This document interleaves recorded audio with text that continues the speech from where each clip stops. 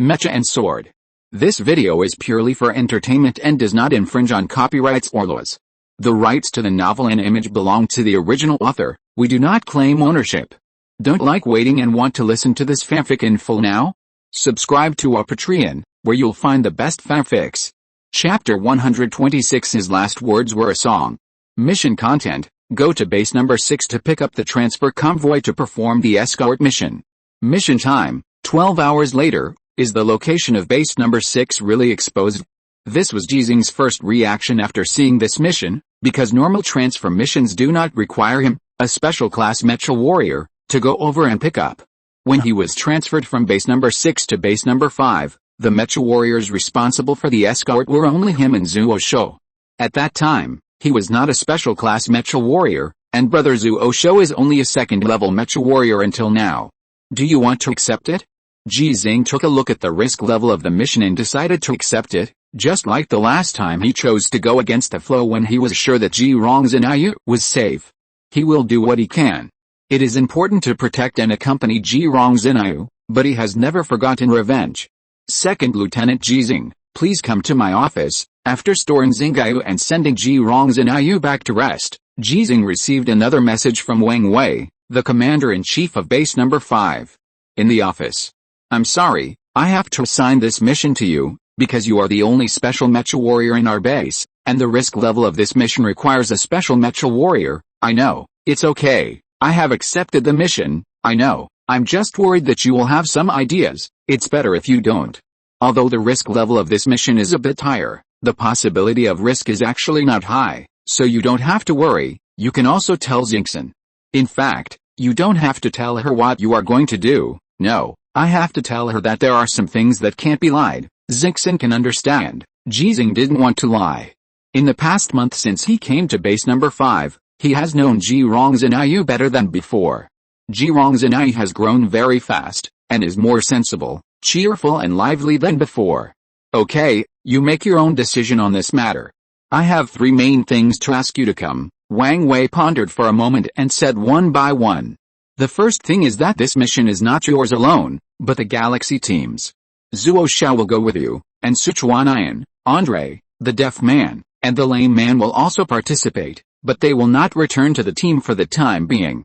The 4 of them will first arrive at base number 3, complete the reunion with the blind man and the lame man, and lead a group of people from base number 3 to base number 6.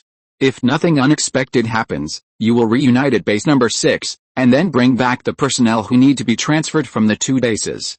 Is there any problem? No problem, Ji Xinghe responded and asked. The blind man and the lame man were also incorporated into the Galaxy team. Yes, this is the second thing I want to tell you, about a Galaxy team. Wang Wei hesitated for a moment before saying, the 3rd episode of The Old Man and the Starry Sea has been broadcast on the Azure Star. There is a segment in which you ask them, what's wrong with 4 times or something, and what the blind man said later, what's wrong with the blind man, what's wrong with the lame man, and so on. Do you know these words? I know, then I won't check it. Anyway, this episode received very good response after it was broadcast.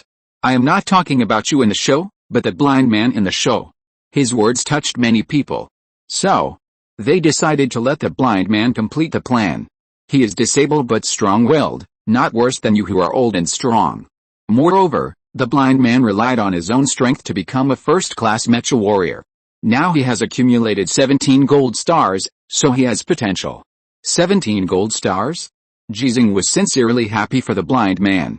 Strictly speaking, the remnant soldiers of base number 6 at that time were not completely rejuvenated because of Ji Xinghe. The words of the blind man were very important. And the blind man always said that he was very good at fighting, but he had no chance to fight with Ji Xinghe. During the process of Ji Xinghe defeating everyone in the training area of base number 6, the blind man had been receiving treatment, and then the blind man went to base number 3 for Ji Xinghe. Old Ji, Wang Wei asked, do you have any opinions? If so, actually, I don't have any opinions, really, that's good. In addition to the blind man, the cripple is also a backup. His strength is also very good. He was a first-level mecha warrior before he met you. It should be related to your training of him. He is much stronger than before and now has 16 gold stars. A few months have passed, And the two people have only got a few gold stars, which sounds few but is actually a lot. The defense of the mecha is very high. The real battlefield is very chaotic. It is not so easy to completely break it. The last battle when the Heart Moon Fox landed was considered a victory for the Federal Mecha Warriors to exchange 1-for-1. However, these are also the mechas and weapons used by most Mecha Warriors, which are all related to standard equipment. If the blind man and the cripple participated in the plan to create an ace Mecha Warrior, then their mechas and weapons will definitely be upgraded, which is equivalent to a substantial improvement in strength, and it will be much easier to fight in the future. If it's the two of them, should the Galaxy team also get involved? Ji Xinghe figured it out. Yes, Wang Wei nodded and said, although you refused, they still have to use you in this plan. You are the spirit of the Galaxy team, and they are the banner of the Galaxy team. So after completing this mission, the assembled Galaxy team will be directly deployed to the frontline battlefield. We will arrange 2 other teams to cooperate with the Galaxy team, so that the blind or the lame can become ace Mecha Warriors as soon as possible. Ji Xinghe, who said it was okay just now, was worried at this time. Having a backup means that this plan is not foolproof, and all the people in the Galaxy team will go. Old Ji, this is a war. How can there be no death in war? Wang Wei sighed and said, I don't want anyone to sacrifice, but sacrifice is inevitable. The two of them have agreed. Even if you have any opinions, don't say anything. It's easy for me to say, but some people are not so easy to talk to. They have already had opinions about you because of your refusal. If it weren't for General Tu Yuan coming, well, Ji Xinghe responded. He would not interfere with other people's choices. The silence just now was not an opinion, but pure worry. That's good. The third thing, Wang Wei took a deep breath and avoided Ji Xinghe's eyes. Instructor Li Jian died. He left a last message for you. Ji Xinghe's expression did not change, but his pupils shrank a little. He was silent for a while and then said softly, yes. Looking at this performance, it seems that he doesn't care about Instructor Li's life or death, but Wang Wei knows that Ji Xinghe doesn't care. Sometimes not crying, making a fuss, or being hysterical does not mean that you are not sad, upset, or heartbroken. When people are extremely sad, they may be very calm, so calm that others are scared. Do you want to read it here or go back and read it? Go back and read it, okay. Ji Xinghe got up and left. As usual, he went directly to the machine repair area to work overtime. He did not read the last message that had been sent to his bracelet. His work efficiency was still very high, which made the assistant mobile phone repairmen who were deployed here a little too busy. After overtime, it was late at night. Ji Xinghe returned to his room as usual, tucked in the quilt for Ji Rongzhenyu, sat by the bed and watched for a while before washing up and returning to his own room. Closing the door and curling up on the bed, Ji Xinghe seemed to have returned to the time when he was still a child. He wrapped himself tightly with a quilt, buried his whole head in it, and then turned on the bracelet to lower the volume. Lao Ji, don't blame them for transferring me from the base. The war was tense and I should have been transferred to the front line. As an instructor, I teach this today and that tomorrow. I send this person to fight today and that person to fight tomorrow. I say this person is not good enough today and that person is not good enough tomorrow. My skills are almost just talking. So I have to prove to those guys that we instructors are not just good at talking. We can be instructors because we can fight. Do you really think that ordinary people can be instructors? These days since I left the base, I have obtained 6 gold stars. I only need 1 more to become a special grade. I didn't embarrass you. Otherwise, if people tell others, they will definitely ask, you are all instructors of base number 6, why is Lao Ji so good at fighting and has become a special grade Mecha Warrior, but you are only level 1, Alice, I don't know if I can become a special class today, but it doesn't matter. If I do, I will delete and revise this will when I come back. When you see my will, I will definitely be a special class. But having said that, I still don't want you to see my last words, and I don't want to see your last words either. It would be better if no one had to say a last word. Lao Ji, really, don't blame anyone. Coming to the front line is my responsibility and obligation. It's my own choice. I'm just worried about you. You like to take advantage of your seniority, disobey military orders, and be a violent element. Sometimes you do things by any means necessary. I have never dared to ask you what you were thinking at the beginning. How dare you steal a single soldier starship? It's like you have a bubble in your brain. Ha ha ha. I scolded you, so what?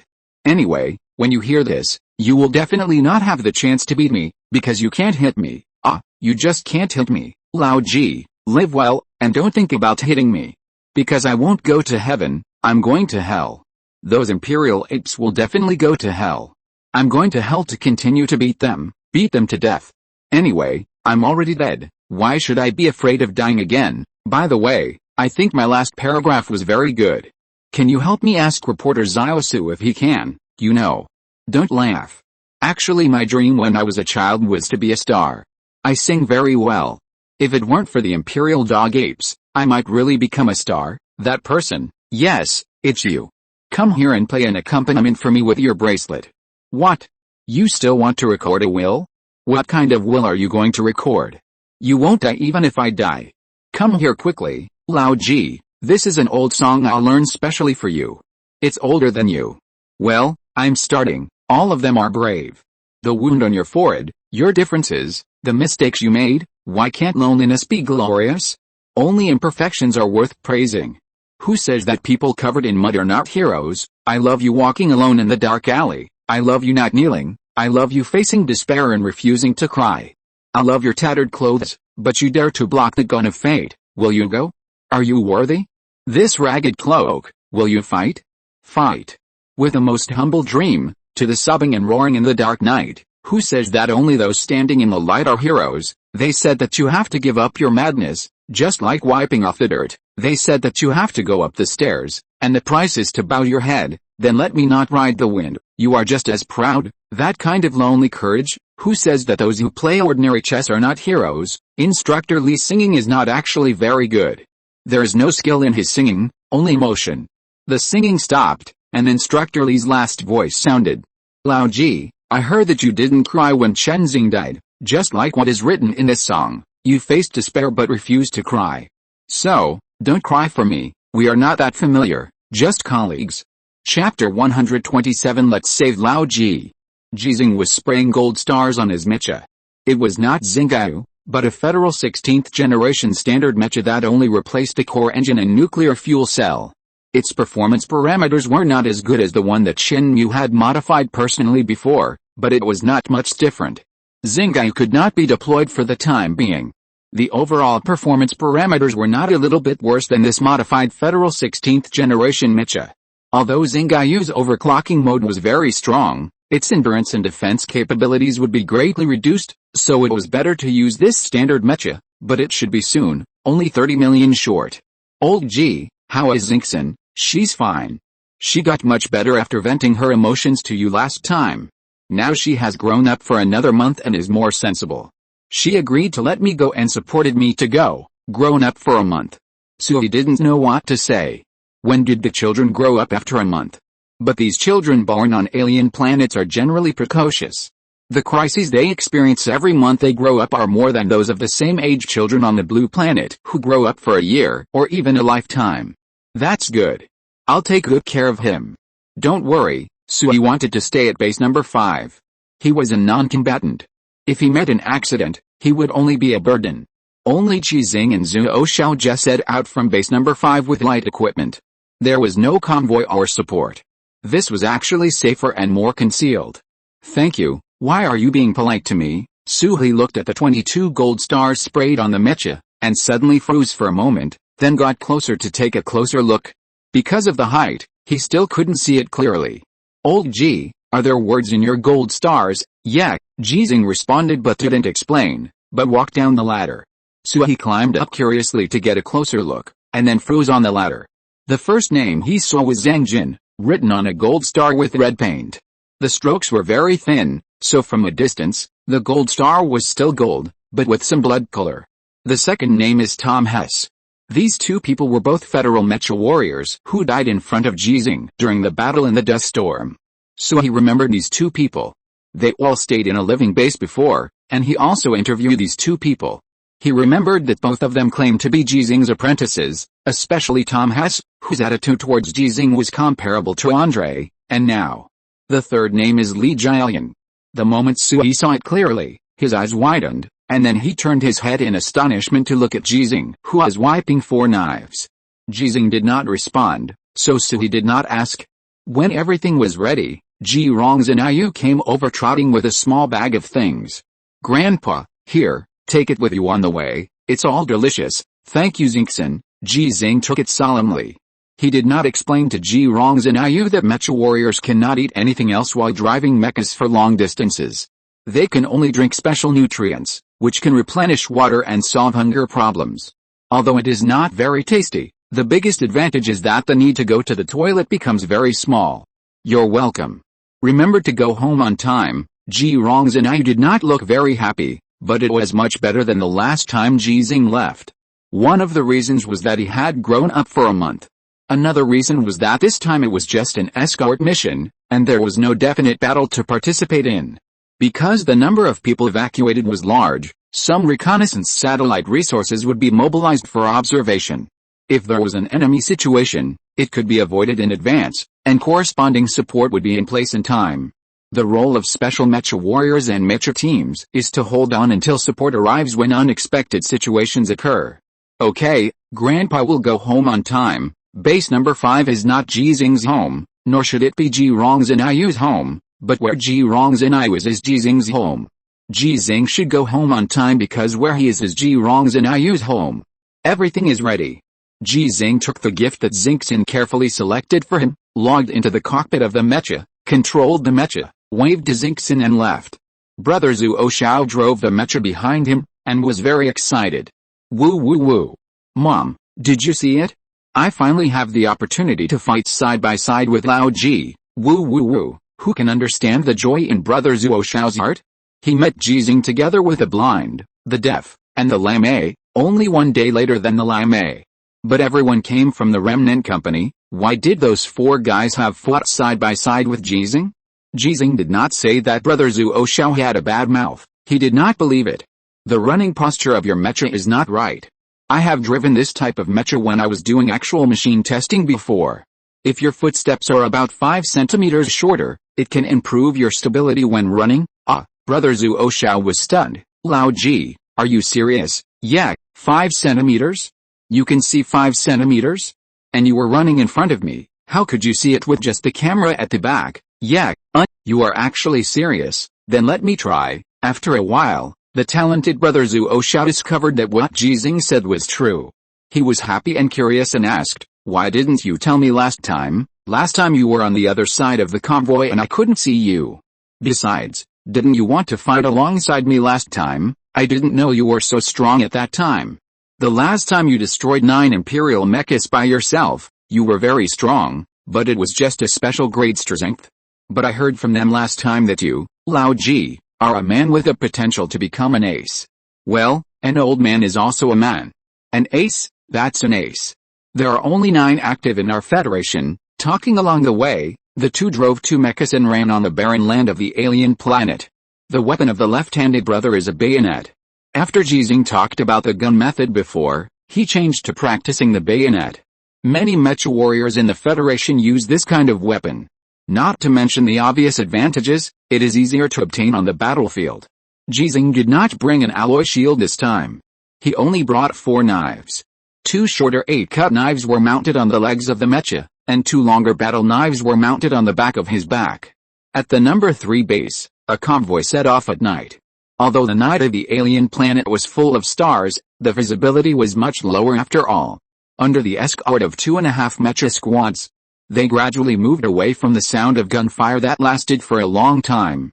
"You have to walk the road ahead by yourself, we are going back, take care." The 2 mecha squads said goodbye, and only half a mecha squad was left to escort the convoy, consisting of 6 mechas. The blind man, the lame man, the deaf man, the lame man, Sichuanian, and Andre. This number is actually about the same as the number of ordinary mecha squads, but they are indeed half a mecha squad, because the most important person of this mecha squad has not arrived yet. Lao Ji should have arrived at base number 6. If he is not looking for someone to reminisce about the past, he should be rushing towards us from base number 6. With Lao Ji's personality, he will definitely not go to reminisce about the past. Why don't we contact him and ask? No, it seems like we are asking for help. Besides, Lao Ji will definitely take the Grand Canyon route. He might be out of contact, then let's contact him later.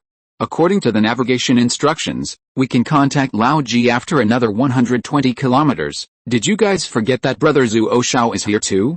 Why do you mention Lao Ji but not Brother Zhu Oshao? Brother Zhu Oshao. Haha, this guy is not a good person. We agreed to call him whatever he wants regardless of his disability, but he insisted on calling him Brother Zhu Oshao to take advantage of us. At that time, we, Venus, were similar to him, so we didn't bother to argue with him. Now we are all level 1 Mecha warriors, and he is still level 2. Why should we call him brother? Remember, call him Brother Zhu Oshao when we meet. Ha ha ha, okay, Brother Zhu Oshao. If you don't like it, beat him into stinky brother. The process of the march was very boring.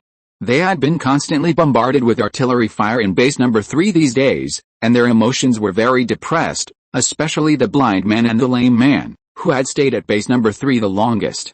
Finally, they were transferred, and naturally they felt more relaxed. Alice, I don't know how many people can be evacuated in the end. It should be possible to evacuate a lot, and then we will use spaceships to evacuate, but the spaceship is such a big target. What if? There is no what if. Don't be a pessimist. Base number 3 was determined to be abandoned a week ago.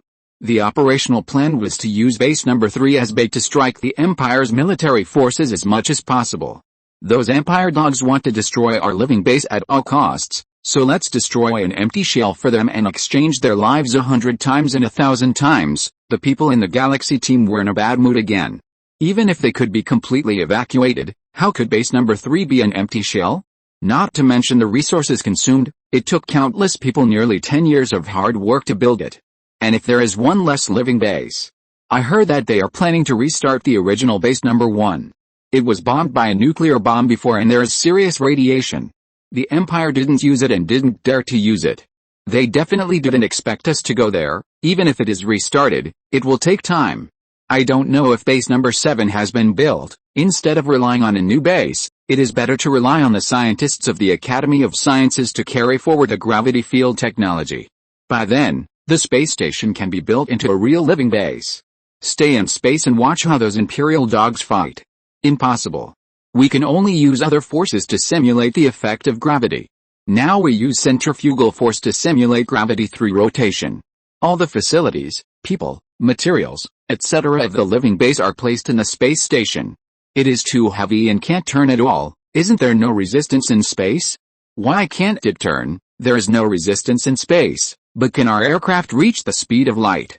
No, it is easier to turn without resistance, but it does not mean that you can turn it however you want. I don't understand the details, but it is not very good anyway.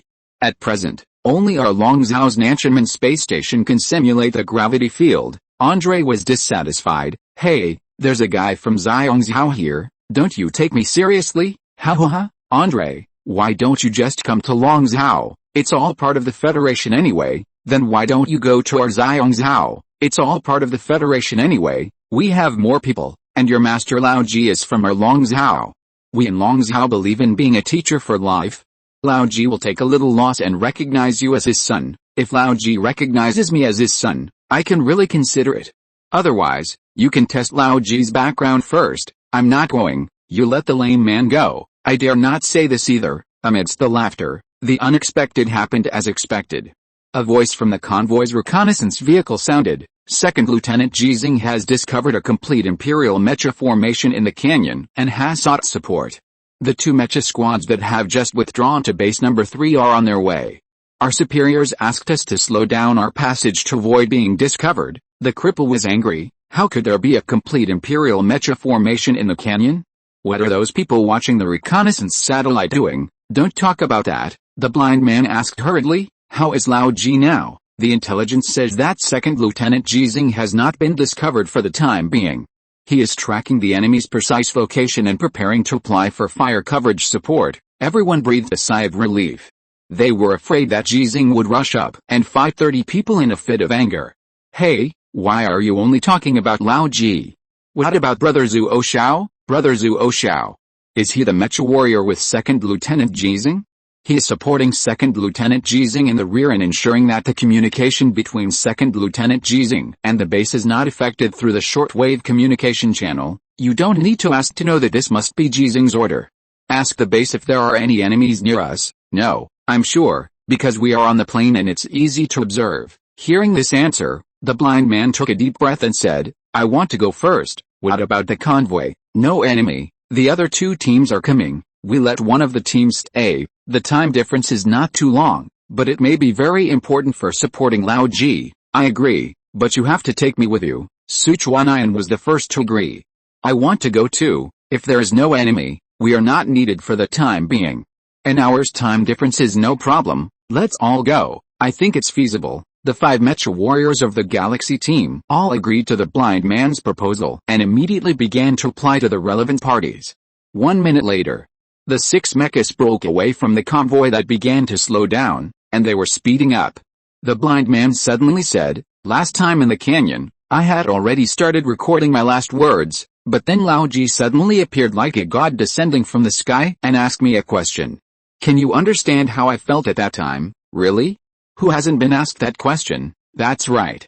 We were also saved by Lao Ji when he descended from the sky. How about we ask Lao Ji that question when we get there? Okay, Sichuanian said anxiously. Let me do it. Let's ask together then. The blind man laughed. Every time it was Lao Ji who came to save us, and every time he asked us if we believed in him. This time, it's our turn. P.S. Extra chapter for the reward from Alliance leader Yu Chanming, February 6th.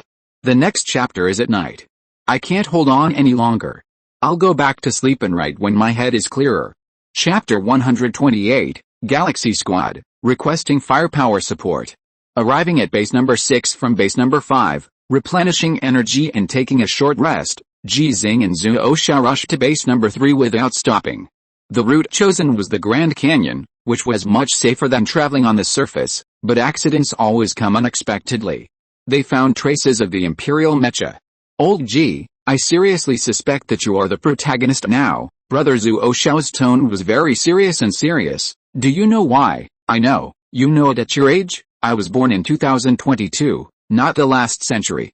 I was also a new generation in my era, and I was young too. Ji Xinghe repeated this explanation again. He was also very nervous now, because now there are only him and Brother Zhou Oshao with 2 mechas, and there are 10 imperial mechas that have been discovered on the opposite side. It seems that it is likely to be a complete imperial mecha formation. Although 10 can't beat them, they may run away. If there are 30, then even if Ji Xinghe's kung fu is really as he expected, he will have only one way to go. That's true. You were young once too. I heard that you are very good at playing games. Please teach me when you have time. Although I am a real mecha warrior, games are just games, and I am not very good at them. Left hand, Ji Xinghe's tone became serious. Don't be nervous, I'm not going to fight. We'll retreat and leave, and just pass the information on. Not fighting? Why not? Brother Zhou Oshao is unwilling. Old Ji, this is the first time I had the opportunity to fight alongside you, and you actually said you wanted to run away. Can you understand how I feel now? Your image in my heart is about to collapse. You are my idol, you are my master, how could you do this? Ji Xinghe frowned. He felt that Brother Zhou Oshao should not be like this. After a little thought, he suddenly understood. Left hand, just tell me directly, how do we fight? Let's rush up and fight them directly. This way of fighting will definitely not work. Ha ha ha. Brother Left Hand laughed with a little pride. Old Ji, there are still things you don't understand. To make a long story short, I will go to scout the enemy situation, and you will support us from behind, using the shortwave communication channel to keep the communication between us and the base smooth. After I determined their precise coordinates and number, Brother Left Hand didn't finish his words, but Ji Xinghe already understood. Request airstrike support, direct fire coverage, yes, but it's not accurate enough. It should be long-range fire support to achieve precision strikes, Brother Zhou Oshao said with a teacher-like look. Lao Ji, we all have mechas and space battleships. How can we rush up to fight in mechas with swords and guns when we fight? You are not only a mecha warrior now, but also the captain of the Galaxy Squad. Your thinking should change to commander, instead of just thinking of yourself as a special mecha warrior and imperialist master. Lao Ji, let me say one more thing. Personal force is useful in such a war, but it is really useless, understood? Ji Xinghe has some new experience. Okay, then do as I say. We can still communicate with the base now. You come to reply to the base in the name of Xinghe. Yes, Ji Xinghe connected the communication with base number 6. After reporting the situation and combat plan, the combat plan was approved. But when it came to the actual implementation, a small problem occurred. Left hand. You said that I am the captain of the Galaxy team, and I am a special mecha warrior, so I ordered you to support me in the rear. If I order a retreat, you must retreat. Old G, you just learned it and you want to betray your teacher and ancestors. This is an order. You, superiors are superiors, orders are orders. As a professional soldier, left hand can scold Ji Xinghe, but he must not disobey Ji Xinghe's orders, because Ji Xinghe is the captain of the Galaxy team. Ji Xinghe drove the mecha forward to explore the enemy situation, and brother left hand followed closely behind him at a corresponding distance. From the perspective of the degree of risk, Ji Xinghe's choice is to assume more responsibilities and obligations, but from the perspective of the gap in strength between the two, Ji Xinghe's choice is actually to reduce risks. Left hand, who was following behind, looked at the mecha sneaking in front of him under the night sky of the alien star, and finally realized that Ji Xinghe's choice was correct. The light in the Grand Canyon itself is blocked by the cliffs on both sides, so the visibility is very low during the day, and the visibility is even lower at night. The Federal mecha, without any lighting assistance, walked in the canyon in silent mode with minimal noise, sometimes fast and sometimes slow. His footsteps actually gave Brother Zhu Oshao a sense of agility. It was as if the mecha driven by Ji Xinghe suddenly came to life. Brother Zhu Oshao was a little distracted. He thought of Ji Xinghe's daily mecha driving training. From the beginning, everyone went to watch with expectations, but later no one even watched the training video, because everyone thought Ji Xinghe's training was strange. Use mecha to practice boxing? And it's a slow practice, it's better to do high-intensity maneuver training. But now it seems that perhaps Ji Xinghe's training method is really effective, otherwise it would be impossible to achieve the current effect. When driving a mecha, it makes people feel like man and machine hour one. Time passed little by little, and Ji Xinghe, who was in stealth mode, had never been discovered. The special environment inside the canyon and the special paint on his mecha made various detection equipment almost inoperable, and it could only be discovered once seen. Ji Xinghe was able to discover the imperial mecha first, not because he saw the imperial mecha, but because he saw the traces left by the imperial mecha when it moved. As a professional mechanic and with deep memories in this canyon, he saw new traces that should not exist. Now we can only confirm that they are a complete mecha formation. Whether there are more is uncertain. We can continue to follow them. They have assembled. I can't get through, so I can't see the situation on the other side. Enough. Assemble. Lao Ji, you retreat immediately. We will apply for fire support where there is a communication signal. Then, what if they move suddenly? It's okay. Our fire support is very fast. Really very fast. Ji Xinghe retreated swiftly, and after reuniting with Zhu Oshao, he immediately sent the precise coordinates to the base. Galaxy team requests fire support and precision strikes on the target area. Base received. Galaxy team, please withdraw to a safe distance immediately. Galaxy team has withdrawn to a safe distance. Please immediately carry out precision strikes. Base received. Heart Moon Fox received. The Dongfang 67 tactical orbital missile has been launched, and the estimated hit time is 21 seconds, 20 seconds, 19 seconds. Lao Ji, is that you? Ha, we are really destined to meet. Ji Xinghe's familiar voice rang out from the Heart Moon Fox space battleship, turned into a signal transmitted to the Federation base number 6, and then rang in his ears after a transfer. It's me, Captain. Hello. Lao Ji, you are really my lucky star, my great luck. I just repaired this and put it into the battlefield, and you gave me a big gift. There's nothing to say. After blowing up those dog gorillas, you can take whatever you want. It's all yours.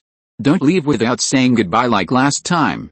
People who don't know will think you stole something and ran away. Ji Xinghe did not respond, because just after the captain of the Heart Moon Fox said this, a light spot appeared in the night sky. It was very fast, like a meteor that streaked across the sky and then crashed down. The surging flames suddenly burst out from a distance of about 2.3 kilometers, and then violent vibrations came from the ground and the cliffs on both sides. In the sight brought by the night vision system, it can be clearly seen that the cliffs on both sides of the canyon in the distance began to collapse, and the width of that section of the canyon exceeded 2 kilometers. It is conceivable how powerful the explosion is.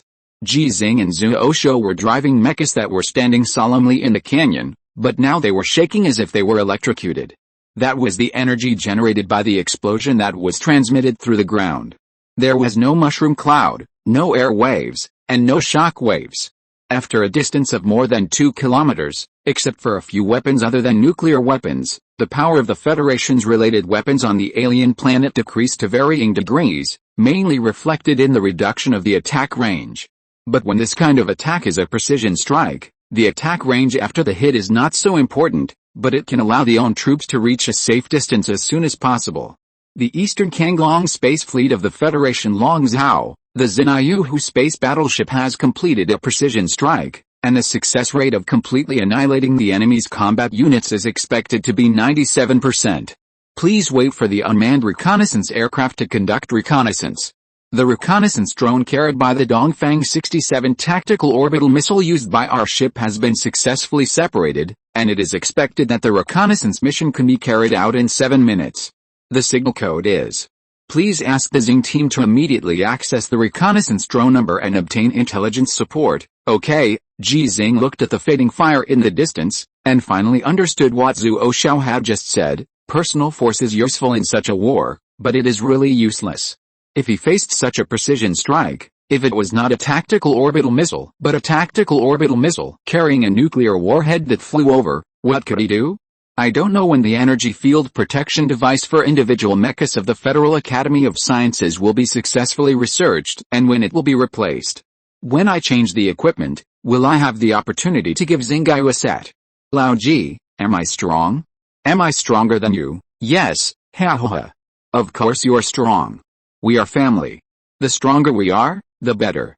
Don't be afraid of the enemy's firepower, we are here. Remember, the captain seemed to have guessed what Ji Xinghe was thinking now, and said in a serious tone, we have the final say in the alien sky. The Imperial fleet? What? Okay, 7 minutes passed in a flash. The reconnaissance drone that had already been connected to the communication could only be connected and operated by Ji Xinghe and Zhuo Xiao's mecha due to distance. This task was Zhuo Xiao's, and Ji Xinghe also had no experience in this area. There are still 3 Imperial mechas that seem to be able to move, and no more have been found for the time being. Lao Ji, what do you say? We can get the Heart Moon Fox to leave, we can handle it. Okay, Zhuo Xiao became excited. They have the final say on the alien sky, but we have the final say on the alien ground. Imperial mechas? What are they? P.S. I will give extra chapters to reward the leader of the Night Moon Chanming Alliance, 3/6. Today's 5 chapters are 18,000. I saw that some people said that the quality has declined. I really went all out to write seriously. It took a total of 11 hours to write these 5 chapters, especially the last chapter. The last paragraph took an hour to write. It seems to be all vernacular, forced to be sensational, but it is really written with heart. I shamelessly ask for subscriptions, monthly tickets, and recommendation tickets. Thank you for your support. If you're listening to this novel on a channel other than Fanfic World, it means they downloaded and uploaded it without effort. We cordially invite you to visit our channel, Mundo Fanfic Novelis. There you'll find the original version of this story and you can explore many other novels of various genres. We're waiting for you to immerse yourself in a world of incredible novels. Chapter 129, Removing Armor and Picking Up Sword. Hey, Lao Ji, why didn't you kill them? Brother Zhuo Xiao easily dealt with an Imperial mecha. After being bombed by tactical orbital missiles, only 3 of the complete Imperial mecha formation were able to move. Based on the strength of the 2 members of Team Xing, Zhuo Xiao was responsible for dealing with one of them, and Ji Xinghe was responsible for dealing with the other 2. But when Brother Zhuo Xiao finished the battle, Ji Xinghe, who should have resolved the battle earlier, did not resolve the battle. He only damaged the leg motor joints of the 2 Imperial mechas with his sword, making the 2 Imperial mechas lose their combat effectiveness in a real sense. In fact, more than half of the Imperial mechas in the canyon have combat effectiveness. They were not damaged to the point of being unable to move by the bombing, but when Ji Xinghe came over, only 3 of them were able to move. The reason was that the gorillas and other Imperial mechas were stunned or killed by the bombing. Leave it to you, Ji Xinghe answered, and then controlled the mecha to move. He appeared next to the fallen Imperial mechas one by one, and began to check the damage of the mechas from the perspective of a professional mechanic, and used this to judge how much power the mecha had endured from the explosion. What do you mean leave it to me, Lao Ji? You don't think that this kind of imperial mecha can be counted as Venus just because we destroyed it? Brother Zhuo Xiao also started to check from another direction. Because of the explosion, these imperial mechas that were originally gathered together were blown away, and the distance between them was not close. Don't they count? Of course not. If Venus can be counted like this, the number of our ace fighters must be more than the number of special fighters now. But didn't you say before that a battle after the firepower coverage would also be counted? Ji Xinghe thought of the plan that Wang Wei told him. If this didn't count, how could the blind man get 100 Venus in a short time? It counts, but this kind doesn't count. They have no power to fight back, Brother Zhuo Xiao explained. In fact, there is no hard and fast rule, and it doesn't even say that Venus can't be sprayed on the mecha casually, but this has become a customary rule. The premise of getting Venus is that the mecha that is destroyed has combat capability.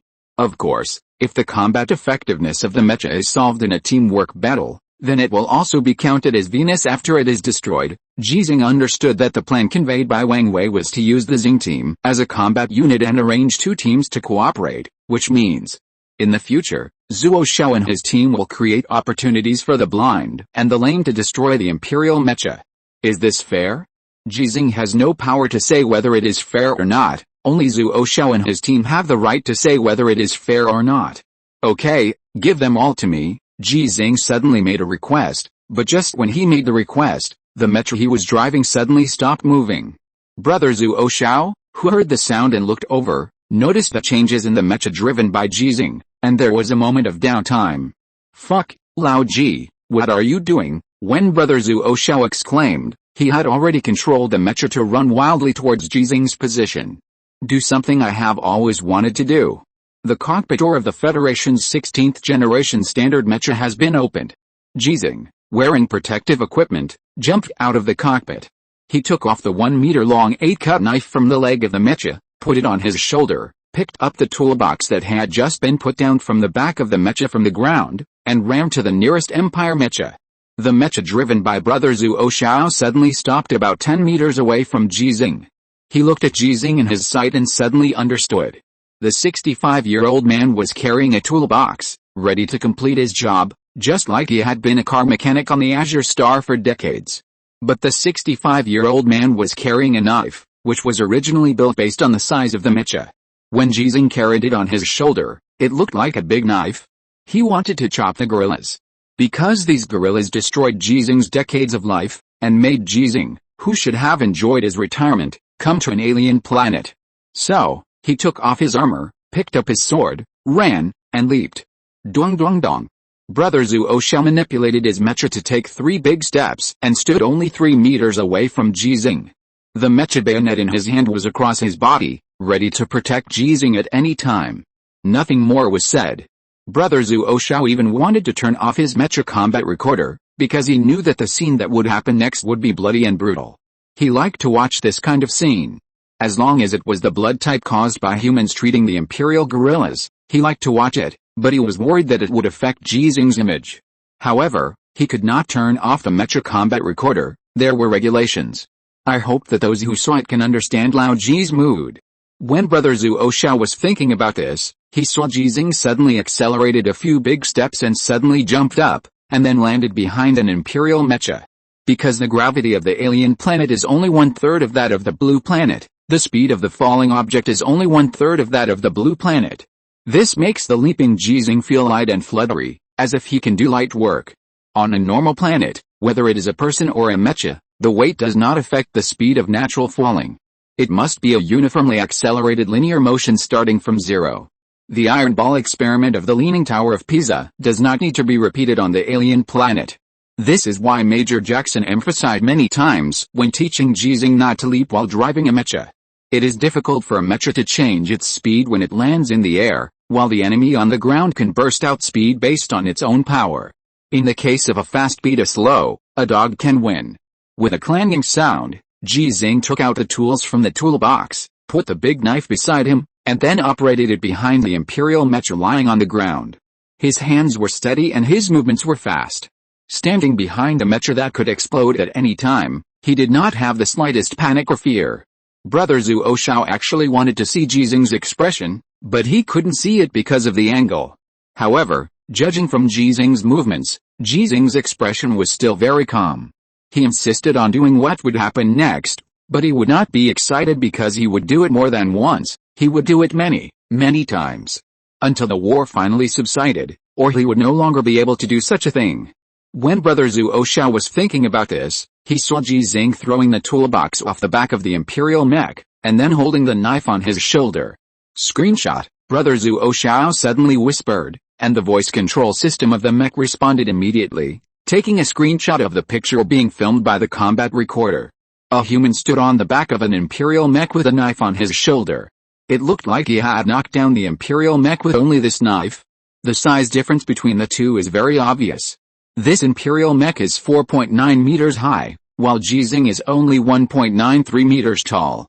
There is also a big difference in the circumference of their bodies. The bigger difference is the body composition of both sides.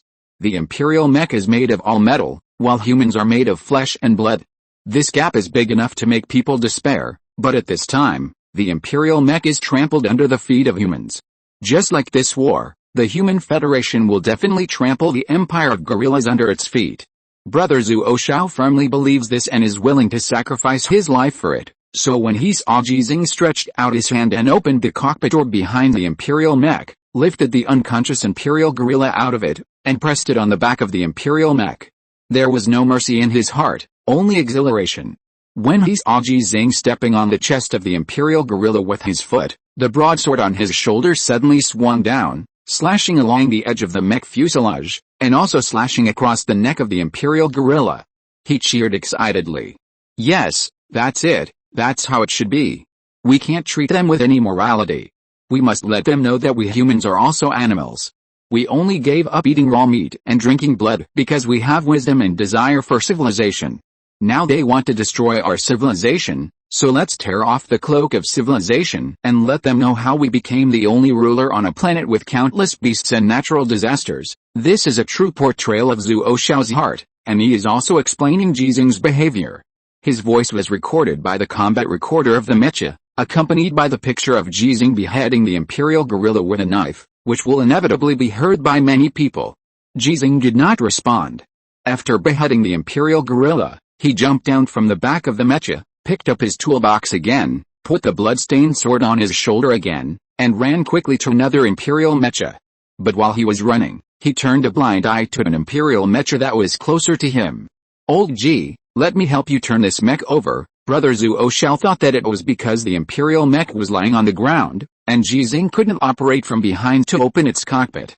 No, keep this one, because this mech is driven by the imperial noble gorilla. Oh, I see, we want prisoners and intelligence. When Brother Zhu Oshao understood, he admired Ji Xinghe even more in his heart. He could empathize with the hatred of this 65-year-old man for the imperial gorillas, because he was on the battlefield and could be sacrificed at any time. Every time he recorded and supplemented his last words, he could imagine how desperate his parents were when they heard the news of his sacrifice. And how much they hated the imperial gorillas. If it was him or his parents, could they bear it? Old Ji, we can't kill them. Let's drag them out and chop them twice, or beat them up. Brother Zhu Oshao was joking. The end of being chopped twice on the surface of an alien planet must be death. Even an imperial gorilla can't survive if the protective suit is damaged. Ji Xinghe jumped up again and appeared on the back of an imperial mecha, and began to preach softly as he began to operate it. Left hand, you must remember that we must have the power of hatred. It can make us stronger, help us survive, and help us win this war. But our consciousness must not be swayed by hatred. It is our spiritual will that can sway our consciousness. As he said that, he brought up the second unconscious imperial gorilla, and then swung the knife. He is avenging his son. As for whether the means are humane, so what? This is revenge. P.S. When I finished writing the title and put it in brackets, my hands and consciousness refused, but my spiritual will did not allow it. I may not be able to complete the 5th update today. I won't force myself to write if I can't write it, but I'm going to try. Continue to ask for subscriptions, monthly tickets, and recommendation tickets. Thank you for your support. The above PS word count is free of charge. I am stuck on the word count. Chapter 130 Old Horse, Run Fast. When the DF-67 orbital tactical missile of the Federation Dragon continent was launched from the Heart Moon Fox space battleship sailing in the orbit of Mars space, The relevant instructions were also conveyed to the other 6 Mecha warriors of the Galaxy Mecha Squad through the transfer of base number 3. The entire strike process took only 30 seconds, and the predicted strike effect was also delivered in time. It seems that we can't save Lao Ji. It's best if we don't have to save him. Why? Do you really want Lao Ji to be in danger? You are trying to sow discord. I think you are a traitor to the master. Yes, let the master expel him from the master. Oh, actually, I am also very sorry, but the regret is not that I couldn't save Lao Ji, but that I couldn't ask him the question. Yes, I am also very sorry, although it's a pity. I hope I will never ask that question. Agree. The fast-running Galaxy Squad did not stop because of the successful precision strike of the Heart Moon Fox. They continued to run forward because the situation in the canyon was still unclear. Ji Xinghe and Zhuo Shaoli confirmed a complete formation of the Imperial mechas. There may still be enemies on the side of the canyon close to them. Because of the war, the Heart Moon Fox space battleship, which was temporarily responsible for fire support, could not always stay in the near-Earth space of Mars above the canyon.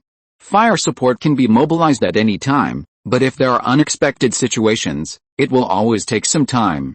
The Xinghe team continued to perform their support mission, which was originally supposed to be the task of the other 2 Mecha combat teams, but they took it over. Of the 2 Mecha teams that had escorted the convoy with them before, one had to turn back to take over their escort mission, and the other would turn back to the location of the Grand Canyon and conduct a thorough investigation of the canyon with the Xinghe team. What do you think these dog apes from the Empire are doing in this canyon? The blind man frowned and thought but could not think of an answer. Last time I inexplicably encountered 3 Imperial mechas in the canyon. If Lao Ji and Lame had not arrived quickly, I would have turned into ashes now. Lao Ji was the only hero that time. If it was only me, I would probably have turned into ashes too. The lame man was also puzzled and said, after the last time, relevant personnel conducted a comprehensive search of the canyon but found nothing. Later, during the dust storm, Imperial mechas were discovered outside base number 6. After that, the Empire began to attack base number 3, and their location was locked within a radius of 300 kilometers. Therefore, the staff said that they went to the Grand Canyon in order to determine the coordinates of base number 3 and base number 6 based on the location of the canyon. Sometimes they called Ji Xinghe Lao Ji, sometimes Master, and occasionally they would directly scold him like the blind man, the lame man, and the left hand, which is actually very good. Now it seems obvious that they are not. The blind man analyzed. If they needed to find the Grand Canyon before, or hide in the Grand Canyon and then conduct reconnaissance, they no longer need to do so now. The location of base number 3 has basically been completely exposed. If it weren't for our strong air defense force and the large number of troops mobilized to block their ground forces, it would have been destroyed long ago. Why did they come to the Grand Canyon? Who knows? I hope the missiles just now didn't cause too much damage, and that some traces could be left for us to check. I can't figure out what they are going to do, and I'm a little panicked. So, our mission now is no longer to escort the convoy, Su Chuanayan asked excitedly. Our mission has become to investigate the Grand Canyon. As the temporary commander of the 6 people, the blind man confirmed, yes, our mission has become to investigate the Grand Canyon. The convoy must take a detour and cannot follow the route of the Grand Canyon. During our investigation of the Grand Canyon, another Mecha team will help us escort the convoy to base number 6, and then take over from us. If we don't find anything during this process, we will go to base number 6 and continue to perform the escort mission. Then let's find out something. Su Chuanayan's tone became more excited. I really don't want to perform any escort missions. I want to fight. I want to kill those dog gorillas. Your XP is too weird and too disgusting. I can't accept it. Damn. What I said is to kill them. That's even more disgusting, and very perverted. Get out, the blind man said. Prepare to enter the 36 Grand Canyon. Everyone pay attention to concealment. Deaf man, your Mecha microcontrol level is the highest. You are in the front for reconnaissance. Su Chuanayan, Andre, you two are in the second echelon. Keep a safe distance and support distance. Deaf man received. Su Chuanayan received. Andre received. Cripple, you pull to the left. I'll go to the right. Lame man, just drive in a straight line and be ready for support at any time. Lame man received. Lame man received. The reconnaissance travel mode started, and they could continue to chat even though their running speed began to decrease. When they spoke in the Federal Mecha, only the Federal Mecha could hear them. The Federation's shortwave communication channels have never been cracked by the Empire, so they don't need to worry. Andre, Suchuanian suddenly asked, what do you think? Should we too also have nicknames? They all have nicknames, but we two don't. Who are we going to name? Is that how the word name is used? Andre was a little suspicious. Of course I have a nickname. I had one before. Everyone called me Heavy Artillery. How come you don't have one? Of course I have one too. My previous nickname was Panlu Dengzai Oxen, but there are too many characters and I'm afraid you won't be used to it. What does Panlu Dengzai Oxen mean? It means oxen horse, the lame man answered quickly. Suchuanian, I think your nickname in the future should be oxen horse. Andre didn't understand again, and asked sincerely, excuse me, what kind of ox and horse is it? Ha ha ha, yes, it's some kind of ox and horse. Suchuanian, what kind of ox and horse are you? I am your uncle's ox and horse, and my nickname is Panlu. I agree to change Suchuanian's nickname to ox and horse. Agree. Even Andre, who didn't understand, agreed, so Suchuanian's nickname was determined, and Andre's nickname in the Galaxy team became Heavy Artillery. Why? Suchuanian expressed his incomprehension. Longzhou people don't insult Longzhou people. You are making trouble, because I really have heavy artillery, Andre explained. I participated in an experiment before. Which was an experiment on the use of firearms by mechas. The self-service aiming system was used to solve the problems of visual angle and control accuracy. The effect was quite good. It's just that the bullets are easily exhausted and the effect of conventional armor-piercing bullets on mechas is not good enough, so it is not used. I heard that your Longzhou electromagnetic cannon technology has made a breakthrough. If it can be made into an electromagnetic cannon firearm for mechas, I will definitely be the first to change it. Really? Then I have to practice my shooting skills too. You can't practice your shooting skills with a self-service aiming system, you have to practice it. The self-service system is unreliable. You still have to rely on yourself. Hey, do you think Lao Ji can use a gun? No, he has never touched a gun. He has never fired a single shot with a gun he was given after becoming a mecha warrior, maybe. I heard that Lao Ji is the glory king of Star Glory. He easily scored more than 2,000 points in the peak game. That game is a virtual reality game transformed by the first generation of simulation system. With Lao Ji's physical fitness, he can probably use it after practicing casually. It's probably not necessary to use it. I think Lao Ji still trusts his knife more. I think so too. Hey, what do you think Lao Ji is doing now? Their communication seems to be lost. How about we speed up? It feels like there should be no mechas in the canyon. Otherwise, with such a big noise from the explosion, they must have taken action. Lao Ji and Zhuo will definitely contact us in the area with communication if they find it. Okay, speed up, the blind man agreed, and the running speed of the 6 mechas of the Xing team suddenly increased. Ji Xinghe was thinking. He looked at the black diamond-shaped metal body with a height of 6 meters and a diameter of 2 meters in front of him. He didn't understand why this thing was intact in the explosion. Judging from the size and depth of the hole created by this thing, as well as its distance from the center of the explosion, it was blown away at least 200 meters and was mostly buried by some dust. This is why Ji Xinghe failed to find it in the first place. What is this? I haven't seen it either. Brother Zhuo drove the mecha closer. He had just locked up 2 living but unconscious imperial noble gorillas. The device he used was a simple protective device equipped with a mecha. The main purpose of this device was to allow mecha warriors to go to the toilet, but it was also effective in imprisoning prisoners. If the mecha destroyed its related devices, it would become a metal cage. Even if the average strength of gorillas is 4 times that of humans, they are still not good enough to face metal.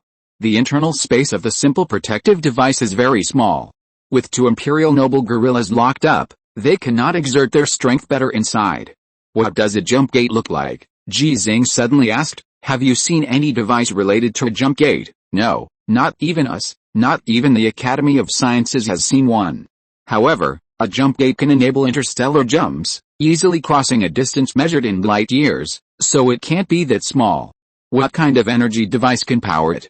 If the Empire really has such advanced energy technology, then, although Brother Zhuo didn't believe that this was a jump gate device, he still reminded him, Old Ji, go back to the mecha first. Okay, Ji Xinghe, who had just found this diamond-shaped metal body, had beheaded all the living imperial gorillas, leaving only 2 noble gorillas, so he turned around and walked towards his mecha without hesitation. The toolbox was placed on the ground, the 8-cut knife was put back on the mounting point on the leg of the mecha, and Ji Xinghe stood in place and jumped nearly 2 meters high, entering the cockpit whose hatch had been open. He closed the hatch skillfully, turned on the life support system, and the cockpit was once again filled with the air that humans are most adapted to.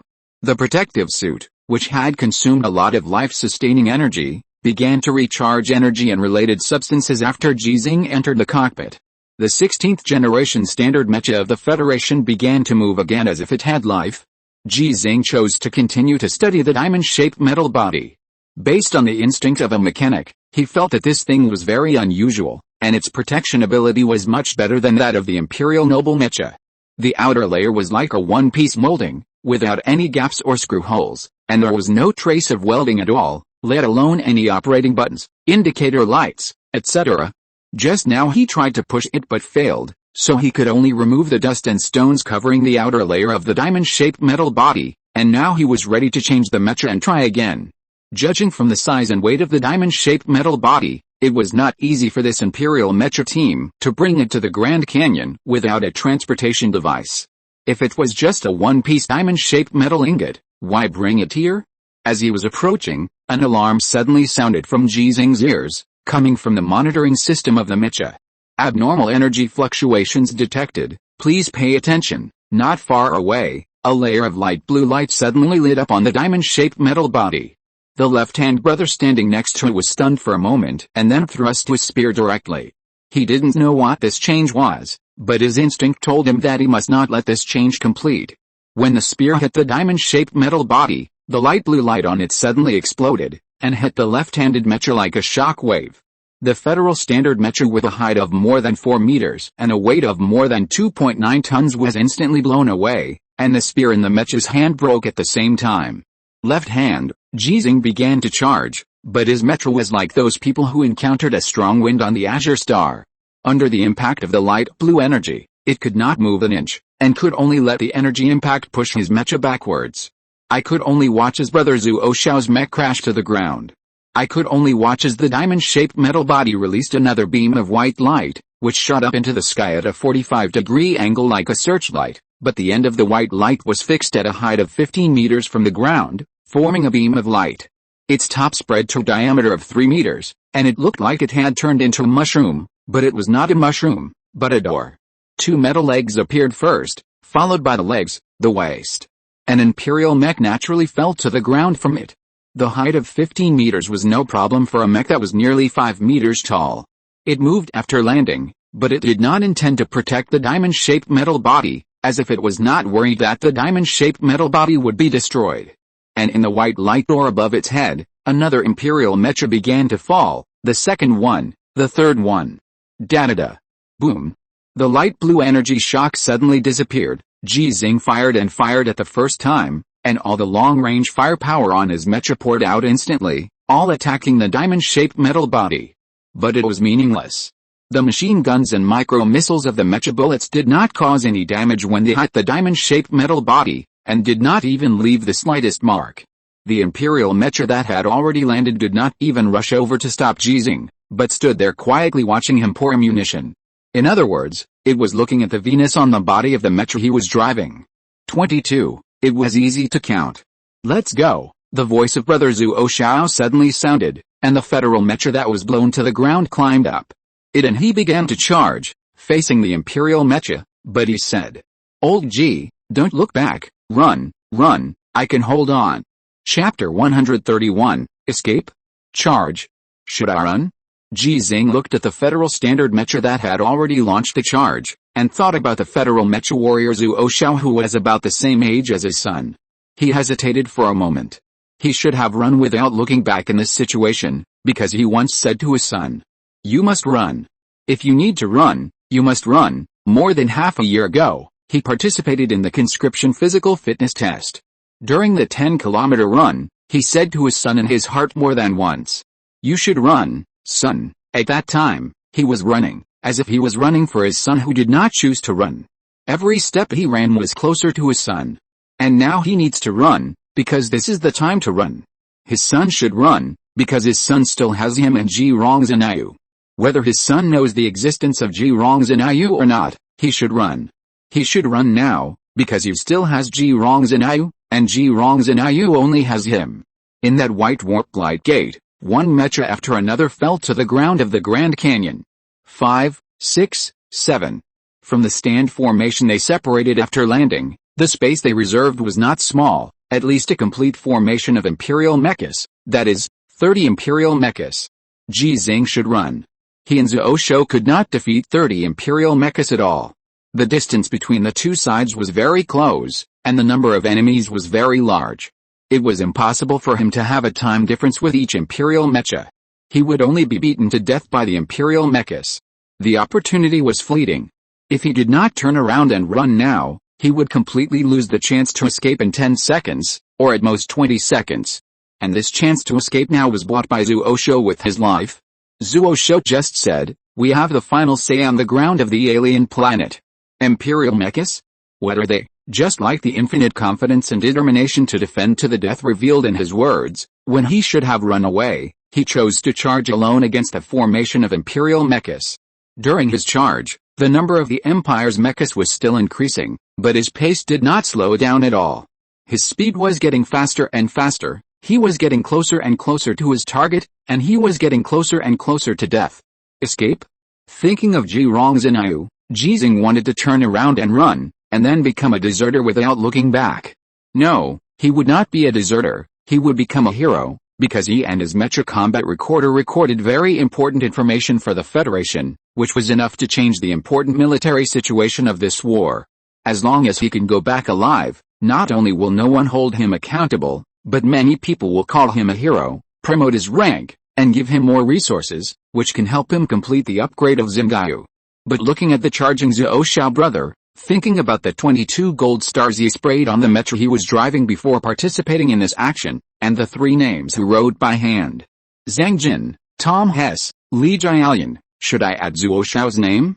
Ji Xinghe finally understood why his son did not run away, why he did not give up the position he needed to defend, and why he did not choose to give up saving Han Li, even at the cost of his own life. The dreams and persistence that many people said when they were young became a joke after they became adults. Ji Xinghe once thought that when his son Ji Xinghe said those words, it was just because he had not lost his childishness, and he would forget them when he grew up. Because, in the process of growing up, Ji Xinghe never forgot what he had said. He was admitted to the military academy, joined the army to become a mecha warrior, and in the process of fighting on alien planets, everyone he came into contact with had the same dream and persistence as him. Because, Ji Xinghe is Ji Xinghe's son, Ji Xinghe has never forgotten his childhood dream that was laughed at by many people at the age of 65, and he has persisted for 55 years for this. A tiger father will not have a dog son. The person who has the greatest influence on Ji Xinghe is not his comrades in arms, but Ji Xinghe, his father. It was Ji Xinghe who made him stick to his childhood dream, it was Ji Xinghe who made him not choose to run away when he needed to, it was Ji Xinghe who made him choose to fight to the death. His son once said, "I will definitely not run away on the battlefield, I will blow up the heads of those imperial apes. No, I won't run away, I will kill them, but if I run away, then no one can stop them." The mind was racing, and the external environment remained the same. Ji Xinghe closed his eyes and then opened them again.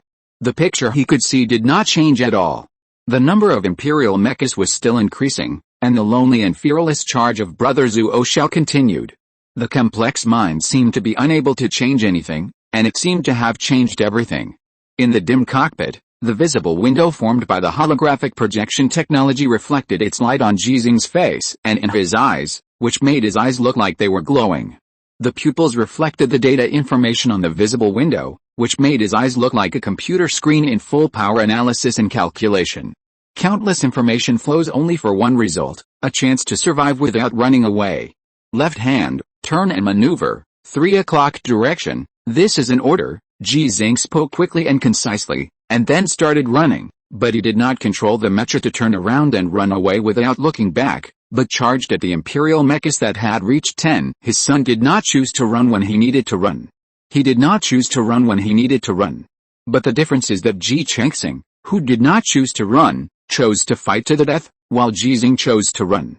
There is no escape, only running. As long as you can run, there is a chance. For 55 years, Ji Xinghe, who insisted on running every day, only did not run for 1 week. That was the week when he received the news of his son's sacrifice. 55 years of running, his legs did not become useless, but became stronger. His body was like this, and so was the mecha he controlled. He is very good at running, he is very strong, his son knows it, he knows it. Old Ji, you fucking, Zuo Kitayu, obey orders, Zuo Kitayu, who got up from the ground and started charging after being blown away by the energy shock wave, was called by Ji Xinghe by name and asked to obey orders. He wanted to disobey, but he couldn't stop Ji Xinghe from charging, just like Ji Xinghe couldn't stop him from charging. So he had to start turning. The 3 o'clock turning maneuver was completed, which meant that he deviated from the original charging target and he would avoid those imperial mechas.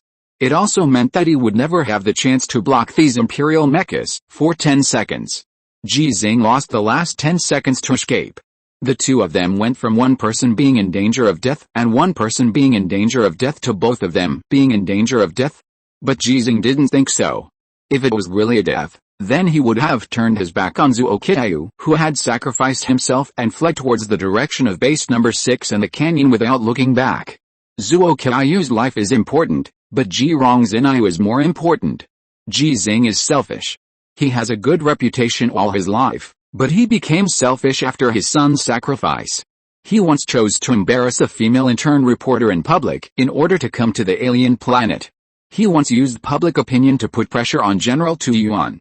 In order to participate in the war, he chose to rejuvenate the people of the Remnant Company. Yes, Zuo Kitayu did not retire because of disability. Instead, he trained madly after installing a mechanical prosthesis, regained the qualification to drive a mecha, and appeared in this canyon with him, just because of his selfishness.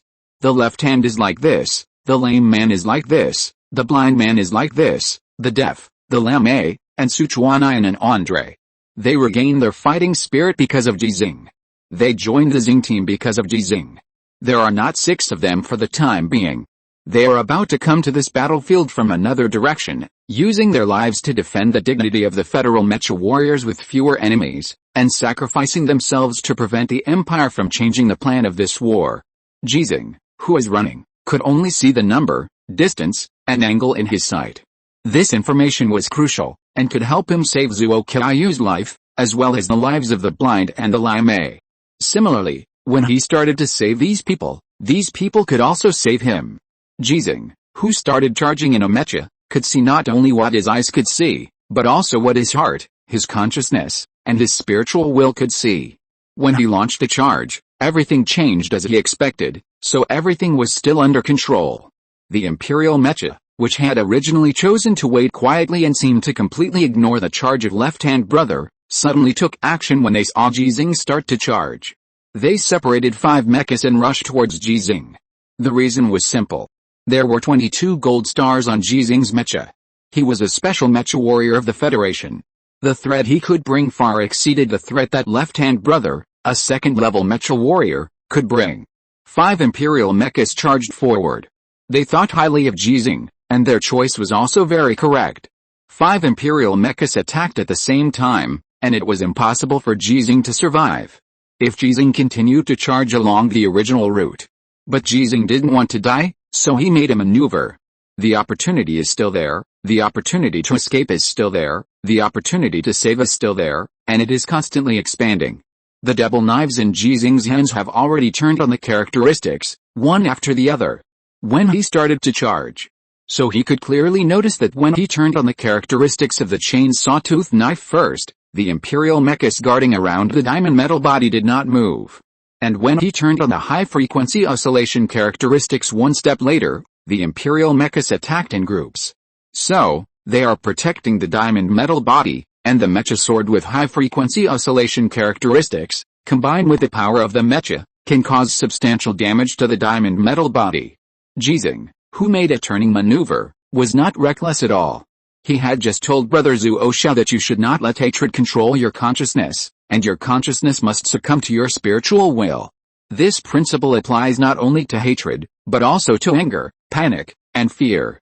The 5 charging imperial mechas also made a turning maneuver, but their turning speed was slower than Ji Xinghe's, and there were some slight differences in their turning speeds. When this slight differences in a mecha with strong driving performance and a mecha in full power charging state, the gap will be magnified. Ji Xinghe's chances are getting bigger and bigger. He continued to run and continued to make turning maneuvers. The distance between him and the 5 imperial mechas was getting closer and closer, but his chances were getting bigger and bigger. Left hand, 3 o'clock direction, turn maneuver, Ji Xinghe ordered again, and he didn't call him by his name, because Brother Zhuo Xiao had obeyed the order, and obeying the first one would inevitably obey the second one. In the relevant training of the Federal Mecha Warriors, there are rules about direction, which are determined by the direction of the clock hand at their own location. After one 3 o'clock direction and another 3 o'clock direction, Brother Zhuo Xiao changed from charging towards the Imperial Mecha to charging away from the Imperial Mecha. This sounds like a change from charging to running away, but in fact, because of Ji Xinghe's charge and constant turning and maneuvering, the distance between Zhuo Xiaojie and Ji Xinghe is getting closer and closer. The Imperial Mecha guarding the diamond-shaped metal body separated 3 again and rushed to Ji Xinghe's location. There are still 5 left in the original place, because 3 more Imperial Mechas appeared in this process.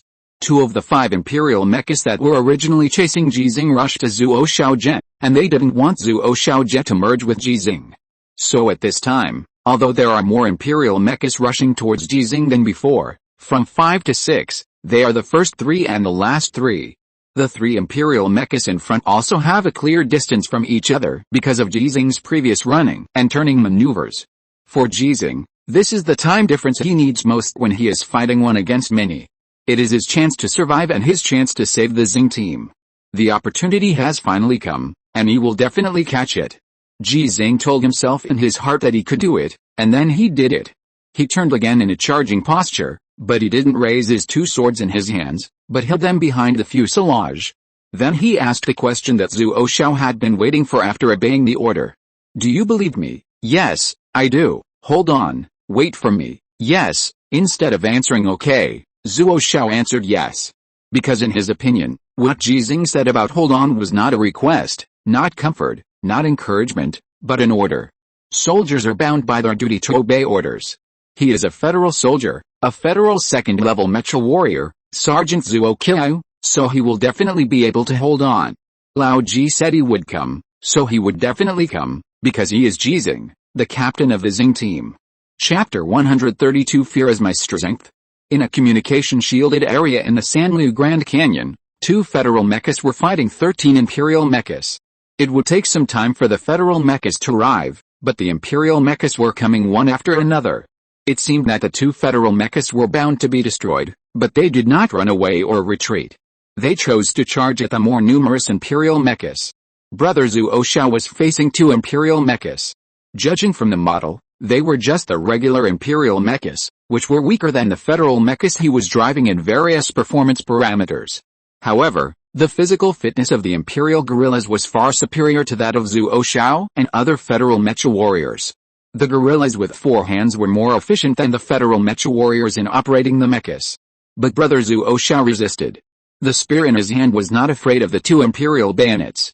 After crossing the 2 imperial mechas with a charging posture, he stood on the ground of the canyon and fought and retreated. Among the collisions of the 3 spears, none of them could hit the opponent's body. If you resist, there's hope to survive. Brother Zhuo Xiao had no spare energy to observe the battle on Ji Xinghe's side. He went all out to complete the orders issued by Ji Xinghe. Hold on, you must hold on. Lao Ji is very strong, I know. I am also very strong, I know. The firmness of his mind and the infinite trust in Ji Xinghe made Brother Zhuo Xiao burst out with a combat power far beyond the usual. He was not able to gain the upper hand or fall into disadvantage when fighting 1 against 2. He finally had the strength to fight 1 against 2. Just like Sichuan, Andre, the Deaf and the Lame before, in the process of following Ji Xinghe to fight, they were infected by a kind of power that only they could see, and then their strength underwent a significant qualitative change.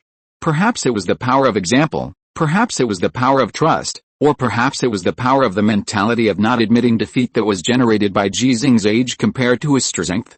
If the 65-year-old Ji can do it, why can't the young me do it? For Ji Xinghe, this question can actually be asked in reverse. If the young ones can do it, why can't the older me do it? There was also no spare energy to observe the battle on the left-handed brother's side. Ji Xinghe had to go all out when facing the charge of 3 imperial mechas at the same time, because he was facing not only these 3 imperial mechas, but also the 3 imperial mechas that had already started charging at him from the position of the diamond-shaped metal body. He was sure that he could win against 3, but if he was 1 against 6, then it would be 2-1 against 3. The position of the 3 imperial mechas, the speed and angle of the charge, and other information, all flashed in Ji Xinghe's mind. He also kept charging and saw the time difference. There was only the time difference in his eyes, 2.9 seconds.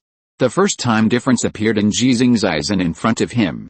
He had 2.9 seconds to deal with the first imperial mecha that appeared in front of him. Is it enough? The 16th generation standard mecha of the Federation in the charging state made a turning maneuver again. The body lightly avoided the long spear stabbed by the imperial mecha with all its strength. The double knives hidden behind it appeared in front of it as the body turned suddenly under the waving of 2 metal arms. The Federation mecha and the imperial mecha crossed each other. The imperial mecha held the bayonet and moved forward. It didn't stab anything. When the Federation model turned around, the double knives merged in the air, and the 2 knives were combined into one knife, slashing across the neck of the imperial mecha.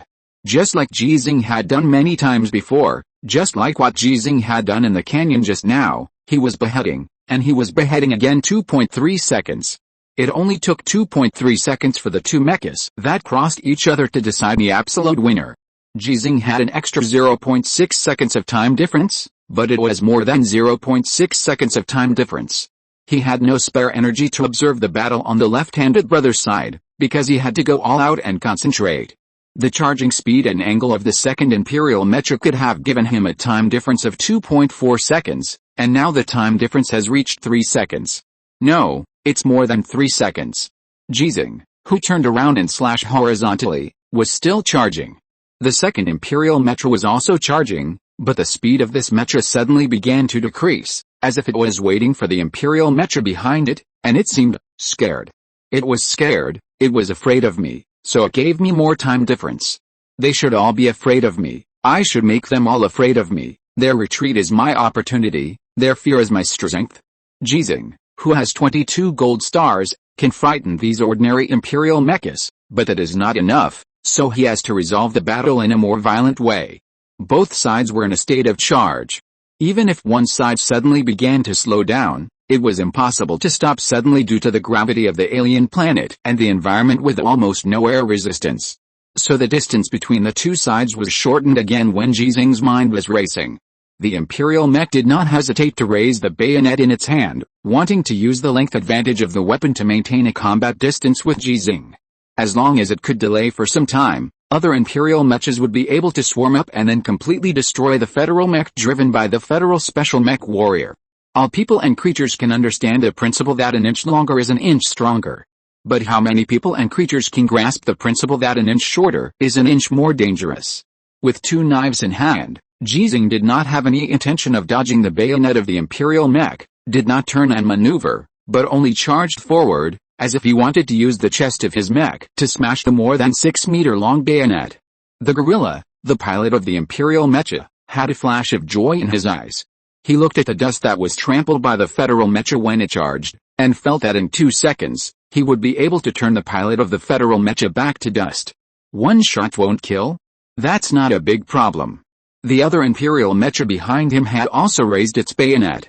If it was hit by 1 shot, it would be hit by the second and third shots. But when the spear was thrust out with all its strength, the feedback from the gun body was transmitted to the operating lever through the mechanical arm.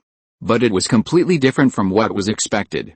In the sight, 2 mecha swords suddenly appeared below the spear.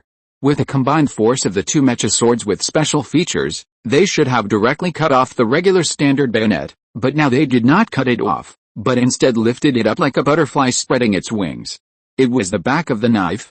The federal mecha actually used the back of the knife to hold its own bayonet. What was this federal special mecha warrior going to do? Was it afraid that even if it cut off its own spear, the spear shaft would slow down its charge? After this thought flashed through its mind, the imperial orangutan grabbed everything it could grab, because a collision was about to happen. It was not afraid of the collision, but rather looked forward to the 2 mechas colliding head-on because they could not stop, because it knew that even the Federation's special mecha warriors could not compete with these ordinary imperial mecha drivers in terms of anti-collision ability. With a loud bang, the two mechas collided with each other, and the momentum of the third imperial mecha began to slow down. After a slight turning maneuver, it was ready to rush to the side to join the battlefield and harvest this fierce federal mecha. According to its experience, even if this federal mecha did not suffer obvious damage, it would be difficult to recover its combat effectiveness in 3 to 5 seconds. Because the collision was too strong, and because its fellows would continue to entangle this federal mecha, it would provide an absolute opportunity for it to break through. But when the third mecha completed its turn and launched another charge from the side, the federal mecha that should have fallen to the ground or was temporarily unable to move due to the collision had already turned its body to look at it and charged at it. What happened? It actually withstood such a collision and recovered its combat capability so quickly. Could it be that the driver in this federal mecha is not a human, but a gorilla? Or even an imperial noble? Why didn't my teammate stop him, or even move? It was very puzzled and actually lost its mind.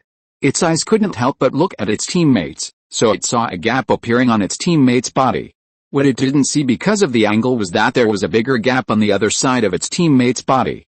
The sudden change caused the third imperial mecha to deform its movements, which caused Ji Xinghe's movements to not deform at all, so the mecha he operated completed the charge with the highest efficiency, and the two long swords that had just been pulled out of the second imperial mecha were hidden behind him again.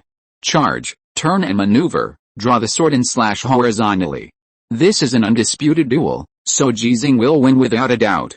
He destroyed 3 imperial mechas in a row within 10 seconds, so that the second batch of 3 imperial mechas that rushed towards him slowed down. Yes, that's it, it has to be like this. Fear me, and then wait for death and fear. Ji Xinghe saw the 3 imperial mechas slowing down, saw more time difference, but did not choose to destroy the 3 imperial mechas, even though he firmly believed that he could once again do it alone. Turning around and charging, Ji Xinghe rushed to the position of Zuo Xiaojia. He just said to Zuo Xiaojia, "Hold on, wait for me, now, he's here." P.S. Extra chapter for the reward of Yu Chanming Alliance Leader, 4/6, the next chapter can be released before 12 o'clock. Chapter 133 I'm not a reckless man. Old G, you should run, really. Zuo Shou looked at the 3 imperial mechas that stopped charging more than 200 meters away, and the 10 imperial mechas next to the diamond-shaped metal body farther behind, and still felt that Ji Xinghe should run. The 2 imperial mechas he needed to resist were destroyed on the spot after Ji Xinghe joined the battle, so the 2 of them have destroyed 5 imperial mechas together so far, and neither of them has suffered any substantial damage. This is a rare victory, but the number of imperial mechas is still large, and it is still increasing.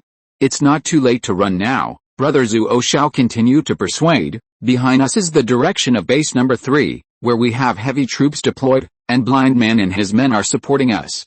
Let's run there together. If nothing unexpected happens, we can meet up with Blind Man and his men, and then if our 8 mechas join forces, they might give up chasing us. What's more, as long as we reach an area with normal communications, we can request fire support and blow them to death like we did just now. No, we won't run. Ji Xinghe made a decision that might go against his ancestors, because this decision might completely cut off the bloodline of the old Ji family. Why? Brother Zuo Shao was anxious. Lao Ji, I'm not afraid of death. If I was afraid of death, I wouldn't have charged just now. That thing is really a jump gate device, and it is a small jump gate device that can be opened on the surface of an alien planet. In the future, the Imperial Mecha may appear anywhere on the alien planet at any time. We must send out the information. If we die here, we will lose this war. Laoji, not for the information, but for Xinghe, let's run. There is still time for dialogue, because the Imperial mechas on the opposite side are not moving. They are waiting for more reinforcements and are not going to give Ji Xinghe the opportunity to defeat them one by one. It is also because Ji Xinghe and Brother Zuo Shao's mechas, which have completed the reunion, have not moved, and the distance between the two sides is still within the range where they can start chasing at any time. So they don't need to move for the time being, and the situation is becoming more and more favorable for them. I know everything you said, so we can't run away, especially for Xinghe. Ji Xinghe denied it again and explained, I want to know how that thing works, whether it will open a war gate by itself to transmit itself back, how many Imperial mechas it can deploy at one time, whether it can be destroyed, and whether it can become our trophy. Otherwise, one day it may appear directly at base number 5 and next to Xinghe, old Ji, brother Zuo Xiao, who believed in Ji Xinghe very much, questioned again, I know you are good at fighting. You can win cleanly in a 1-on-3 situation. You are an undisputed top-class mecha warrior. But now there are only 2 of us, and they already have 13, 14. If we can't run away, what's the point of you knowing everything? While speaking, another imperial mecha jumped out of the war gate. 2 against 14, not to mention that there was only one top-class mecha warrior, Ji Xinghe. Even if there were 2 of them fighting, they would be dead. The battle between mechas is different from the battle between humans. The speed and strength are reduced to a limit. It is impossible to rely on speed, strength, reaction ability, and combat skills to fight 10 enemies alone. It is also impossible to drive a customized and modified exclusive mecha, because the biggest difference between the battle between mechas and mechas, compared with the battle between humans and humans gorillas and other animals, is that there is no pain except for the collision. It will not hurt if the head is chopped off, and it will not hurt if the hands and feet are chopped off. Attacks on mechas are unlikely to cause pain to the drivers of mechas and make them lose the ability to fight. Therefore, the mecha warriors of the Federation are also called steel straight men. In this regard, the imperial gorillas have a great advantage, because even if they are special mecha warriors, their physical fitness will not change qualitatively, and they are even worse than ordinary imperial gorillas during the collision. There are masters like Ji Xinghe. Wang Wei, the commander-in-chief of base number 5, told Ji Xinghe that after the Federation discovered the existence of Qi, it found more than a dozen Danjin masters and 3 Gangjin masters from all over the Federation. These people's ability to withstand collisions is far superior to that of ordinary people, and special mecha warriors are not good enough in front of them. But the problem is that the masters Wang Wei mentioned are not Ji Xinghe. Their kung fu realm is the same as Ji Xinghe, or even higher than Ji Xinghe, but they may not be able to beat Ji Xinghe in a real fight. Kung fu is kung fu, and fists are fists. It is not uncommon in modern rule of law society that the situation of high kung fu and weak fists is not uncommon. They have no chance to fight in actual combat, and their talent for combat awareness is different from their talent for practicing kung fu. Just like none of the Danjin masters and Gangjin masters found by the Federation can become mecha warriors, their kung fu is very high, and they can learn to drive mechas, just like almost everyone can learn to drive a car. But how many people can drive a car on the track? They can only drive mechas, but they can't use mechas to fight. Ji Xinghe can drive a mecha, and he is driving a mecha to fight. I know we can't win, but think about it, isn't our current situation much better than before? The elderly like to convince people with reason the most.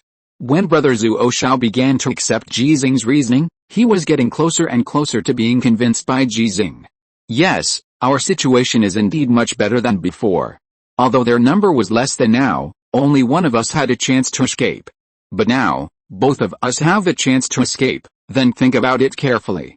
If the 2 of us run away, will they come after us? Yes, because they definitely want to silence us.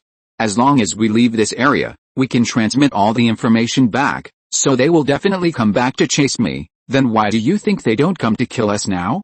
Instead, they'll let us escape at any time, because, brother Zuo Xiao's brain turned rapidly, because they have to protect the jump gate device. They don't know if we have teammates here, so they dare not divide their forces too much.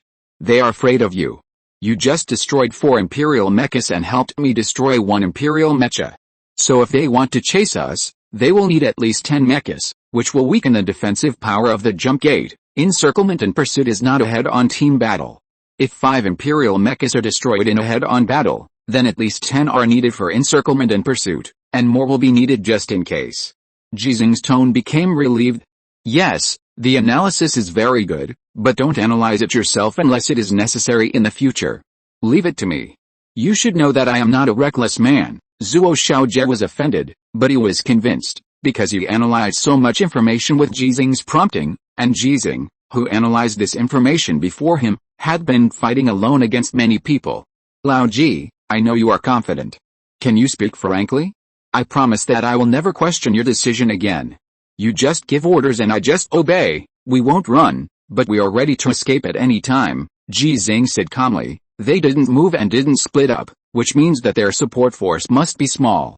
I think they can only send a complete mecha formation, We have destroyed 5 of them, and there are 25 left.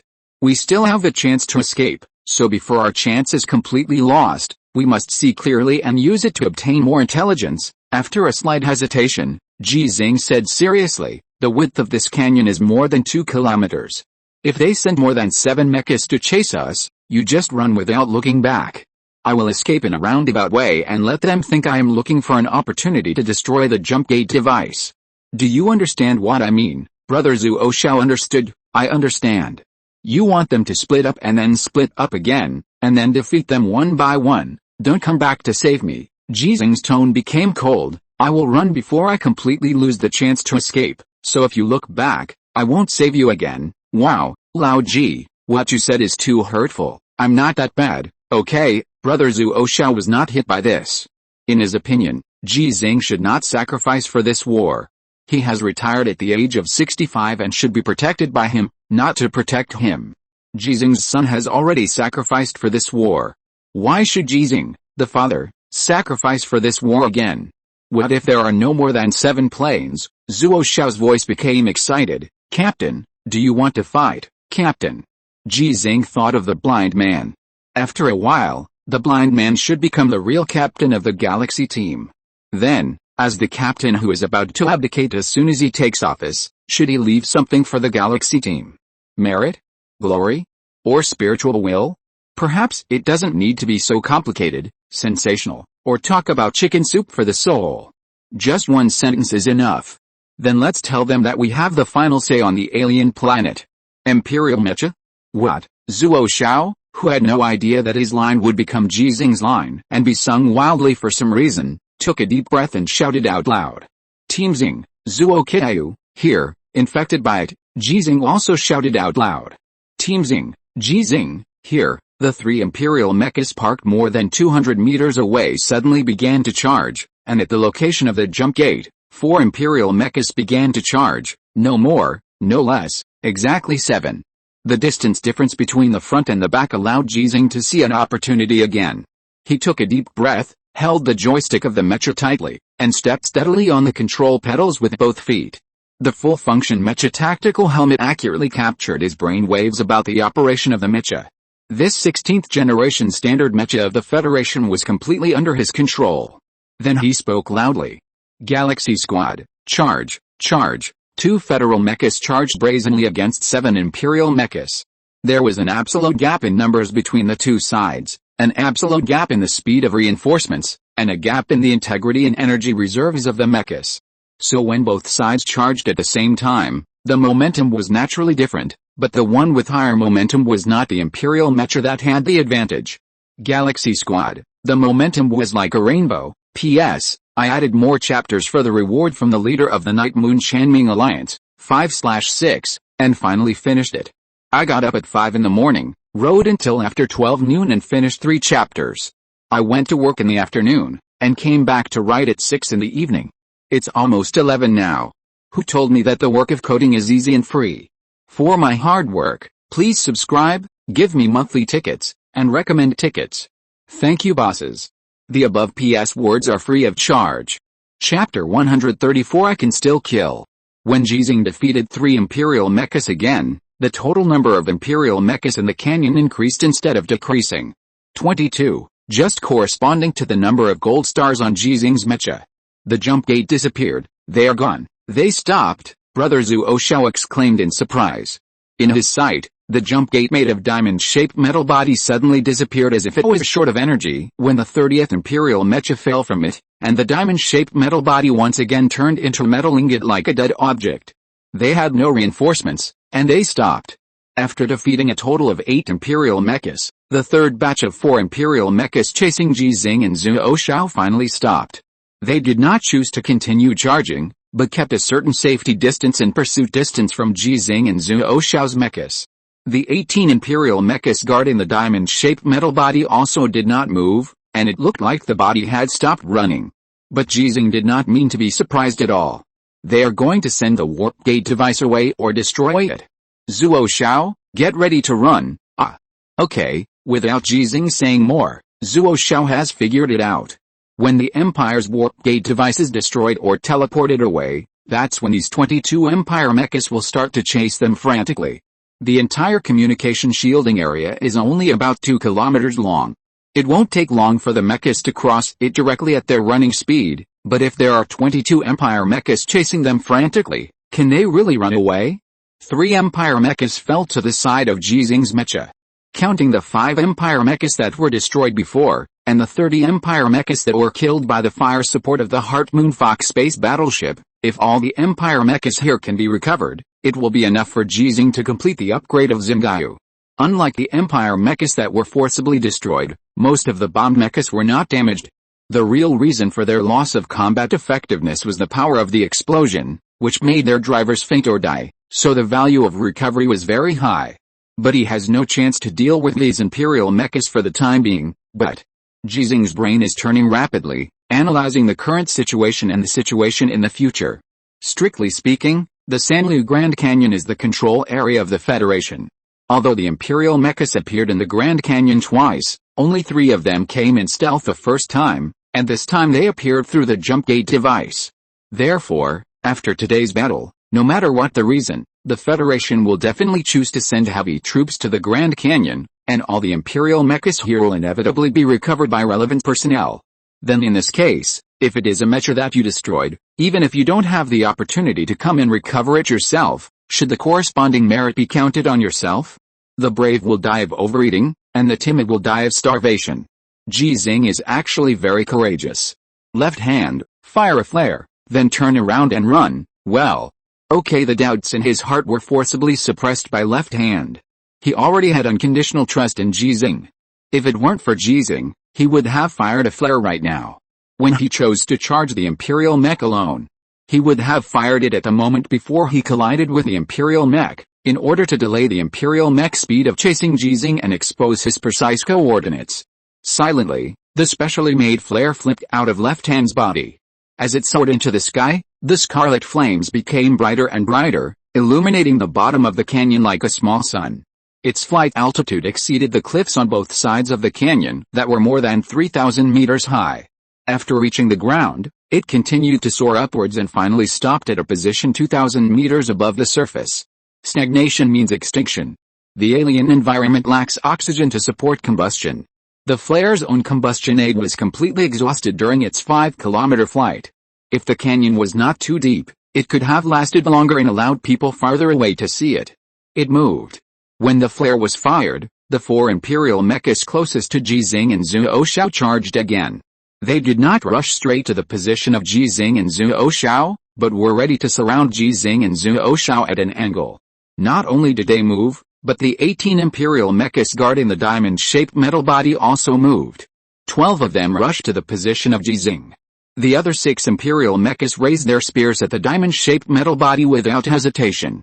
The diamond-shaped metal body, which had released a super-strong energy shock wave when facing the attack of Zhuo Xiao, did not react at all at this time, like a dead object, allowing those spears to hit its body. The bayonet that could damage the mecha was not able to break the diamond-shaped metal body directly when it hit it. Under the successive attacks of the 6 Imperial mechas, the diamond-shaped metal body only slowly began to deform. Its defense was very amazing. Brother Zhuo Xiao also moved. He resolutely carried out Ji Xinghe's order. At the moment when the flare was launched, he had already made a turning maneuver. The direction of his run was the location of base number 3. This was what Ji Xinghe had told him before. He would run in this direction if he chose to, because there were reinforcements in this direction. Ji Xinghe did not move. He stood there as if he was lost in thought. Old Ji, Brother Zhuo Xiao, who turned around and ran away, noticed this and could not help but remind him. It's okay, I know it. Ji Xinghe knew it very well. In his sight, the 16 Imperial mechas in front and behind were charging towards him. The speed and angle of these Imperial mechas, including the models of these Imperial mechas, and the relevant performance parameters mastered by the Federation, all flashed through his mind. All possibilities were clear in his mind. 3, 2, 1. The countdown in his mind ended. Ji Xinghe pulled the joystick with both hands and stepped down with both feet. The thoughts in his mind were instantly cleared, leaving only the thoughts about operating the mecha and the corresponding brain waves based on this. It was like playing a virtual reality game, But the control system of the Mecha was much more complicated than the most advanced virtual reality technology game in the Federation. The combination of multiple operation methods can make the Mecha run smoothly and make various mobile tactical actions. The 16th generation standard Mecha of the Federation, holding two swords, turned 90 degrees and began to charge. This direction was not where base number 3 was located, but the cliff on one side of the canyon. It can be roughly said to be a Grand Canyon in the east and west directions. Base number 3 is in the west and base number 6 is in the east. Now Ji Xinghe is controlling the Mecha to run in the south cliff. It looks like he is seeking his own death. There is really a feeling of not turning back until he hits the south wall. But how could Ji Xinghe seek death? Like everyone else, he wanted to live well. The will to die in his heart had long disappeared because of Ji Xinghe. If there was no chance, he would have run through the 2-kilometer communication shielding area without looking back, transmitted the relevant information and reunited with the blind man, the lame man and others. He was called a good man by many people in the first half of his life, and was called a good old man in the second half of his life that had not yet been completed. He was well known not because he was really a good man like a saint. His kindness to others was within his ability and would not harm his own interests. Or, he didn't care about the harmed interests. Only relatives, can feel Ji Xinghe's kindness unconditionally. And now it is within his ability. He can do more, so he must do more. The 4 closest Imperial mechas split 2 of them to chase the left hand without hesitation, and the 12 Imperial mechas further behind also split half to chase the left hand. A total of 8 Imperial mechas far exceeded what Zuo Shou could handle. This high regard was not because Zuo Shou's strength suddenly increased. His performance in the battle just now did not actually produce a real qualitative change. 8 Imperial mechas chased after a mecha driven by a federal second-level mecha warrior, just because this mecha had just fired a flare, so the Imperial mecha could completely determine that there must be federal reinforcements in the direction of Zuo Shou's escape. All of this was within Ji Xinghe's expectations. A distance of 2 kilometers, only needs to run 2 kilometers to appear in the canyon area with communication signals, and the meaning of the Empire's pursuit is completely lost. Left hand, come on. Ji Xinghe silently said in his heart, he had done everything he could do.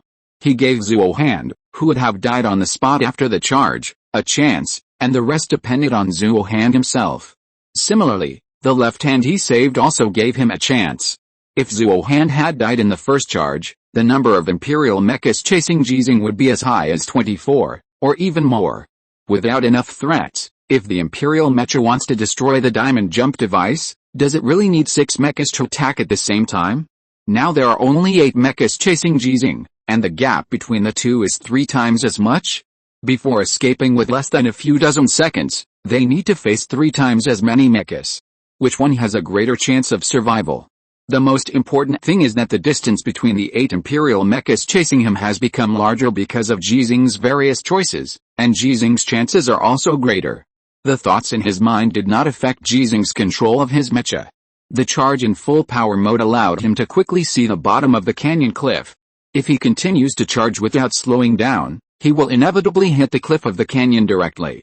With the protection ability of the mecha and the hardness of the cliff, he will only be embedded in it and will not die directly. However, being embedded in it means that the Imperial mecha can catch up directly. So, turn and maneuver. Under the control of Ji Xinghe, the Federation's 16th generation standard mecha suddenly stood on the ground with both feet. While plowing a gully at the bottom of the canyon, it had already completed the twisting of the fuselage, from south to east, and then began to charge again. His running direction was completely opposite to that of his left hand, not because he wanted to lure the Imperial mecha to base number 6, but because he was not running away now, he was just running, just looking for an opportunity. In the 360-degree mecha perspective, the 8 Imperial mechas chasing him did not all make a turning maneuver because of his turning maneuver. The first 2 Imperial mechas that chased him continued to charge towards the south wall. They wanted to block the route of the turning maneuver. The 6 Imperial mechas further behind had already made a turning maneuver 1 step ahead. They knew very well that Ji Xinghe would not choose to hit the wall to commit suicide, so they chose to intercept in advance. But because there were 2 directions to choose from before Ji Xinghe really turned, the 6 Imperial mechas that made a turning maneuver 1 step ahead were 3 in the east and 3 in the west. When they finally determined the direction in which Ji Xinghe turned, 2 of the 3 Imperial mechas heading west began to turn and maneuver. They began to chase eastward, and the other imperial mecha continued to move forward to block Ji Xinghe's retreat. The 8 imperial mechas dispersed again, and their running speed was very fast because they did not need to worry about energy consumption at all. No matter how they conserved the remaining energy of the mechas, they could not survive in this canyon. When the support of the Federation was in place, they would be wiped out. So before they died, they must kill Ji Xinghe. When Ji Xinghe's way forward was about to be blocked, and it seemed that he was about to be surrounded and beaten, the opportunity he had been waiting for finally reached a maximum level. He never thought of hitting the south wall, he just wanted to kill all the Imperial guerrillas and these Imperial mechas. Break, turn around, and charge again. I can still kill. P.S. I just found out that yesterday's 5 chapters also had 18,000 words, and today there are 4 chapters, 3 chapters are guaranteed updates, and there is 1 chapter that is owed for extra updates, and it is finally time to pay it back. I have updated 97,600 words in 6 days since the book was put on the shelves. I am asking for subscriptions, monthly tickets, and recommendation tickets with confidence. Chapter 135 Kill the gorilla and save the old horse. 6 federal mechas gathered together. They had already turned on the full power mode and rushed quickly towards the depths of the canyon in an assault formation. The originally lively communication channel was already quiet, and only the sound of each other's breathing could be vaguely heard. From the reconnaissance mode to the fast mode, their speed had already increased once after entering the Grand Canyon. When the light produced by the flare passed through the dark canyon and bloomed in the night sky, their speed reached the extreme of running. If they wanted to go faster, they could only choose to charge, but now was obviously not the time for them to charge. We are about to enter the communication shielding area. All units should pay attention. If there are too many enemies, cattle and horses, heavy artillery, turn back immediately to maintain communication, and evacuate at full speed if necessary. The blind man's command was not questioned at all. Even Sichuan, who had just become a cattle and horse, did not argue because of his personality. He knew very well that in the case of fighting in formation, he and Andre, who was called the heavy artillery, could not perfectly integrate into the formation of the other 4. The blind, the lame, the deaf, and the lame all came from the Remnant Company. They often cooperated with each other during the restorative training in the Remnant Company, and there was a lot of communication between them. Before they entered the Remnant Company, the blind and the lame were teammates of the same Mecha Marines, and the deaf and the lame were also teammates of the same Mecha Marines. Just like Ji Xinghe did not forcefully join the Federal Mecha team in the landing battle of the Heart Moonfox, the cooperation between mechas and mechas would only harm their teammates if they were not careful. The 6 running Federal mechas entered silence again. They were at the same speed and had clear positions. They were ready to start fighting at any time, ready to sacrifice themselves at any time to create opportunities for their teammates, and ready to cover their teammates' retreat regardless of life and death. When they finally entered the communication barrier area, a piercing sound suddenly rang out in the quiet shortwave communication channel. It was the sound of a new signal being connected to the shortwave communication channel, affected by the special environment in the canyon. 1 kilometer. The blind man, who made a judgment based on experience, said, Team Xinghe has entered the battlefield. Please reply if you receive it. Please reply if you receive it. Sizzle. Sizzle. 8. It was the voice of Zuo Xiao. The 6 members of Team Xinghe confirmed the voice of the speaker at the first time. They were filled with joy when they knew that Zuo Xiao was still alive, but the problem was, what about Liao Ji? Was it because of the communication distance that Ji Xinghe's signal could not be received? Or was it because Ji Xinghe chose to save people again and put himself in danger? Everyone present had been saved by Ji Xinghe. The blind man and the lame man were the first to be saved by Ji Xinghe. Sichuan and Andre were the second batch to be saved by Ji Xinghe, and the deaf man and the lame man were the third batch to be saved by Ji Xinghe. In total, Sichuan and Andre had been saved by Ji Xinghe twice. In the battle where Ji Xinghe saved them, if Ji Xinghe had not existed, they would have died without a doubt, and there was no reason for them to survive, unless they chose to be deserters. Will they be saved by Liao Ji again? The mood of the 6 people in the Xinghe team was extremely complicated at this moment.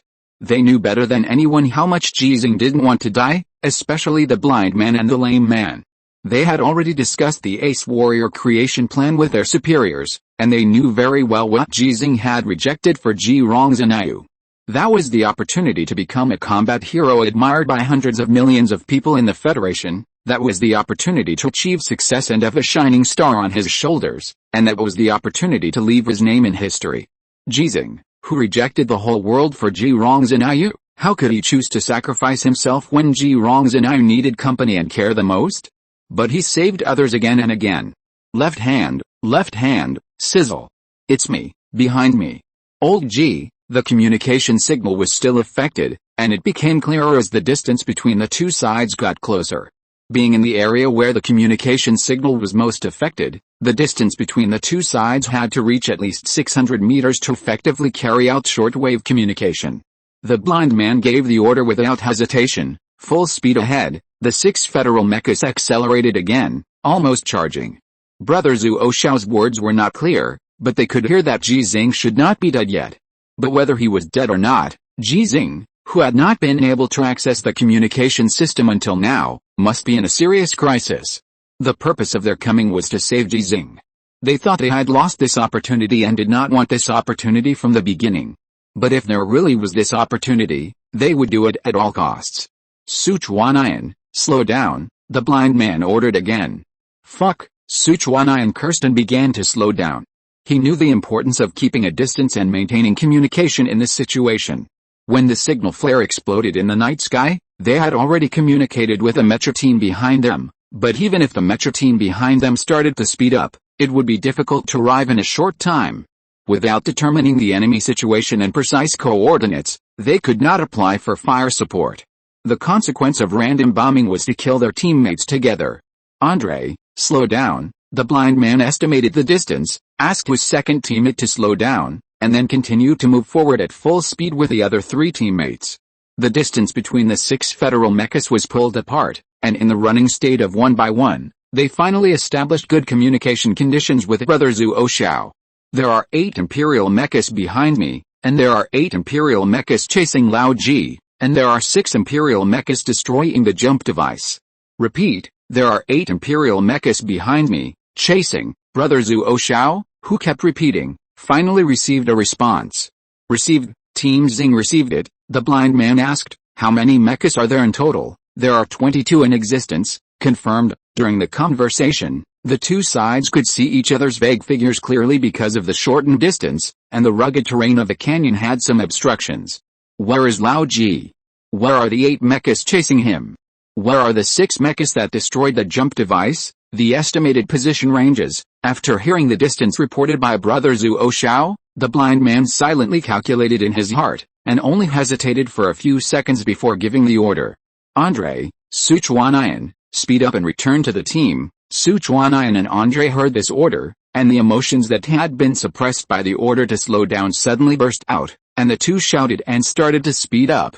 Got it, left hand, can you still fight? Yes, prepare for battle. Got it, attention, all units of the Galaxy Squad. The blind man's loud voice rang out in the communication channel composed of 7 mechas. Prepare for battle, combat target, and completely destroy the 8 enemy mechas. Yes. Left hand, numbering. Yes, numbering completed. When Brother Left Hand's voice fell, both sides could already see each other without any hindrance, but the 8 Imperial mechas that were chasing them did not have any intention of slowing down. Their mission of silencing people could still be completed because this place was still in the communication shielding area. Moreover, their numbers were advantageous. There was no special class among the total of 7 Federation mechas opposite them, and the Federation mecha they were chasing had been damaged before. The 6 Federation mechas faced more Imperial mechas than them and with faster support than them, and they also had no intention of slowing down. They started the charge mode in assault formation. The Federal mecha driven by Brother Zhu Xiao suddenly stopped, then turned and charged. When his speed reached the charging state, he just completed the combination of the assault formation with the mechas of the blind man and others, as if he was supposed to appear in this position. 7 to 8, under normal circumstances, it is an absolute disadvantage for the Federal mecha. Without the advantage of numbers, it is difficult for them to win in the cluster battle with the Imperial mecha. 1 for 1 is already the limit. But this is not a normal situation, because these 7 Federal mechas have another name. They are the Xinghe team. Their captain Ji Xinghe is the only 65-year-old mechanic in the Federation who has become a special mecha warrior after only 3 battles. No one could imagine that Ji Xinghe could do this before. Just like before, no one could believe that they, who had been incorporated into the remnant company, could regain the qualification to drive the mecha, could reappear on the battlefield, and could once again improve their strength with great will. The two sides have not really contacted yet, but the attack has already started in advance, and the long-range weapons mounted on the mecha were launched first. Machine guns and micro-missiles released fire that illuminated the canyon. The sound of machine guns and the roar of artillery shells did not slow down the charge speed of the mechas of both sides. At this stage, the firepower of the long-range weapons used by the mechas was still too weak. They had to fight close to resolve the battle. Galaxy Team, when the two sides were about to meet, the blind man shouted the slogan of this battle: "Kill the gorillas, save the old horse, kill the gorillas, save the old horse, kill the gorillas, save the old horse." Amid the roars, 7 federal mechas and 8 imperial mechas collided with each other, but in fact there was no substantial collision. All the members of the Galaxy Team successfully avoided the weapon attacks from the imperial mechas and their mecha collisions while charging. At the same time, they also avoided the most deadly crisis in cluster combat between federal mechas and imperial mechas. They have won, and they will win. During the battle, all the members of the Galaxy Team prayed for the same wish in their hearts. Just like what Ji Xinghe said to them and expressed his attitude to them with his actions in every previous battle, but this time it was the other way around. Lao Ji, hold on, wait for us. If you're listening to this novel on a channel other than Fanfic World, it means they downloaded and uploaded it without effort. We cordially invite you to visit our channel, Mundo Fanfic Novelis. There you'll find the original version of this story and you can explore many other novels of various genres. We're waiting for you to immerse yourself in a world of incredible novels. Chapter 136 In the Name of the Galaxy. 1, 2, 3. Facing the pursuit and interception of 8 imperial mechas, Ji Xinghe seized every opportunity he could. After destroying 3 imperial mechas alone, he finally had no chance. There were still 5 mechas chasing him, and the distance between them was still enough for him to destroy them alone, but there were more than 5 imperial mechas in the canyon that could threaten him. Although Ji Xinghe was not sure how long it would take for the diamond-shaped metal body to be completely destroyed, judging from the imperial mecha's previous defense against him, its defense was not enough to ignore the mecha's attack. The 6 imperial mechas responsible for destroying the diamond-shaped metal body could appear in the queue chasing him at any time.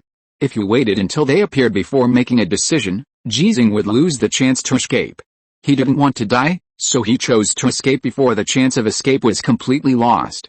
The 16th generation standard mecha of the Federation, which was charging at full speed, brought a trail of dust in the dark canyon, and behind him were the 11 imperial mechas that had already completed the convergence.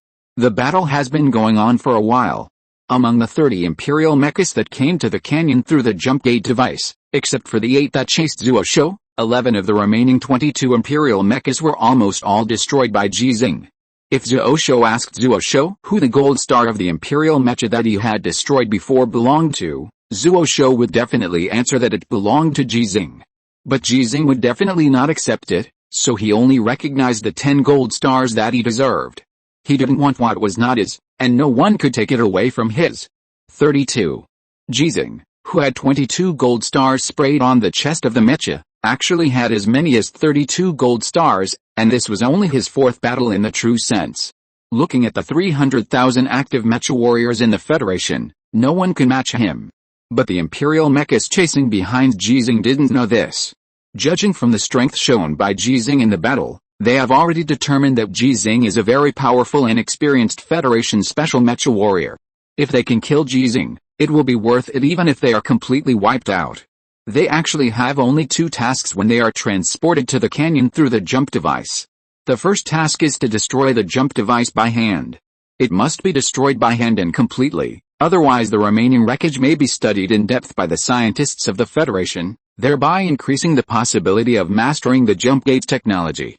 For this reason, they chose to protect the jump gate device first to ensure that all 30 imperial mechas in a complete formation can be transported.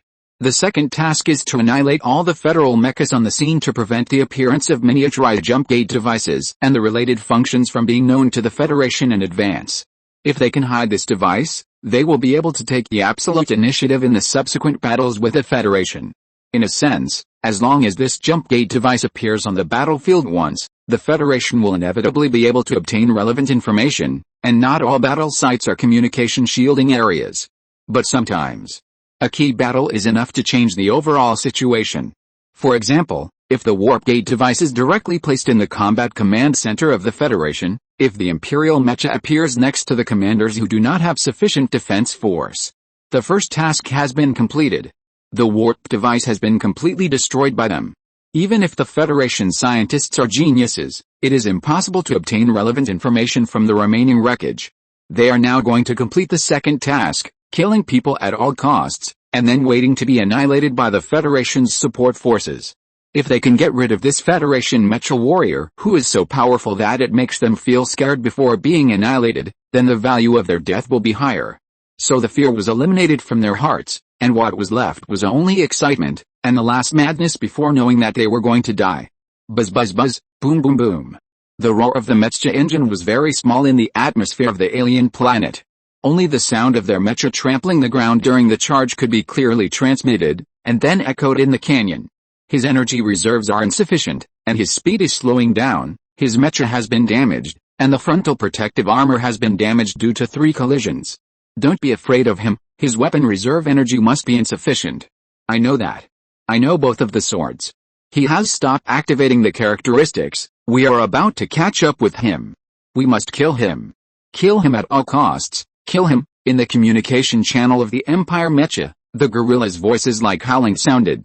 Naturally, humans who have not received professional training would not understand them, but this is their language so they can understand it. In their sight, the federal Mecha they were chasing gradually turned into a full power running state with a charge and escape posture. There was a clear difference in speed between the two, so the distance between the two sides was getting closer and closer. The 2 swords in Ji Xinghe's hands were indeed insufficient in energy. Based on the characteristics activated by the energy core equipped by the swords themselves, they could only choose to shut down in this case. After losing the high-frequency vibration characteristics, the combat effectiveness of his strongest sword will drop sharply, and the same is true for the chainsaw blade. If the chainsaw blade cannot work, the damage caused by this Mecha sword is not as good as that of an ordinary sword. Simply understand that it is somewhat like the structure of a chainsaw. It is better to use an ordinary hatchet to chop trees with a stop chainsaw. The weapon is no longer effective, and the energy reserve of the Mecha is not enough in high-intensity combat. Ji Xinghe, who experienced 3 head-on collisions in the previous battle, did not faint or suffer internal injuries, but his Mecha's front protective armor was obviously damaged. The combat effectiveness of the Mecha he was driving has dropped by at least 35% compared to when he just came to the canyon. It is the combat effectiveness of the Mecha that has dropped, not his combat effectiveness, so he can still fight. So he suddenly stopped. When the 11 Imperial mechas behind him were getting closer and closer, Ji Xinghe, who had been running desperately, suddenly controlled his Mecha to stop. Turned around, held the knife with both hands, and the Mecha was 1 foot in front and 1 foot behind, and it seemed that he was going to charge again. Is the pilot of this federal Mecha crazy? The 11 Imperial mechas that were chasing were stunned for a moment, but they would not stop because of this. Instead, they charged more excitedly than before. In their opinion, the reason why this federal Mecha gave up escaping was because he knew very well that he could not escape. But is it really so? There was a loud thump thump thump from both sides of the canyon. 2 federal mechas suddenly appeared on the left and right sides of the canyon cliffs. They started running from the invisible bottom of the canyon and appeared in the center of the canyon of the pursuit. Then they stopped at a certain safe distance and stood solemnly watching the Imperial mechas that had to choose to stop chasing because of their appearance. Thump thump thump. There was another sound of Mecha footsteps coming from behind the 11 Imperial mechas. They were 3 federal mechas. They didn't know when they had been lurking on the side of the Imperial Mecha's pursuit route, and then when the Imperial Mecha chased Ji Xinghe, they went around behind the Imperial Mecha and caught up. 11 Imperial Mechas stopped in the middle of the canyon. To their east were 3 Federal Mechas, to their south and north were 2 Federal Mechas, and to their west was 1 Federal Mecha. In terms of total number, the Federal Mechas, with only 8, were still at a disadvantage, but no matter how you looked at it, it looked like the 11 Imperial Mechas were surrounded by 8 Federal Mechas. Why? Why did they suddenly appear? Where were our previous teammates? Why did they dare to use this method of dividing their forces to surround us when they were fewer in number than us? They couldn't hear the sounds that had been heard in the Federal Mech's shortwave communication channel before, so they didn't understand why. They also couldn't hear the sounds that were heard in the Federal Mech's shortwave communication channel now, so they didn't know that the Federal Mechas, which were fewer in number than them, were now in full force. Galaxy Squad, the cattle and horses are in place. Galaxy Squad, the heavy artillery is in place. Galaxy Squad, the blind is in place. Galaxy Squad, the lame is in place. Galaxy Squad, the deaf is in place. Galaxy Squad, the lame is in place. Galaxy Squad, the left hand is in place. The 7 Mecha warriors of the Galaxy Squad were all in place, and then they asked the question they wanted to ask the most in unison. Old Ji, do you believe in us? I do, Ji Xinghe answered without any hesitation. He really believed in his teammates, otherwise he would not have formulated this battle plan. Looking back a little further, if Ji Xinghe did not believe in them, he would not have let the left-hand lead 8 imperial mechas away alone. Just like they believed in Ji Xinghe believed that the Galaxy Squad would choose to exchange positions with other Mecha squads to support them as soon as they got the news. Ji Xinghe also believed that although the Galaxy team, with the addition of Zuo Shou, only had 7 people and 7 mechas, they would definitely be able to win the battle against the 8 imperial mechas chasing Zuo Shou. They did it. So now they can surround the 11 imperial mechas chasing Ji Xinghe together with Ji Xinghe. Even though their current encirclement positions are very scattered and the number is relatively small, Ji Xinghe firmly believes that they will win. Because the imperial mecha will definitely choose to charge in the direction where he is the only one, the weakest point in the encirclement, and the person the imperial mecha wants to kill the most. But at the same time, he is also the strongest point in the encirclement. Galaxy team, Ji Xinghe shouted, which is rare for him, but at this time he couldn't help but shout loudly. Here, the 7 members of the Galaxy team also shouted loudly. This is the scene they have been looking forward to since they met Ji Xinghe, or more accurately, after Ji Xinghe's first battle, fighting side by side with Ji Xinghe. The place where Ji Xinghe fought for the first time was this canyon. Coincidentally, the place where they all fought side by side with Ji Xinghe in the true sense was also this canyon. Let's tell them. Ji Xinghe's voice was still loud. We have the final say on the land of the alien planet. 8 federal mechas were based on the land of the alien planet, on their home field. We have the final say on the land of the alien planet. The 7 Mecha warriors of the Galaxy team, who had already made an agreement, followed Ji Xinghe and shouted this sentence and added in unison. In the name of the Galaxy, we are invincible. Ji Xinghe was stunned for a moment. He knew very well that the name of the Galaxy that his teammates shouted was not only the Galaxy of the Galaxy team, but also. The 65-year-old heart suddenly became hot-blooded at this moment. He had never felt this emotion before. In a trance, it seemed like he had returned many years ago. He was also a passionate teenager. Taking a deep breath, Ji Xinghe shouted like a roar. In the name of Xinghe, we are invincible. P.S. There are 2 reasons why I am late today. One is that I got up at almost 7 in the morning. I got up at 5 in the past few days. The second is that I deleted more than 2,000 words about Ji Xinghe's battle to defeat 3 imperial mechas alone again. Today's 4th chapter will be published before 12 o'clock. Chapter 137, Beheading. A team of 9 mechas was running in the canyon. They were a mecha team responsible for support. They had already started to turn back after escorting the transfer convoy to the designated area, but a sudden change forced them to turn back again. Haven't you contacted us yet? No, all members of the Xinghe team have lost contact. Damn, what are they doing? It's okay that Ji Xinghe and Zuo Shou have lost contact, but why did the blind man and his team, who are obviously a support team, also lose contact? Before entering the lost contact area, didn't they know to leave someone outside to maintain communication? When the Heart Moon Fox battleship bombed from space, the Mecha team did not move forward at full speed, but when the flare lit up in the night sky of the alien planet, they began to move forward at full speed. The presence of flares after the bombing means that there is still enemy information, and they must provide support as soon as possible. But they don't have any intelligence. After all, it's a new team, so it's normal to lack experience. I heard that the blind man and his men are all from the Remnant Company, and only Sichuan and Andre are. Yes, although they have all undergone relevant operations, their bodies are already disabled after all.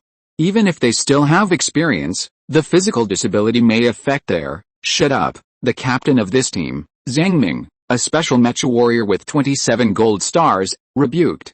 Although he didn't recognize the strength of the Galaxy team in his heart, he shouldn't say such words. I'm sorry, admitting the mistake is admitting the mistake, but for the newly established Galaxy team, whether it is this team or other mecha teams, they all think that its strength is completely not up to the level of a standard mecha tactical team. They had read some information from the relevant military intelligence bulletins before. The luck factor of Sichuan and Andre to become first-level mecha warriors is greater than the strength factor. Including the lame man and the blind man, they were also very lucky during the battle. They have always been in the battle of more people against fewer people with the help of their teammates to complete the destruction of the Empire Mecha. After the establishment of the Galaxy team, it has never completed a full assembly in the true sense, so there is naturally no mutual cooperation training. This is also the reason why many mecha teams think that the Galaxy team is not strong enough. Ji Xinghe, who has super single soldier combat capabilities, is not necessarily adapted to the cluster combat of mechas. In the battle against the Empire Mecha, the Federation Mecha must rely on mutual cooperation to complete the battle. Because the Empire Mecha is not only stronger than the Federation Mecha warriors in single soldier combat capabilities, but also more powerful in cluster combat. What should we do now? The entire Galaxy team has lost contact. We have no idea about the enemy situation in the canyon. We are not sure whether we need more support.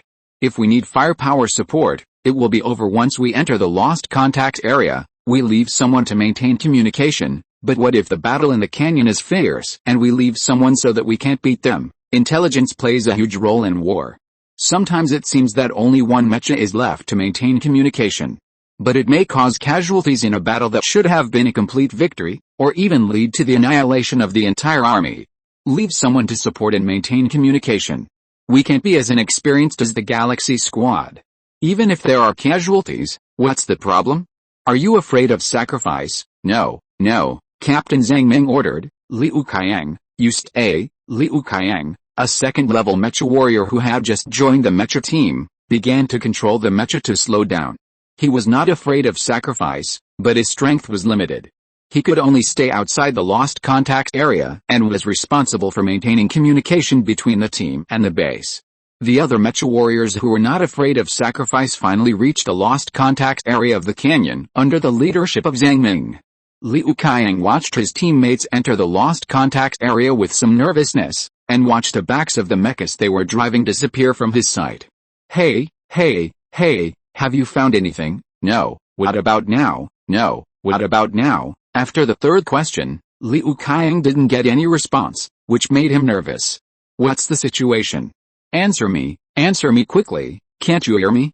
Then I'm going forward, come over here. The response suddenly sounded. Come directly, are we going to fight? Should I turn on full power mode and charge directly? Liu Qiang was a little nervous. No, just come at normal speed. What about communication? Don't we need to maintain it? No. Why? Because the enemy was completely wiped out by the Galaxy team. Thinking of his own understanding of the strength of the Galaxy team and the strength of the Galaxy team as judged by his teammates, Liu Qiang seemed to understand something. Perhaps there were not many Imperial mechas in the canyon. They were only 5 or 6 mechas that survived the bombing before, or at most 7 or 8.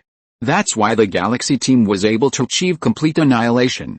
However, with this idea in mind, Liu Qiang really entered the lost contact area of the canyon. After running for a distance, he saw the federal mechas gathered together, but he stopped operating the mecha because he was stunned, which made his mecha stop moving forward. He saw 11 Imperial mechas, all of which had been destroyed, surrounded by 8 federal mechas. His teammates gathered on one side and looked at the encirclement of the 8 federal mechas, or rather, at a person in the encirclement. A person? Liu Qiang, who was stunned, started the steps of the mecha again and moved forward, so he could see more clearly in the dim canyon. There was indeed a person between the 11 Imperial mechas, wearing only simple protective clothing for mecha warriors, holding a toolbox in his hand, and carrying a machete about 1 meter long on his shoulder. What was he doing? Who was he? The communication channel was successfully connected, and Liu Qiang finally heard the voice of someone who was not a member of his team. He vaguely remembered that this was the blind man who had chatted with him before, the deputy captain of the Galaxy team. I repeat again, These 11 Imperial mechas were all destroyed by our galaxy team, so no matter how we deal with them, it is our right. You can understand that the battle is not over at this time, not over? The 11 Imperial mechas can no longer move. The man in the simple protective suit is walking among the 11 Imperial mechas. If the battle is not over yet, won't he be killed by the Imperial mechas at any time? Blind man, Zhang Ming frowned and said, the battle is over. Now we need prisoners, not beheading them for public display. Beheading for public display? Liu Kang, who followed behind, only found out at this time that behind an Imperial mecha lying on the ground, there was a corpse of an Imperial gorilla. It was only the body but not the head. Its head fell on the ground next to the mecha. So, this is beheading for public display? Was it the 1-meter-long machete?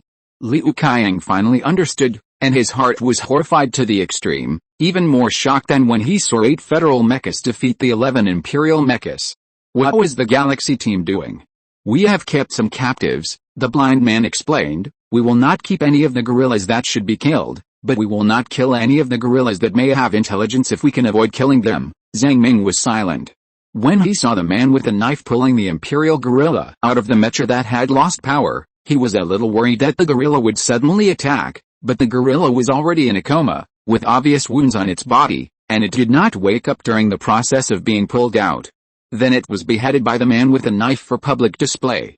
Is it really meaningful to do this? Zhang Ming asked. Captain Ji Xinghe, I need you to tell me the meaning of your doing this. Is the man with the knife Ji Xinghe? Liu Kang finally knew the answer. He had heard some stories about Ji Xinghe, but this was the first time he saw Ji Xinghe. It makes sense. Ji Xinghe, who was using a toolbox to crack the cockpit door of an Imperial mecha, did not slow down his movements at all. His tone was calm, but he did not directly answer Zhang Ming's question. Instead, he asked, do you know how many Imperial mechas we encountered? More than 11? Not 30. Zhang Ming was a little confused. When he came, he saw Ji Xinghe beheading an Imperial gorilla, so he had no time to ask other questions. 60. Ji Xinghe's tone was even. We first discovered 30 Imperial mechas and applied for fire support to resolve the battle. But then, another 30 Imperial mechas appeared through the jump gate device. Jump gate, another 30. How did they get here? What else? The members of Zhang Ming's team exclaimed. Yes, the warp gate. Ji Xinghe pondered for a moment. Since you are here, then left hand, blind man, lame man, the 3 of you go to the area with communication and send the intelligence back. Yes, in order to prevent the diamond-shaped metal body from being hidden in the canyon, Ji Xinghe did not let the Xinghe team leave after the battle. Now that they have support, they naturally have to send the intelligence out as soon as possible. When left hand, blind man, and lame man left, Ji Xinghe asked Zhang Ming again, let's not discuss this issue for now. I want to ask you, do you know how left hand and I survived when the 30 Imperial mechas appeared? How did we win? 2 to 30, 8 to 30, it seems that there is no essential difference. How did we win? How is it possible to win, and win with a complete victory? The curiosity of everyone in Zhang Ming's team reached its peak. Captain Ji Xinghe, please speak directly.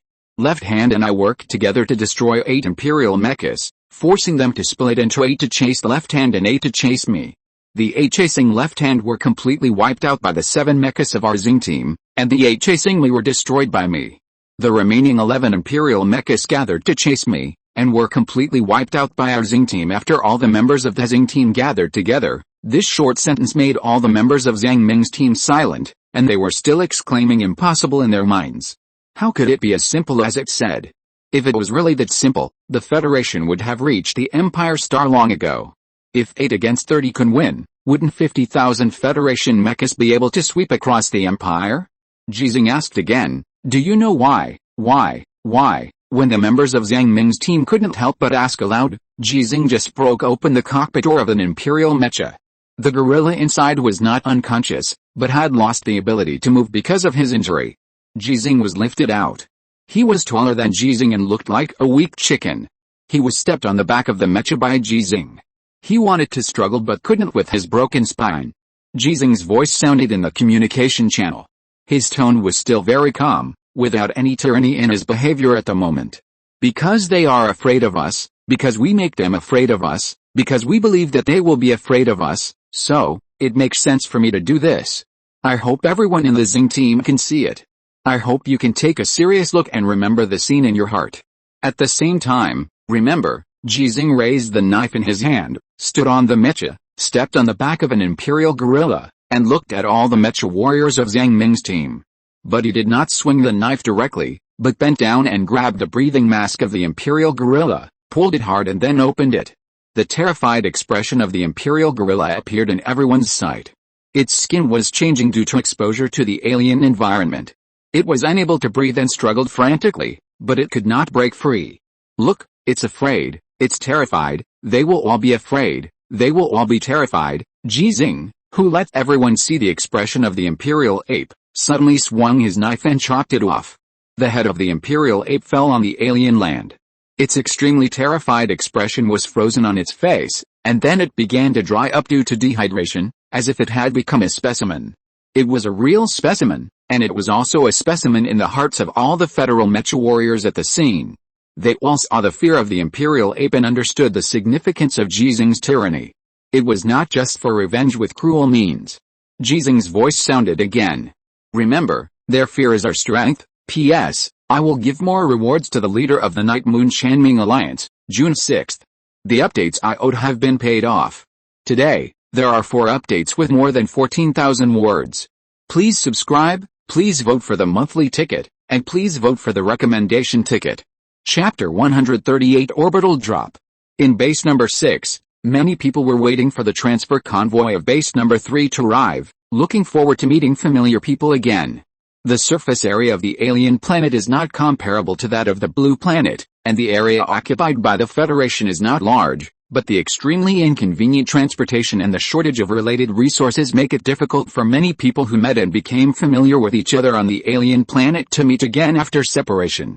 It was agreed that they would return to the blue planet after the victory of the war, but some people could never return to the blue planet. Even their ashes could only stay on the alien planet and be buried on the uninhabited planet, gradually buried deeper and deeper by the orange-red dust, until no one could remember where they were buried. Perhaps one day, humans completely occupied this planet. The development of science and technology gave humans enough ability to change the environment of this planet, so that this planet has a real atmosphere. Seeds were scattered on the land of the alien planet by people, they took root and sprouted, and then the wind took away the new seeds.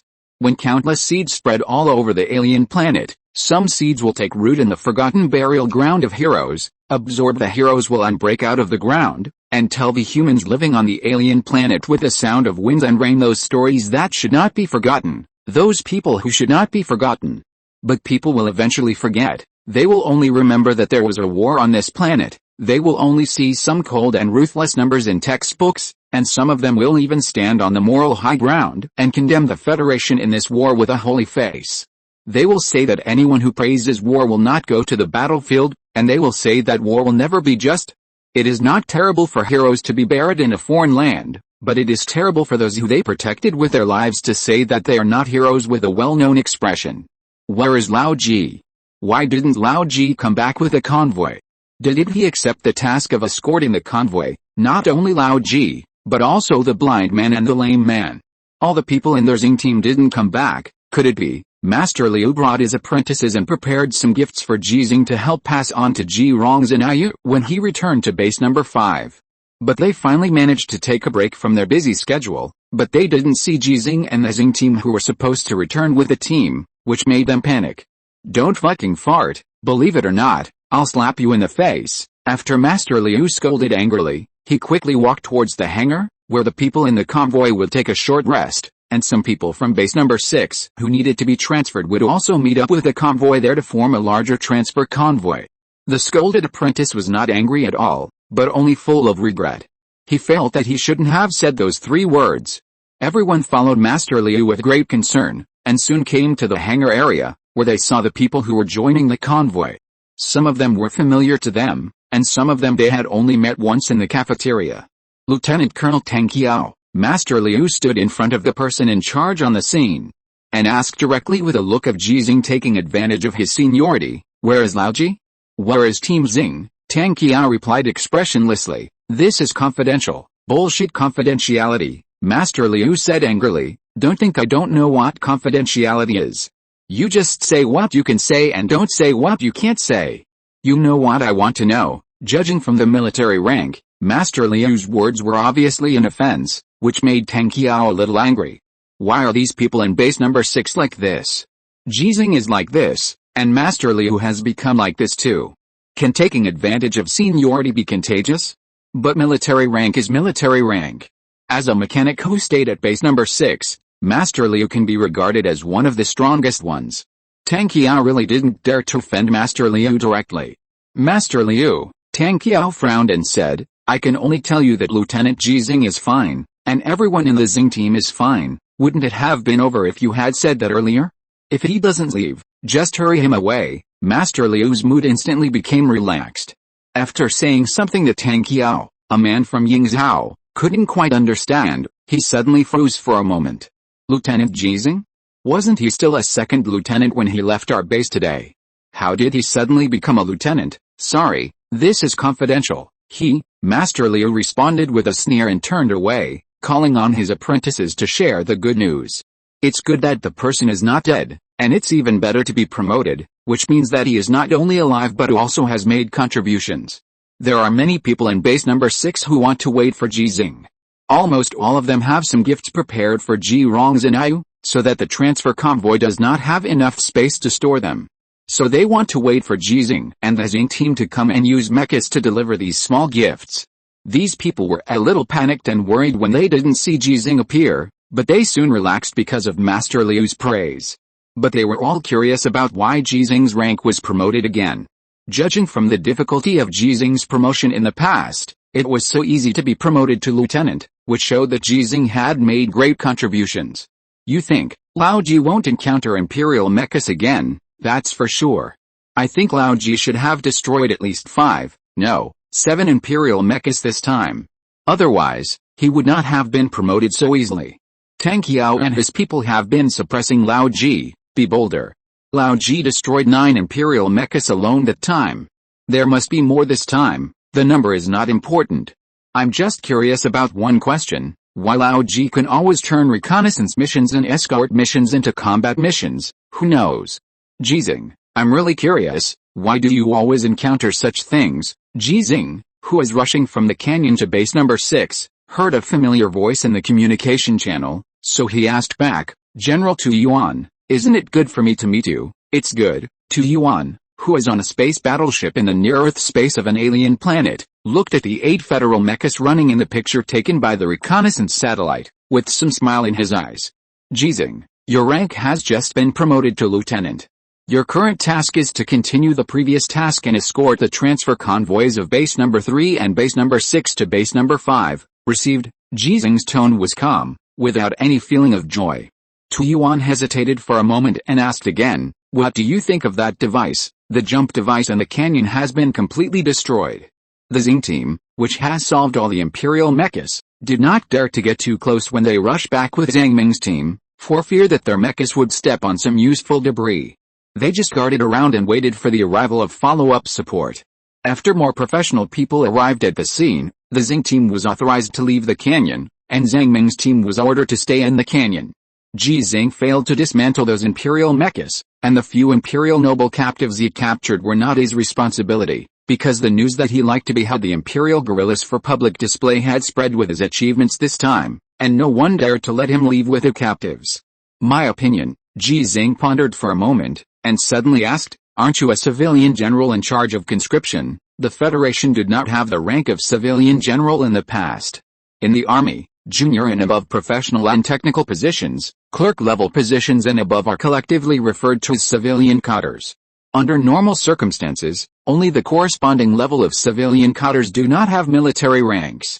Only a very small number of people who hold administrative positions can get military ranks, or they can get military ranks after they are transferred from civilian cadres to active officers. But it is almost impossible to get the rank of general, and Tu Yuan is one of the precedents in this regard. I have transferred, and now I am not a civilian general. Then, can we fight? The inexplicable sudden challenge made Tu Yuan couldn't help but take a deep breath. He thought of the first time he met Ji Xinghe. Ji Xinghe said that he could beat 10 generals like him. Facts have proved that Ji Xinghe lied. As a peerless master, Ji Xinghe can beat more than 10 Tu Yuans. Even 102 yuans with bare hands may not be able to beat Ji Xinghe. He also knew why Ji Xinghe said that, and why he embarrassed himself in public when he knew that there must be other people around him. We can talk about some personal matters later when we have time, but let's talk about business now. Private matters, Ji Xinghe asked back but did not ask any further questions. Instead he talked about business seriously. I think the diamond-shaped metal body is part of the jump device, not a real jump device, it is just a receiver-like existence. The Empire dropped the diamond-shaped metal body into the canyon by airdropping, because there were parachute fragments in the canyon. Ji Xinghe recalled everything he had seen and continued to talk about his analysis results. The first imperial mecha formation I discovered was teleported into the canyon via the diamond-shaped metal body, otherwise there is no reason why they could pass through the blockade silently. There should be a time interval for its ability to receive transmissions, so the second mecha formation arrived a step late. It is also possible that they determined through some means that the canyon was hit by an air raid, so they teleported the second mecha formation with the purpose of destroying the diamond-shaped metal body and silencing it, and before we discovered them, their original plan was to transport the diamond-shaped metal body to a location closer to base number 3, or closer to base number 6, and then teleport a large number of mechas and other corresponding weapons to launch a surprise attack on us. Lao Ji, Tu Yuan changed the way he addressed Ji Xinghe, and asked seriously, how do you think we should deal with this device? Interference is similar to signal interference. Their purpose of coming to the Grand Canyon is very clear. They want to make sure that the Grand Canyon is suitable for using this device. Or, they want to calculate the relevant coordinate information of the Grand Canyon, etc. Ji Xinghe analyzed, but no matter how you look at it, the conditions for using this device are very strict. We can interfere with it and calculate in advance where this device may appear to prevent them from suddenly appearing behind us. It's difficult for us to do what you said in a short period of time, but, Tu Yuan hesitated for a moment. I have another response plan. Do you want to listen to it? Ji Xinghe was silent. He knew that Tu Yuan didn't want to ask to listen, but to try it. You say, orbital airdrop, Mecha. Chapter 139, Questions from the Ace Mecha Warrior. At the beginning of a video conference, all the special Mecha warriors participating in the video conference were watching a video shot by the Mecha combat recorder, which was Ji Xinghe's battle in the canyon.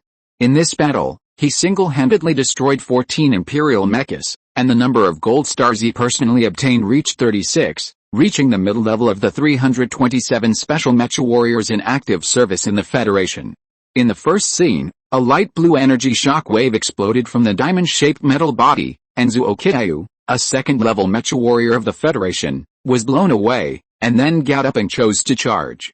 The sound of the combat recorder was not eliminated, so all the 116 special Mecha warriors participating in this video conference could hear the voice of Zuo Shou. Go, Lao Ji, don't look back, run, I can hold on. Through the perspective of Ji Xinghe's Mecha, watching the Federal Mecha charging the Imperial Mecha, and listening to the roar of the driver of this Mecha. Even though all the special Mecha warriors participating in the meeting looked down on life and death, they still couldn't help but be moved. When Ji Xinghe's voice sounded soon afterwards, they all felt a trust that they were willing to entrust their lives to. Left hand, turn and maneuver, 3 o'clock direction, this is an order. In the video, Ji Xinghe responded to his left hand very quickly, so quickly that no one could imagine how much struggle Ji Xinghe had in his heart at that time. The video suddenly paused, and one of the hosts of this meeting, the Federal Ace Mecha Warrior Vladimirovich, looked at the special Mecha Warrior avatar displayed on the screen in front of him and asked, without considering the intelligence you obtained later, put yourself in the shoes of Lieutenant Ji Xinghe and analyze what he saw and heard at the time. What is your choice? An option box appeared on the holographic projection screen in front of the 116 Federal Special Mecha Warriors. After they made their choices at the first time, they found that an input box appeared on the screen for them to explain their reasons. 2 minutes later, all the results had been submitted. Vladimirovich saw the option results at the first time and began to randomly select some of them to explain their reasons. 89 people chose to stay, which makes me happy but also angry. I read your reasons, and I have to admit that many of you made similar analysis as Lieutenant Ji Xinghe. From a probabilistic point of view, you are very likely to do what Lieutenant Ji Xinghe can do, but, Ravik's gaze passed through the screen, as if staring at everyone, and his tone was calm. The choices of these 89 people were all wrong. The correct choice is to leave the battlefield immediately. Seize the opportunities created for you by your teammates with their lives, and report the information back as soon as possible. The special mecha warriors had different expressions, and it was obvious that they were dissatisfied. Rawich raised his voice slightly. Among the 300,000 active mecha warriors, are there really only 327 who can get 20 gold stars and become special class mecha warriors? No, many people get gold stars in battle every day, but since the war began, the number of our active special class mecha warriors has never exceeded 400, and the number of active ace mecha warriors has never exceeded 9, up to now. Ji Xinghe has only participated in 4 battles, destroying a total of 41 imperial mechas and obtaining 36 gold stars. He created a miracle, but he is not the only miracle. So, besides you, where are those who have also created miracles in battle? They are all dead, Rawich stated a cruel fact coldly. We are human beings, we have emotions, so we can create miracles in adversity. But it is also because of this that we are always impulsive because of emotions and choose death when we can survive. Maybe it is to save teammates, maybe it is for revenge, maybe it is because of overconfidence in our own strength, maybe because, I will not deny your confidence and emotions, but I need to remind you that sometimes compared to the intelligence that can influence the situation of this war, your life, the life of your teammates, and even the lives of all of you are not worth mentioning. If you are not ready to sacrifice, if you are not ready to sacrifice your teammates, you can go back to the blue star. 116 special mecha warriors were silent, no one cared what they were thinking now, some things were beyond others' control, and they could only be reminded. The battle video continued to play, and 7 imperial mechas rushed towards Ji Xinghe and Zuo Xiao. Among them, there were 6 rushing towards Ji Xinghe, 3 in the front and 3 in the back, and only 2 rushing towards Zuo Xiao. Then, Ji Xinghe destroyed 3 imperial mechas alone, turned around and launched a charge, and together with Zuo Xiao, destroyed 2 imperial mechas. The battle video was paused again. Rawich asked, how many people can do it? The option appeared again, and all 116 special mecha warriors made their choices, and everyone chose what they could do without hesitation. Rawich did not ask about this, because he believed in the strength of these special mecha warriors, and believed that they would not lie for the sake of face. If they couldn't do it against 3, how could they stand out from 300,000 mecha warriors and become special? The battle video was played again, and the conversation between Ji Xinghe and Zuo Xiao, who had completed the reunion, was recalled in the ears of all the special mecha warriors. They finally understood why Ji Xinghe did not choose to escape. Some special mecha warriors who made similar analysis to Ji Xinghe suddenly felt a sense of knowing each other. And those special mecha warriors who failed to make the corresponding analysis and chose to escape when they made the first choice, felt a little annoyed in their hearts. They did not see the opportunity that Ji Xinghe could see. Naturally, they had more respect for Ji Xinghe. As for what Rawich said just now, different people have different opinions. After that, it was a 2-on-7 battle. Ji Xinghe and Zuo Xiao used the time difference to break 3 imperial mechas again. A total of 8 imperial mechas have been broken. Ravich's question came as expected. Can you do it? The choices of the 116 special mecha warriors were still all what they could do. In their opinion, the battle of 2 against 7 to break 3 imperial mechas was not as good as the previous battle in which Ji Xinghe broke 3 imperial mechas alone, because 4 imperial mechas failed to participate in the battle. Before they participated in the battle, Ji Xinghe and Zuo Xiao had already solved the battle. The battle video continued, and 8 imperial mechas chased after Zuo Xiao, who had started to flee after firing the flare. 8 imperial mechas chased after Ji Xinghe, but Ji Xinghe did not choose to flee directly. Instead, he ran around in the canyon, and then destroyed 3 of them alone, and rushed to the west of the canyon with the remaining 5 and the 6 imperial mechas that had joined. Rawich asked again, how many of you can do it? This time, the selection speed of the 116 special mecha warriors slowed down a lot. They began to seriously think about whether they could make the same accurate judgment as Ji Xinghe under the circumstances at that time. If they were asked whether they could copy all the maneuvers, attack movements, etc. of Ji Xinghe during the battle, they would answer without hesitation that they could do it. But the problem is that this so-called ability to do it is just copying, and it is not something they can reproduce based on their own thinking and experience in the situation at that time. The same scene kept replaying in their minds. They began to think about what kind of detour they would choose if it were them. If it was different from Ji Xinghe's detour, the pursuit of the imperial mech would change accordingly, and the result would be very different. 5 minutes later, all the special mech warriors finally made their choices. Only 35 people think they can do it. There was a clear expression of disappointment on Ravitch's face. The remaining 76 people, do you all think you are not as good as a 65-year-old man? Is your 65-year-old man so good at fighting?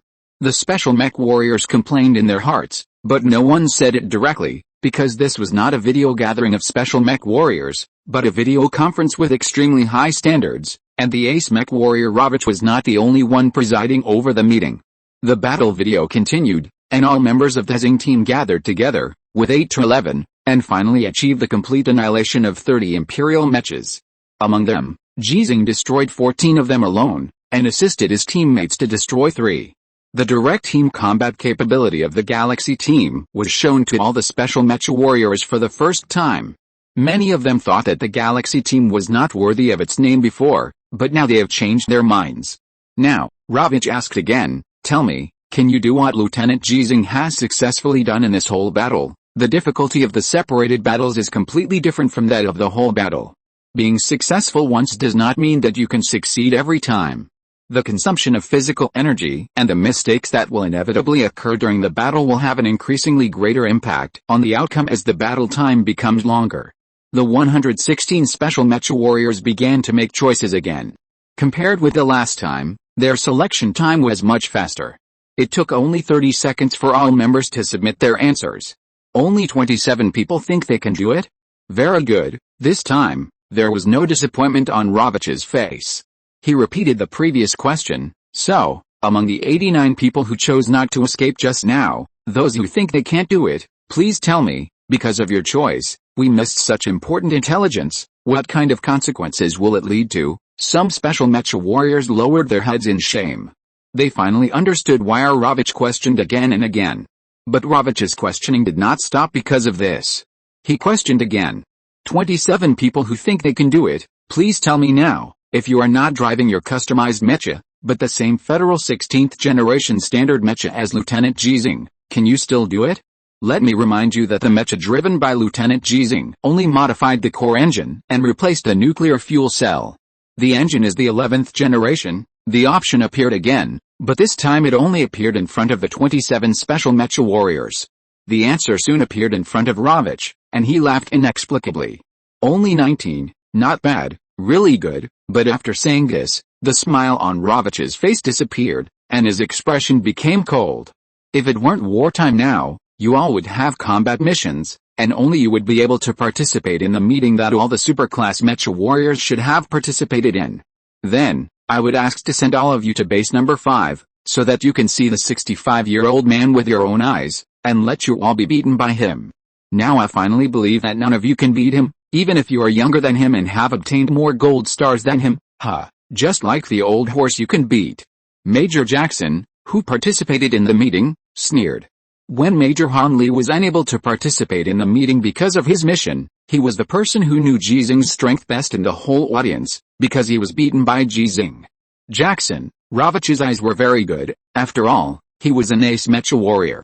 Here, what are you laughing at? I'm laughing. I'm laughing because after they've all been beaten up by Lao Ji, they won't make fun of me and Han Li anymore. Is that funny, sir? It's not funny. Ravitch retracted his gaze from Jackson and looked at the other special mecha warriors. The orbital airborne tactical mecha kit has been successfully researched and approved for use.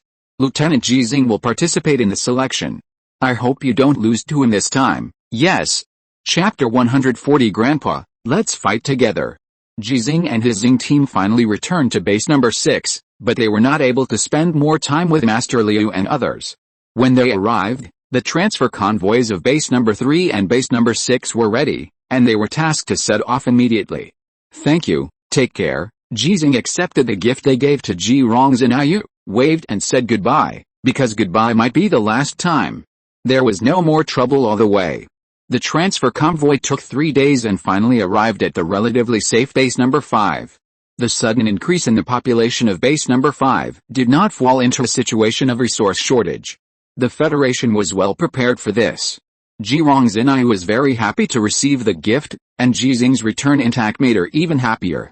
Grandpa, what does orbital airborne mean? For many people, It is still confidential information, which was revealed to Ji Rongzhenyu by Ji Xinghe without reservation, even including the miniaturization of the jump gate device, which Ji Xinghe also told Ji Rongzhenyu. This is not a leak. It won't take long for everyone on the alien planet to know this temporary confidential information. The Empire will not stop using this weapon when the diamond-shaped metal body has been exposed. Similarly, the weapon that was originally used by the Federation to deal with this war was also put into use ahead of schedule because of the appearance of the diamond-shaped metal body.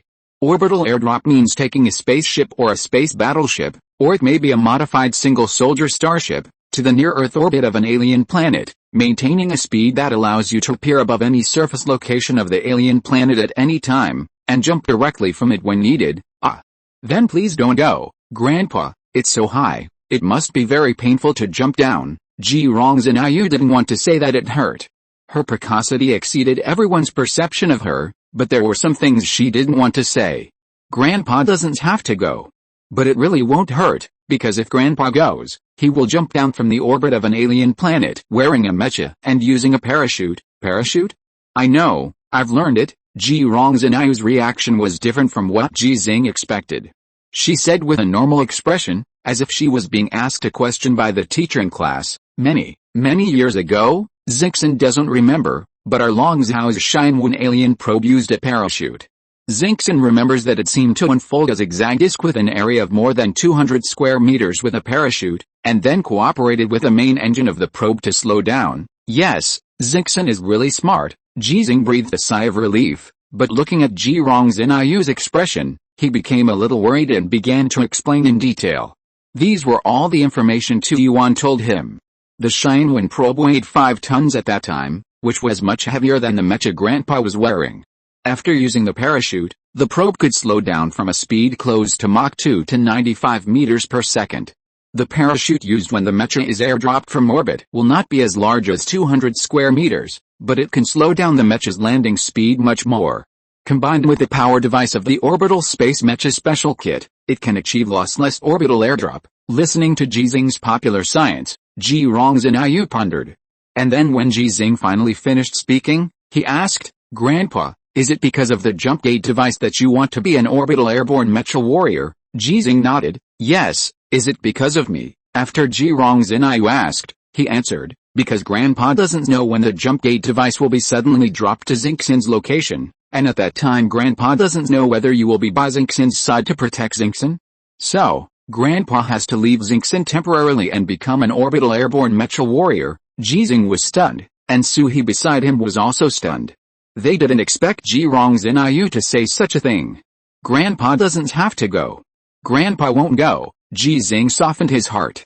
He agreed to consider Tu Yuan's proposal because of Ji Rongzhenyu. But just as he chose to give up more responsibilities and obligations for Ji Rongzhenyu, if he were asked to choose again, or choose 10,000 times, he would make the same choice. This world is not as important to him as Ji Rongzhenyu, but if this world does not exist, can Ji Rongzhenyu really grow up happily? Who knows the torment in the heart of Ji Xinghe, who would make the same choice 10,000 times. Ji Rongzhenyu did not lower his head this time, but raised his little head to look into Ji Xinghe's eyes. Stretched out his right hand, clenched his fist and waved it vigorously in the air. Grandpa, go ahead. Don't worry about Xinghe, Ji Rongzhenyu said firmly. Mom said that even if she misses Dad very much, even if Xinghe misses Dad very much, she still has to support Dad's decision. Because there are more people who need Dad's protection, and there are more people who need Grandpa's protection. There is a country before there is a home. Although Xinghe doesn't understand why, Xinghe knows that what Mom said is right, and what Dad did is right, so Grandpa must do the right thing. The childish voice sounded beside the two adults, but it shook their hearts like a huge bell. They thought of Ji Rongzhenyu's mother, a mother who gave up maternal love for this war. From a certain perspective, such a mother is selfish, and her choice is not fair to Ji Rongzhenyu at all. From a certain perspective, such a mother is great. She is willing to dedicate everything she has for this war that concerns all mankind, including feelings, maternal love, life. What kind of child can such a mother teach? They thought of Ji Rongzhenyu's father. Sui had never seen Ji Xinghe, but Ji Xinghe knew his son very well. But whether you know it or not, it is an ironclad fact that Ji Xinghe sacrificed for this war. What kind of child would the daughter of such a heroic father's bloodline inherit be? Ji Xinghe thought of himself. He respected Ji Xinghe's dream. Knowing that Ji Xinghe might sacrifice on a foreign planet like countless others, he did not use his father's identity to force Ji Xinghe not to join the army. The sky fell down and there was a tall man to support it. Ji Xinghe did not say this to his son, so his son became the tall man. After his son died, he chose to be the tall man without any worries. When Ji Xinghe appeared, he chose to become a dwarf. It can be said that Ji Xinghe's philosophy is that there is a country only when there is a family, but he has always respected those who believe that there is a country only when there is a family. And now, Ji Xinghe, who said that there is a country only when there is a family, is educating Ji Xinghe, who believes that there is a country only when there is a family.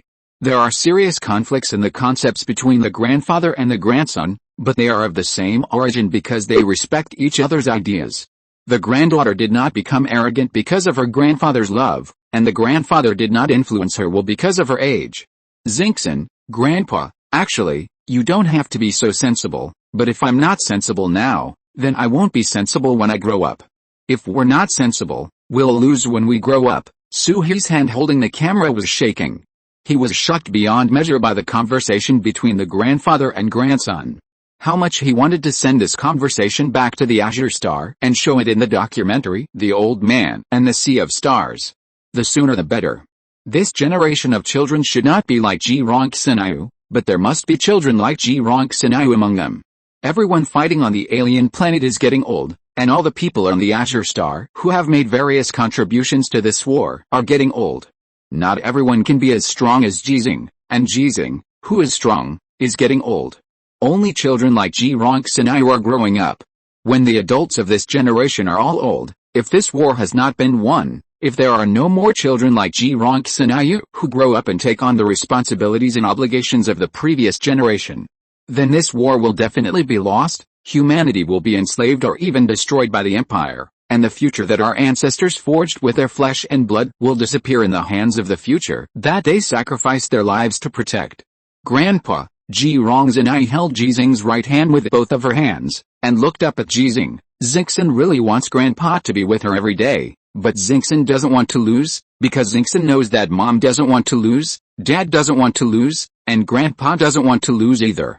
None of us wants to lose, and we can't lose. Yes, we don't want to lose, we can't lose. Ji Xinghe squatted down, looked into Xinghe's eyes and said seriously, Grandpa promised Xinghe that we won't lose. Well, we will definitely not lose. Ji Xinghe patted Ji Xinghe's shoulder like a little adult, and her tone was as serious as Ji Xinghe's. Grandpa will wait for Xinghe. When Xinghe grows up, she will definitely become a mecha warrior. At that time, Xinghe will join Grandpa's Xinghe team and fight side by side with Grandpa. Ji Xinghe knew that what Ji Xinghe really wanted to say was not wait, but don't die. He nodded firmly and held Ji Xinghe's hand tightly. Okay, Grandpa will wait for you to join Grandpa's galaxy team, and we will fight side by side. Ji Xinghe nodded heavily, stretched out his hand and clenched his fist again, waving it towards the sky, and it seemed that he was waving it towards the starry sky blocked by the ceiling. His little face flushed and his voice was high. Galaxy team, invincible, galaxy team, invincible. Suhe next to him also wanted to shout out, but he was forced to hold back. He really didn't want to destroy the picture and sound of only the grandfather and grandson. If every family in the Federation could be like Ji Xinghe's family, wouldn't this war have been won long ago? They don't need to have the talent and strength of Ji Xinghe and Ji Xinghe, the father and son, nor do they need to have the beliefs and attitudes of Ms. Rong and Ji Xinghe, the mother and son. They only need to be like this family and support this war to the best of their ability. But if every family in the Federation needs to do this, how cruel is this war? Isn't the sacrifice of a few people just for more people not to sacrifice because of this war? Isn't it to represent that the adults today choose to sacrifice, just to represent that the children of the future don't have to sacrifice? Suhe's emotions were excited and complicated. He thought of the wish he had made, and he silently added in his heart. May the galaxy never grow old, and may the stars and the moon be safe. May the galaxy team be invincible, and may the grandfather and grandson only have to fight for half their lives. P.S. Although there are only 3 updates today, the total is still more than 10,000 words. It's not too much for me to ask for subscriptions, monthly tickets, And recommendation tickets for a daily update of 10,000 words, right? Chapter 141, Revenge in the Name of Training. Although he was determined to participate in the test of the orbital airborne mecha warrior, Ji Xinghe did not leave base number 5 at the first time. It was not that he regretted and hesitated again. Ji Xinghe's education for him was very successful. He did not go for the time being just because the relevant equipment needed time to manufacture. Lieutenant Ji Xinghe, we have understood your relevant physical data clearly. It is estimated that it will take 10 days for us to customize your orbital airborne mecha kit for you. Please confirm again, do you want to continue to drive the Federation's 16th generation standard mecha? Yes, I want to drive the Federation's 16th generation standard mecha. Ji Xinghe made a confirmation.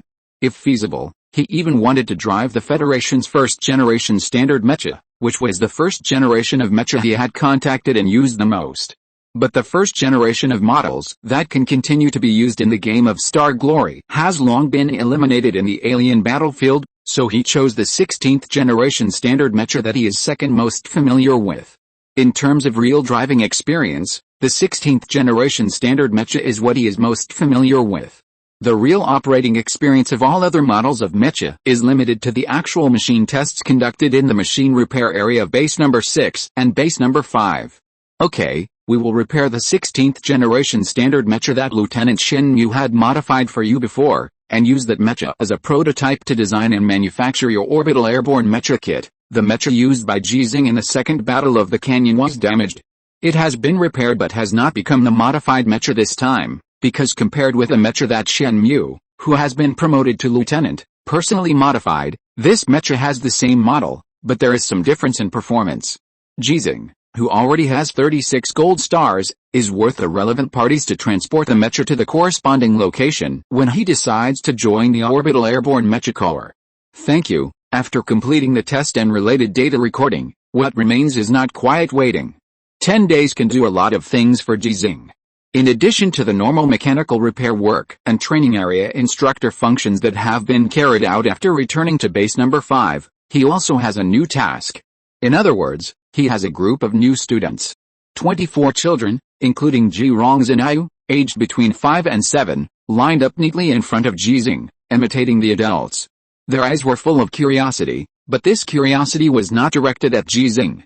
They quietly turned their heads and focused their sights on the mecha warriors and soldiers who were training not far away, especially those mechas that were undergoing corresponding training, which made them have an impulse to rush up to watch and touch.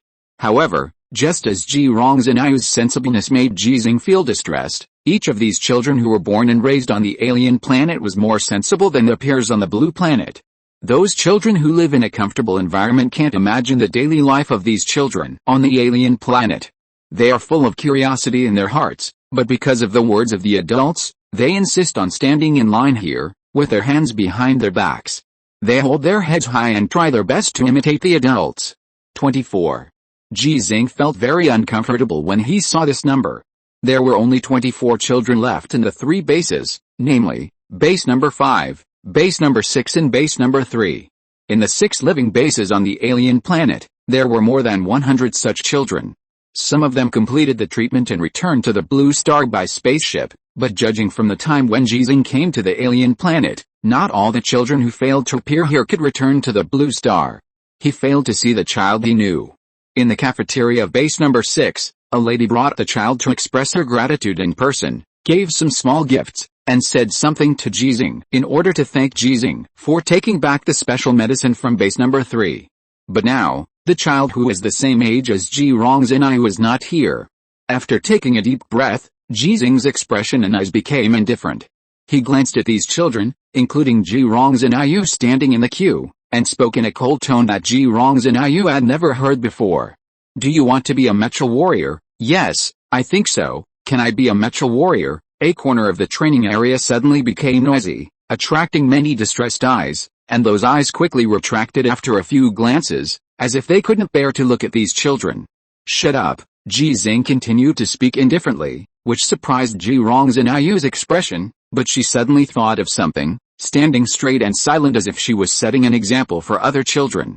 The children were frightened by Ji Xinghe. On the one hand, his tall stature was a reason, and on the other hand, The reason was that most children had a natural fear of the elderly. They had not seen the scene of Ji Xinghe fighting. Apart from Ji Xinghe's identity as a special mecha warrior, they knew very little.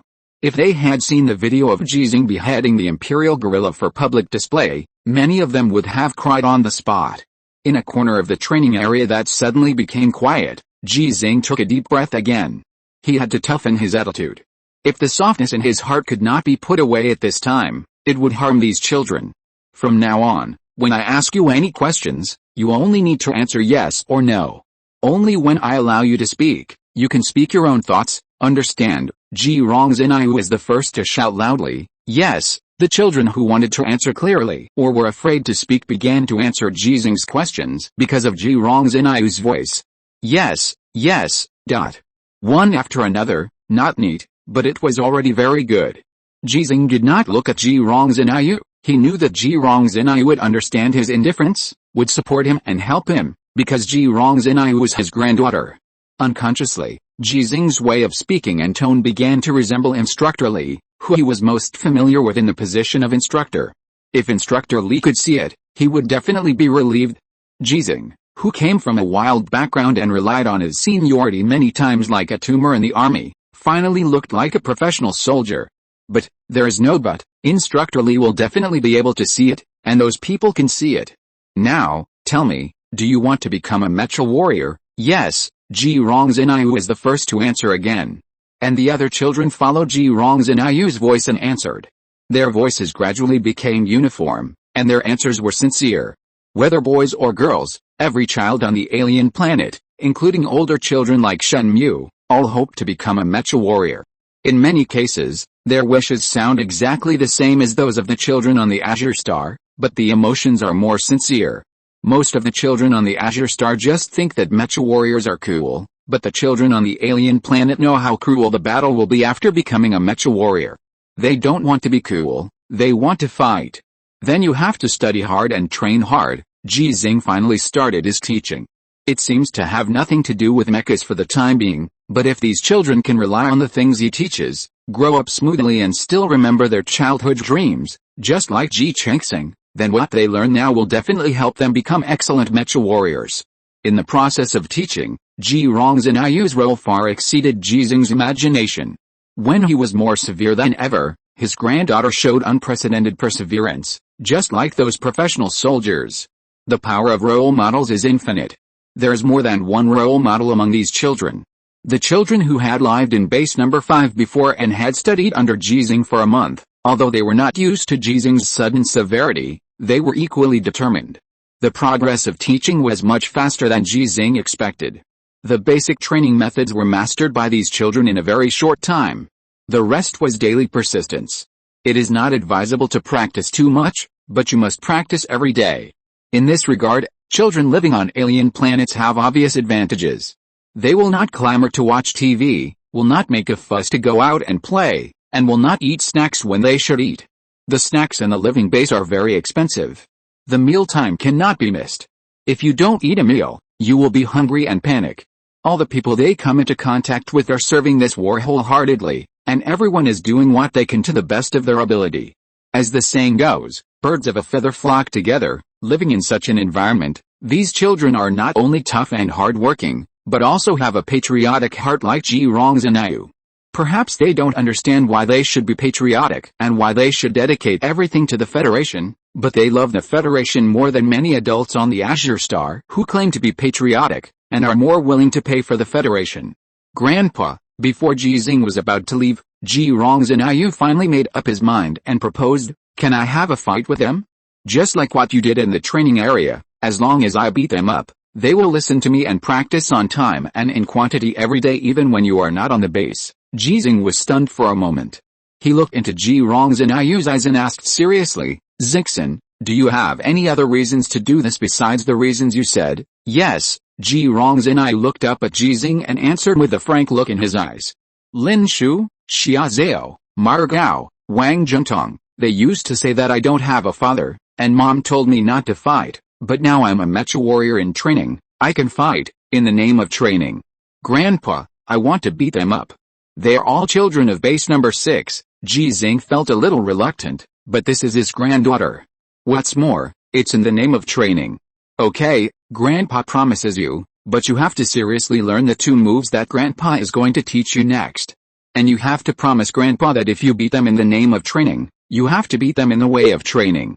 Do you understand what Grandpa means? Xinghe understands. Xinghe won't blow their heads off, because they will become Xinghe's team members in the future. When Xinghe grows up and becomes the captain of the Xing team, Xinghe will take them to protect Grandpa, and protect the many people that Grandpa, Dad and Mom protect and care for. Grandpa, do you believe me? I believe it. Grandpa believes it. Chapter 142 Ji Xinghe, please give me your advice. Wing Chun, Ji Xinghe, please teach me. Hearing this voice, looking at Ji Xinghe standing in front of him with his fists clasped, Margu was very panicked. He knew why Ji Xinghe was the first to challenge him. He was given a mean name, and he was one of the few children on the alien planet who had a bad character. He said some words to Ji Xinghe that he didn't actually understand the extent of the harm, but it was not his fault. His parents couldn't be with him every day, and the only company they had was almost strict discipline for him. Compared with the children on the Azure Star, the stubbornness and rebelliousness caused by this were enough to make many parents on the Azure Star envious. Margu looked at Ji Xinghe standing next to him. He expected Ji Xinghe to stop the battle launched in the name of training, because when he came to base number 5, his father told him, Lao Ji is a good man, he will take good care of you. Only his father told him that his mother had sacrificed. But Ji Xinghe, who was highly expected by his father and him, did not speak out to stop him, but looked at him with encouraging eyes. Why do you encourage me to be beaten by your granddaughter? Bad guys, all bad guys, liars, all liars, I want to win, I must win, because I can only rely on myself, no one can protect me. Margu's heart suddenly boiled with fighting spirit. He was only 6 years old and rushed towards Ji Xinghe with a roar. He did not clasp his fists to salute, and completely forgot what he had learned these days. He punched him with anger. Of course, he could not be Ji Xinghe's opponent and was knocked to the ground cleanly. Unknowingly, Ji Xinghe had grown up a lot, and her talent inherited from Ji Xinghe and Ji Xinghe was showing. It didn't hurt, but Margu wanted to cry because of the pain. He looked at the group of adults watching with tears in his eyes, and felt that the world was full of malice towards him. Before the tears flowed from his eyes, he lowered his head and climbed up from the ground and ran. He couldn't let these people see him crying. If others knew that he was weak, everyone would bully him. Bang! Margu bumped into an adult's arms, but it didn't hurt because the adult suddenly squatted in front of him and held him in his arms with gentle, strong and broad arms.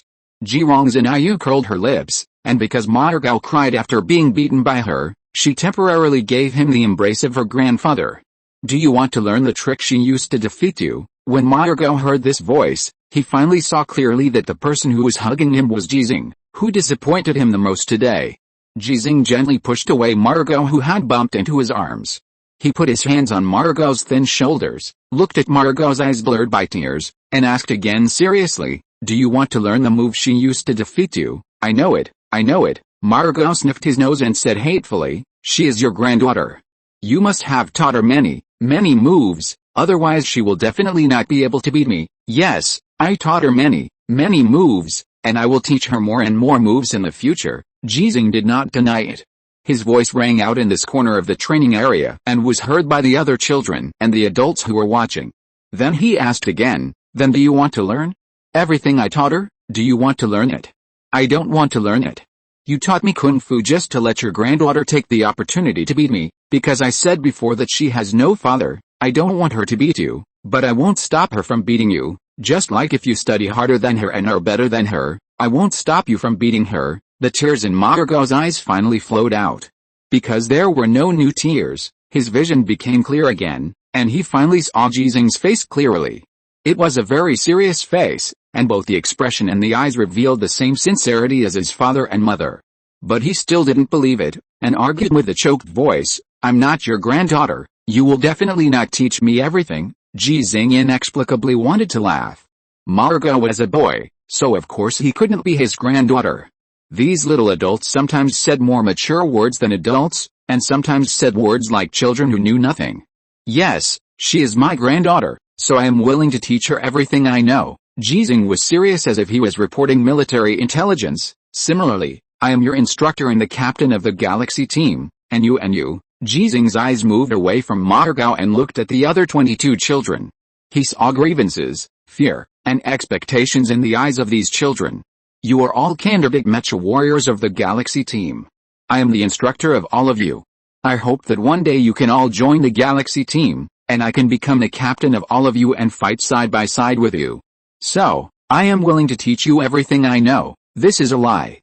All the children at the scene, including Ji Xinghe and Ayu, will not even become mecha warriors in the future, let alone join the galaxy team. But this is a white lie, a beautiful fairy tale made up by adults for children. Perhaps this fairy tale is not beautiful but a bit cruel, because when they can really become mecha warriors and join the galaxy team, it means that they have to endure cruel battles and may sacrifice their lives at any time. But for these children, this is just a fairy tale, the fairy tale they have ever heard that they most hope will become a reality, and the fairy tale that is closest to reality. Really? Margot was fooled. He wiped his nose and asked, really? A liar is a puppy, a liar is a puppy. Promise you will teach me everything you know. Teach us. I promise I will teach you everything I know. As long as you can learn it all, you will definitely be able to beat Ji Xinghe and Ayu. Margot hesitated for a moment, and stretched out his right pinky finger to Ji Xinghe. Then let's make a pinky promise. Okay, let's make a pinky promise. Ji Xinghe not only made a pinky promise with Margot, he patted Margot on the shoulder, then stood up and walked towards the other children. He squatted in front of each of them, and then stretched out his right pinky finger to them. Let's make a pinky promise. Make a pinky promise and don't change it for 100 years. Make a pinky promise and don't change it for 100 years. Ji Xinghe kept getting up, then walked to another child and squatted down, stretching out his hand to make a pinky promise with him. He didn't choose to squat there and let the children line up and walk past him one by one to make a pinky promise, as if he was using this method to prove that what he said was true and his attitude was serious. After he and all the children had agreed by making a pinky promise, he stood up and asked the children to line up. This time the children responded faster than ever before, and their standing posture after lining up was more neat and standard than ever before. Ji Xinghe and Ayu, step out. Yes, Ji Xinghe and Ayu stood out from the queue, and then turned to face the other 23 children at Ji Xinghe's command. She is not the oldest among you, nor the one with the best physical fitness among you. She is still a girl, and most of you are boys, but she is the best fighter among you. Ji Xinghe certified this as a peerless master, making Ji Xinghe and Ayu hold his head high, but his expression did not show any pride, only the confidence after his strength was proven. Do you want to beat her? Yes, yes, dot. Do you want to become a mecha warrior of the galaxy team? Yes, yes, dot. The answers gradually became uniform. Then you have to study hard. I promise that I am willing to teach you everything I know, but you can only learn it all if you work hard. Ji Xinghe looked at the eyes of the children and decided to tell another lie. I am the current captain of the galaxy team, and Ji Xinghe and Ayu is the future captain of the galaxy team, but I promise that if one day in the future you can join the galaxy team with Ji Xinghe and Ayu, and someone can do better than her, then I will hand over the galaxy team to the better person. This kind of words can only deceive children. Adults know that the galaxy team is not under the command of the captain Ji Xinghe, and the formal organization of the Federation is not a remnant of the feudal system. How can there be any grandfather-grandson inheritance? But what does it matter? In the process of these children growing up, the record of the galaxy team will become more and more brilliant. The qualification for promotion to the ace that has been determined is enough to make the galaxy team the dream of these children and will become their greatest motivation. Compared to learning kung fu to strengthen the body, perhaps the persistence and will can enable them to survive one stage after another with extremely high mortality rate and completely change the physical problems caused by being born on an alien planet. Ji Xinghe once said to his son Ji Xinghe, under the spiritual will, the human body is the first-order machine, not the mecha. Only with a good body can you drive the mecha better, but without a strong enough spiritual will, no matter how strong a body is, it will be like a mecha without a driver, just a pile of cold metal. Sure enough, this white lie brought unprecedented motivation to the children.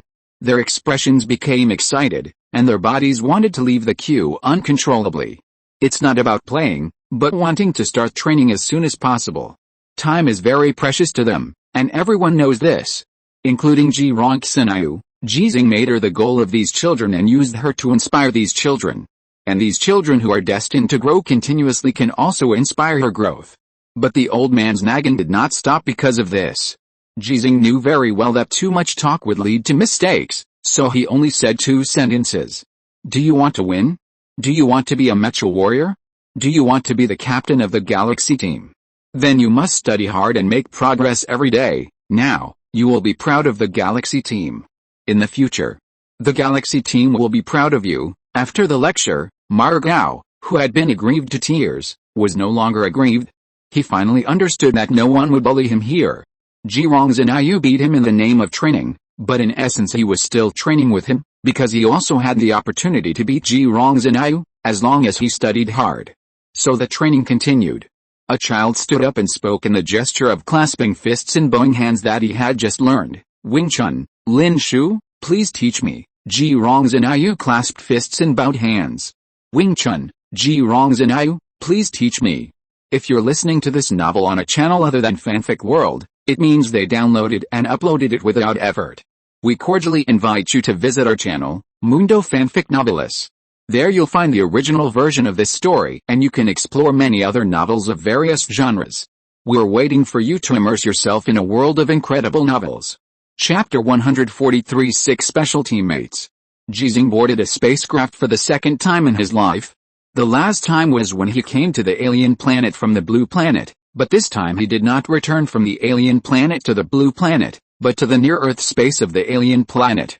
In the space area called near-Earth space on the blue planet, starting from a position of 100 kilometers from the surface to the spherical shell area of 36,000 kilometers, 40% of the world's spacecraft and 100% of intercontinental ballistic missiles and submarine-launched ballistic missiles mainly operate in this space. On the alien planet, the parking orbit finally chosen by the relevant aircraft is generally 280 kilometers near the alien point, 59,000 kilometers far from the alien point, and a period of 2 alien days. Although the aircraft at this altitude also needs to make orbital corrections, the energy consumed is almost negligible. There was one more passenger on the spacecraft loaded with alien resources, which did not cause any impact.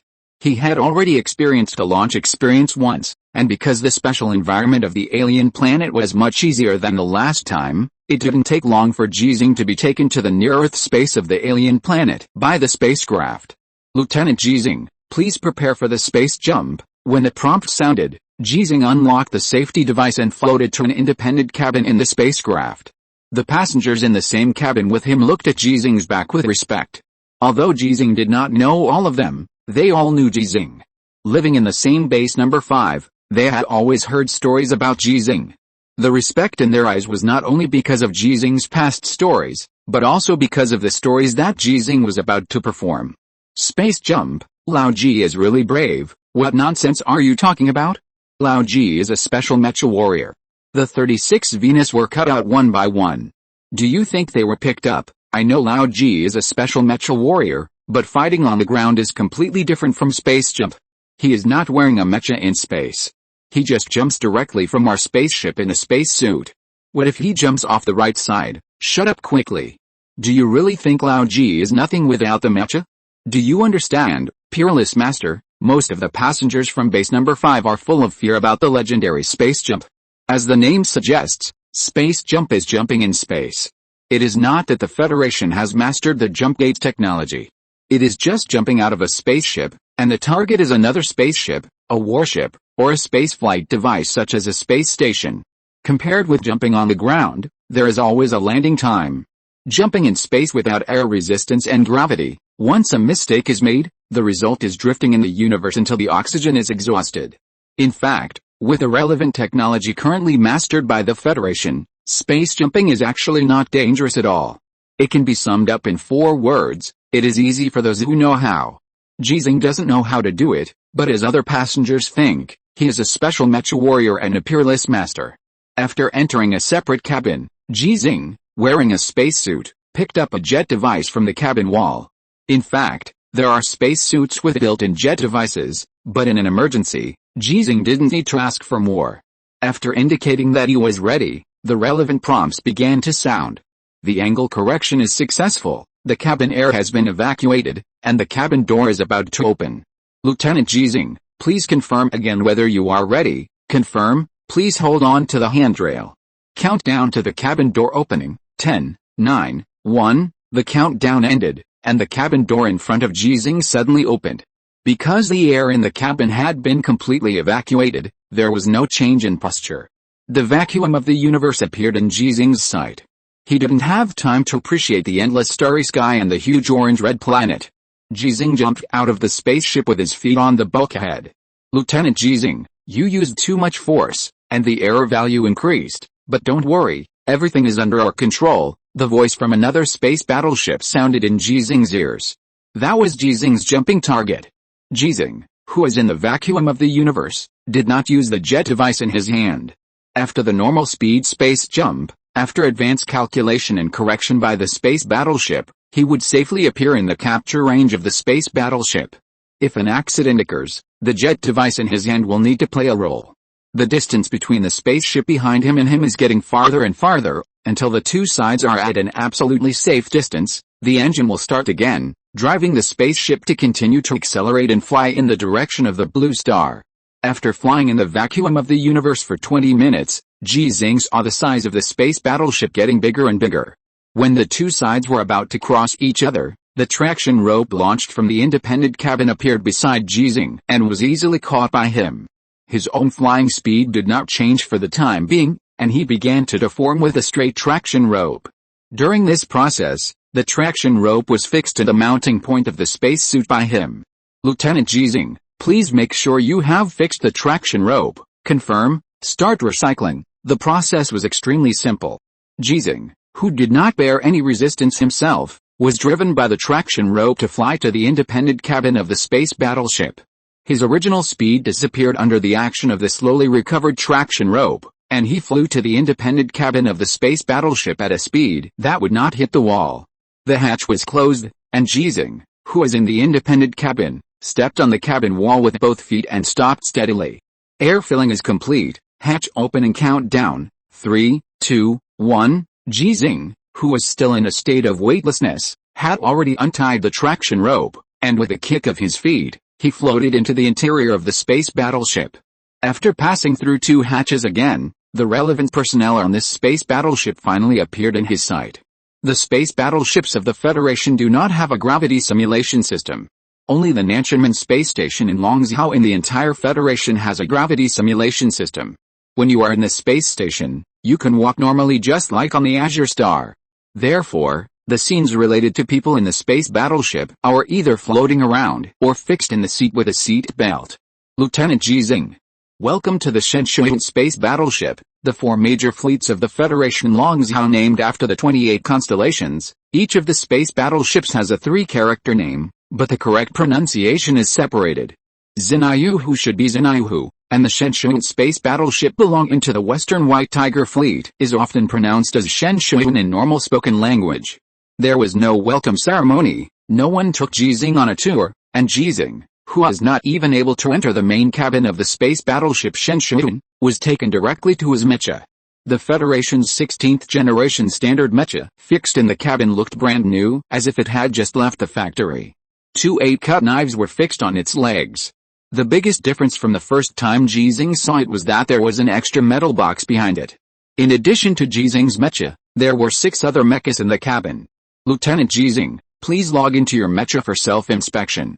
If it is confirmed that there is no problem, we will start the first orbital airborne experiment in an hour. Okay, it sounds a bit tasty, but the Empire will not give the Federation more time, and Ji Xinghe has already learned and practiced the corresponding operation methods before, using the second-generation simulation system at base number 5. Virtual drills must be applied to reality after all. This unprecedented special type of troops and special combat methods always have to have the first batch of people to eat crabs. After taking off the bulky spacesuit and putting on the protective suit for mecha warriors, Ji Xinghe did not find any problems during the self-inspection in the cockpit. The newly added orbital airborne mecha kit is no different from the second-generation simulation system in the operation interface of the mecha. The change in data is definitely much easier than making new physical objects. Before the mecha kit was successfully manufactured, the second-generation simulation system had already updated the virtual exercise mode of orbital airborne. Only by getting a score that meets the standards can you participate in actual combat training. In this regard, Ji Xinghe only took 3 hours to reach the corresponding standards, and then practiced for another 3 hours. It sounds little, but it is actually a lot, because in the process of orbital airborne, there are not many operations that need to be performed by the mecha warriors themselves. The time for the experiment is very close, so Ji Xinghe did not leave his mecha, but stood in his mecha and waited quietly after everything was ready. At this time, the standing driving mode of the mecha is very unfriendly. If it is a sitting driving mode like Xinghe, it will definitely be much easier. Not long after, the silent mech sounded the communication access prompt. "Old Ji, you came without saying hello, come down." Ji Xinghe, who had closed his eyes to rest, opened his eyes and opened the visual window of the mech cockpit. The camera immediately sent back a 360-degree picture, so Ji Xinghe saw a person sitting cross-legged, floating in front of him. To be more precise, it was in front of the head of the mech he was driving. "Hello, Major Jackson, why are you so unfamiliar? Did I give you too little before?" Jackson, who was sitting cross-legged and floating in the air, looked dissatisfied. "No, your current posture is too strange, ha ha ha. I'm meditating. It's so comfortable to meditate in space. My butt won't hurt." "Old Ji, are you coming down?" "No, it's about to start." "Okay, then I'll go up too." Jackson, who was sitting cross-legged, didn't know what he did, and his protective suit sprayed a stream of gas, pushing him towards his mech, and soon he got into the cockpit. His voice did not stop during this process. "Lao Ji, I heard that your landing coordinates are different from ours. You are going to land in an absolutely safe area. We are landing near the war zone, and war may start at any time." "Why?" Ji Xinghe asked in confusion. "Don't we need to keep it secret from the Empire?" "Secret? Of course not. We are going to jump down to show them. Only in this way will they be afraid. Just like you said, their fear is our strength." Jackson's explanation was not detailed, and the voice of another special mecha warrior sounded. "The Empire has not yet used the jump device you found, but they will definitely use it.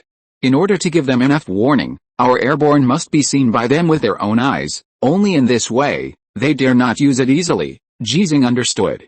There's only 1,000 days of thieves, but no 1,000 days of defense.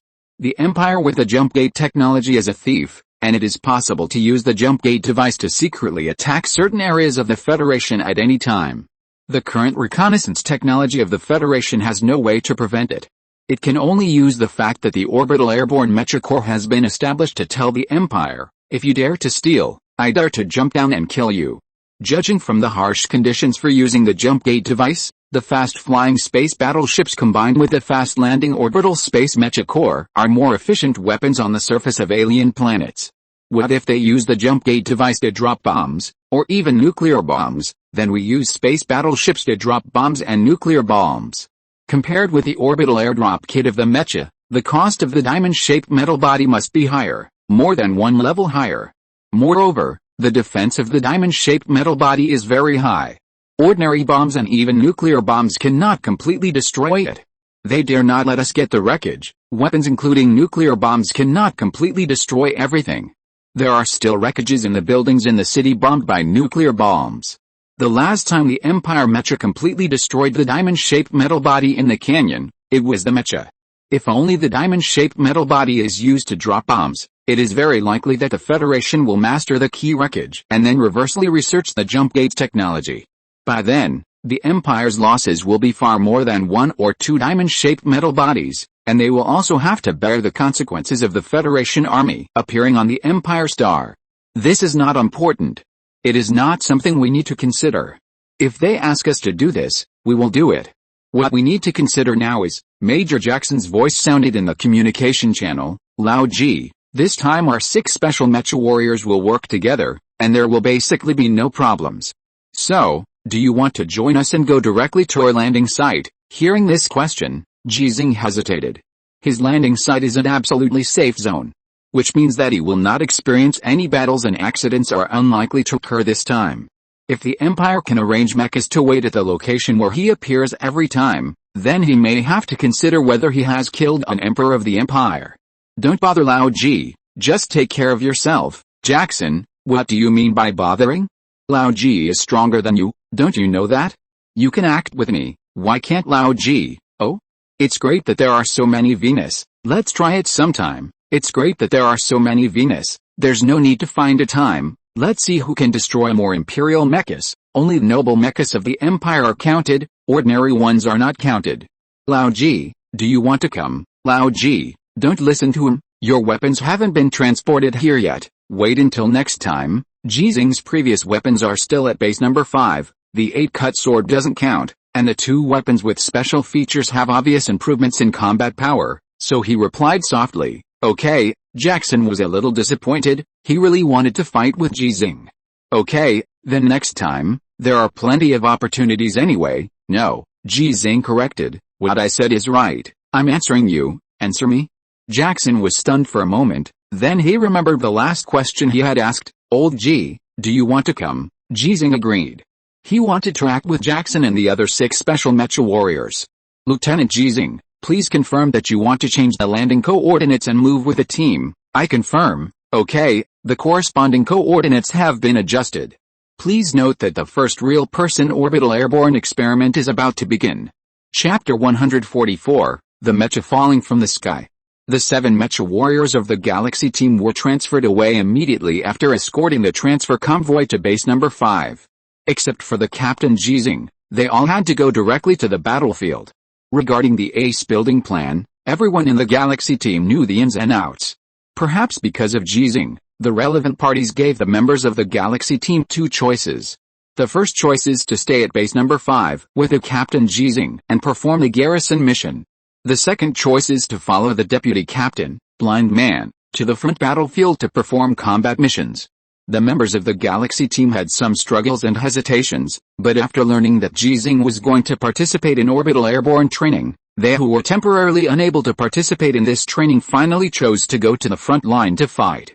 We are the unique mecha warriors, the invincible Galaxy squad. We are not kidding that all members are at level 1. Lao Ji, you are going to participate in the more dangerous orbital airborne program. How can we stay in the living base? Let's leave the garrison mission to the newcomers. It is not as difficult as imagined for the people who just got together to separate again. If they are not used to this kind of separation on a foreign planet, how can they have a good mentality to face the battles that are not over yet? Similarly, they also need to get used to unexpected reunions. The fierce artillery fire on the ground battlefield has stopped. The Federation's various long-range attack weapons from space and the ground have already launched a first-step attack on the Empire's ground offensive forces. But the effect is not very good, because the firepower is not fierce enough. Alien Planet is not the Azure Planet. Various resources are very scarce. After the number 3 base was trapped, it was not only the production of living resources that was affected, but also the production of related weapons. Relying on spacecraft to transport weapons and ammunition from Azure Planet, not to mention the limitation of carrying capacity, the 3-month voyage alone is very disadvantageous for the Federation troops. In contrast, the Empire, which has the technology of jump gates, can easily transport the corresponding materials from the Empire planet to Alien Planet in the shortest time. Therefore, although the Federation has tried its best to occupy the sky of the Alien Planet, this war that has lasted for many years has not completely overwhelmed the Empire. It's our turn, the blind man's voice sounded in the communication channel of the Galaxy team. They have joined the battle for 2 days and are about to start their 4th battle. Yes, it's our turn, the cripple responded immediately. Through the camera of the mecha, he had seen the Imperial army charging in the distance. After experiencing the bombardment, they did not suffer much damage. Among the related resources transported from the Empire planet to the Alien Planet, the most were weapons and ammunition related to the air defense system, as well as the corresponding necessities of life. The Empire did not build a living base on the Alien Planet. Everything they need must be transported from the Empire star. This is the benefit of the Federation occupying the alien sky.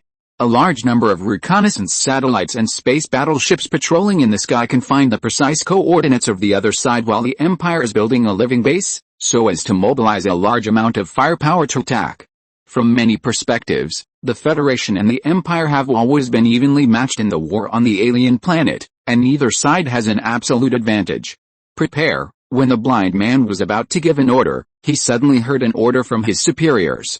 All combat units, please pay attention. All combat units, please pay attention. Our orbital airborne mecha corps is about to join the battlefield. Please pay attention to cooperation. Please pay attention to cooperation. Orbital Airborne Mecha Corps? The blind man and others were very shocked. Because of Ji Xinghe, they knew very well that the so-called Orbital Airborne Mecha Corps would conduct the first actual landing test today. The actual landing test is not a real combat test. It stands to reason that they should find an absolutely safe area to land. How can they be directly deployed on the battlefield? It shouldn't be Lao Ji. I remember he said before that his first actual landing test was to land in an absolutely safe zone, only testing the Orbital Airborne Mecha Kit, without any danger. Yes, there must be more than just Lao Ji participating in this test. There are so many special Mecha warriors, and we can't rely on Lao Ji for everything. And to be honest, haven't the theoretical tests and autonomous Mecha landing experiments been carried out many times? I think that first-level Mecha warriors can actually participate, but Lao Ji is testing today. I remember very clearly that it was said to be 10 days later, and today is the 11th day. During the discussion, the blind man, as the deputy captain of the Galaxy team and the actual commander, once again received new instructions from his superiors. Lieutenant Ji Xinghe, captain of the Galaxy team, the estimated landing coordinates are.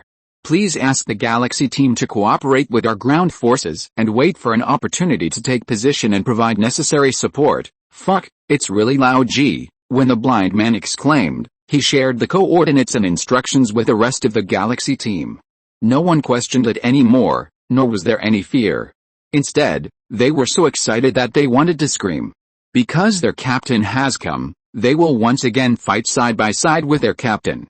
Get ready. When the blind man shouted again, the ground forces of the Empire that launched the charge had already reached the attack distance of the ground forces of the Federation, and the sound of gunfire rang out again on the alien planet. The participants in the war on the alien planet are not only mechas. Both the Federation and the Empire have a large number of ordinary soldiers wearing protective clothing. Most of their weapons are conventional firearms, and they fight with armored vehicles, tanks, and mechas. The Federal forces with defensive fortifications have a certain advantage in facing the charge of the Imperial forces, but the Empire has too many troops and too strong firepower. With the various armored vehicles, mechas and other weapons in the Imperial forces, they are getting closer and closer to the defensive fortifications of the Federation. Charge! When the blind man roared, the 7 mechas of the Galaxy team moved with a roar. And other mecha teams also moved at the same time. Hundreds of mechas rushed towards the attacking forces of the Empire under the cover of their own firepower. After the ape space battleship flew to the predetermined coordinates, the bottom hatch of the independent cabin opened under the control of the intelligence system, and the 7 federal mechas in it began to fall naturally. At this coordinate, they were already affected by the gravity of the alien planet. Starting from 0 uniform acceleration, the speed of the 7 federal mechas gradually climbed to the supersonic state. But the common sound barrier cloud did not appear when entering the supersonic state on the Azure Star, because the atmospheric environment of the alien planet is different from that of the Azure Star. In fact, whether it enters the supersonic state has no direct relationship with whether there is a sound barrier cloud. When the fighter accelerates on the Azure Star, the air in the front of the fuselage is rapidly compressed, and the air pressure in the rear of the fuselage is relatively low at this time.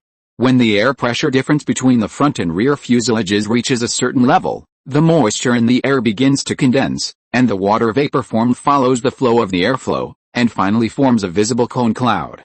Some large subsonic bombers can also produce the effect of sound barrier clouds during flight. Although there is no sound barrier cloud, the speed has actually reached supersonic speed, and gradually exceeded twice the speed of sound and approached Mach 2. Altitude warning, altitude warning. When the prompt sounded in his ears, Ji Xinghe was staring at the visual window in front of him, which showed his altitude above the ground and his landing speed. Old Ji, don't panic, I'm here, Major Jackson's voice sounded, and Ji Xinghe couldn't help but frown. Why, if I can't open the parachute, can you still fly over to catch me? I can't do it for the time being. Let's wait until my Mecha flight kit is applied for. Now you should open the parachute honestly. Nonsense is not nonsense. The 6 battle-hardened special mecha warriors are actually a little nervous.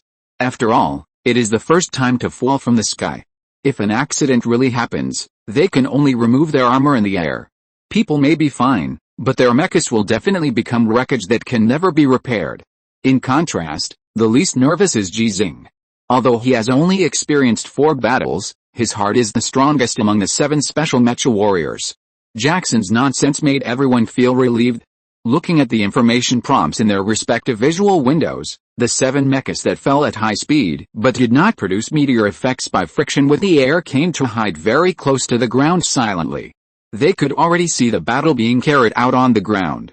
Open the parachute. When Jackson shouted, he had already completed the operation. When his voice rang out from the other 6 mechas, the other 6 special mecha warriors completed the same operation. Their landing speeds were exactly the same, and there was almost no difference in the landing heights.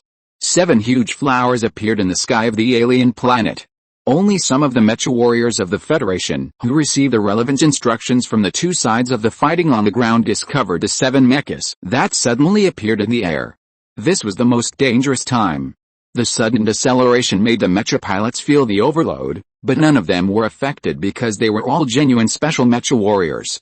This is one of the reasons why only special class mecha warriors are allowed to participate in this plan. The first class mecha warriors and some second class and third class mecha warriors can actually withstand this level of overload, but the risk is too great. Another layer of danger comes from the imperial forces. If they are discovered by them, their related weapons can directly bombard the mechas like targets. Even if they can't hit the smaller mechas, as long as they hit their parachutes, they can still have a killing effect. Beep, beep, the sound of being locked by long-range attack weapons sounded. After the system on the mecha detected the relevant information, it immediately issued an alarm to the special class mecha warriors. They were discovered after all, but they were still not panicked. Release jammers, the voice operation responded quickly. A gap suddenly appeared in the orbital airborne kit located on the mounting point behind the mecha, and dozens of jammers flew out from it, densely covering the mecha that was slowing down and landing. With each descent, new jamming bombs flew out, layer after layer. From the ground, the jamming bombs that released bright light looked like stars in the sky, illuminating the 7 mechas that were landing. Drop the parachute. When the descent speed slowed down to 9 meters per second, the height from the ground was already very close, and the bullets fired by the guns in the hands of the Imperial soldiers could also pose a threat to the parachute. But at this altitude, the parachute was no longer useful. During the operation of the orbital airborne kit, the parachute detached from the mecha. The 7 mechas began to increase their landing speed again. When they were about to hit the ground, the light released by the engine started appeared behind them. Boom, boom, boom, boom, boom, boom, boom, boom. The 7 federal mechas landed one after another intactly. The hard ground cracked, and the dust covered their bodies. The bullets from the Imperial troops passed through the dust that obscured their vision and poured on them, but they were still intact. Kill! Major Jackson roared first, and his mecha also moved first, but the other 6 mechas were not far behind. In the 7 clouds of flying dust, 7 Federation mechas shining with golden stars, under the control of 7 Federation special-grade mecha warriors, charged out and started killing. Judging from their positions and distances, they were fighting separately, but judging from the overall battlefield divided by them, they were fighting side by side. They appeared in the rear of the Empire's ground forces from the sky, driving their exclusive mechas, and forced the Empire troops that had already launched the charge to return to support with their unparalleled combat power, so their formation collapsed. Chapter 145, A Family of Loyal Warriors. The battle on the ground is still going on, but the Nanchaman space station in space has already made a judgment on the outcome. This attacking force of the Empire will be completely wiped out by us. They have no new support forces. We win. The effect of the orbital airborne mecha core is as expected. There is no sacrifice. The mecha has a significant killing effect on the enemy's rear troops. The enemy mechas that have already charged from the front have no time to return to support.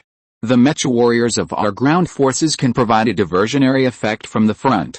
The orbital airborne mechas can also provide a diversionary effect on the Empire's mechas for the mecha warriors of our ground forces, but judging from the battles experienced by our 7 orbital airborne mechas, if they are not special class mecha warriors, if they do not have customized and modified exclusive mechas, if their weapons have no characteristics, then they will not be able to hold on until the mecha troops on the ground join them. Judging from the course of this battle, the orbital airborne mecha corps can only recruit special class mecha warriors, and they are special class mecha warriors with exclusive mechas.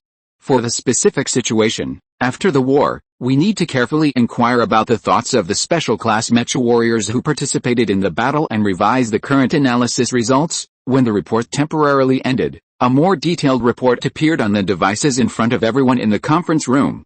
Someone looked through it for a few seconds and asked directly, "How is Lieutenant Ji Xinghe doing? The integrity of his mecha is 89%, and the energy reserve is 46%. The inspection of the mecha's life support system confirmed that Lieutenant Ji Xinghe is in good health and has the ability to continue fighting. Do we need to contact Lieutenant Ji Xinghe for precise inquiries? No. How many imperial mechas has he destroyed? So far, Lieutenant Ji Xinghe has single-handedly destroyed 5 imperial mechas, 17 imperial armored vehicles, and 12 tanks in this battle. The destruction of enemy artillery positions has reached 16%, and the number of enemy infantry killed is estimated to have reached 396. The exact relevant figures and specific combat merits require further analysis and verification of Lieutenant Ji Xinghe's mecha combat recorder data after the war. What about Team Xinghe? So far, Team Xinghe has destroyed 21 imperial mechas in this battle, of which 12 were destroyed alone and 9 were destroyed with the cooperation of the other 2 teams. How many did Lieutenant Li Lin destroy personally? And Lieutenant Wang Jiyue? Li Lin is the blind man. He was originally a second lieutenant, but because of his military merits, he has been promoted to lieutenant, the same rank as Ji Xinghe. And the lame Wang Jiyue, who was already a second lieutenant when he just met Ji Xinghe, is still a second lieutenant. Lieutenant Li Lin destroyed 2 imperial mechas personally, and with the cooperation of other teammates, he destroyed 3 imperial mechas, a total of 5 imperial mechas, and has become a special class mecha warrior. Lieutenant Wang Jiyue destroyed 2 imperial mechas personally, and with the cooperation of other teammates, he destroyed 1 imperial mecha, a total of 3 imperial mechas, and has become a special class mecha warrior. Hearing this answer, the person who asked the question showed obvious disappointment on his face. The blind man had the cooperation of the other 6 members of the Xinghe team, and 2 other mecha teams that were specially mobilized to cooperate with him, but the number of mechas destroyed in this battle was only 5, which was the same as the number of imperial mechas destroyed by Ji Xinghe in the early and middle stages of single combat. Of course, the mecha warriors of the Galaxy Squad and other teams charged at the Empire's ground forces from the front. They had to face hundreds of Empire mechas first. Compared with Ji Xinghe, who appeared directly behind the Empire's ground forces, the difficulty level of the battle between the 2 sides was completely different.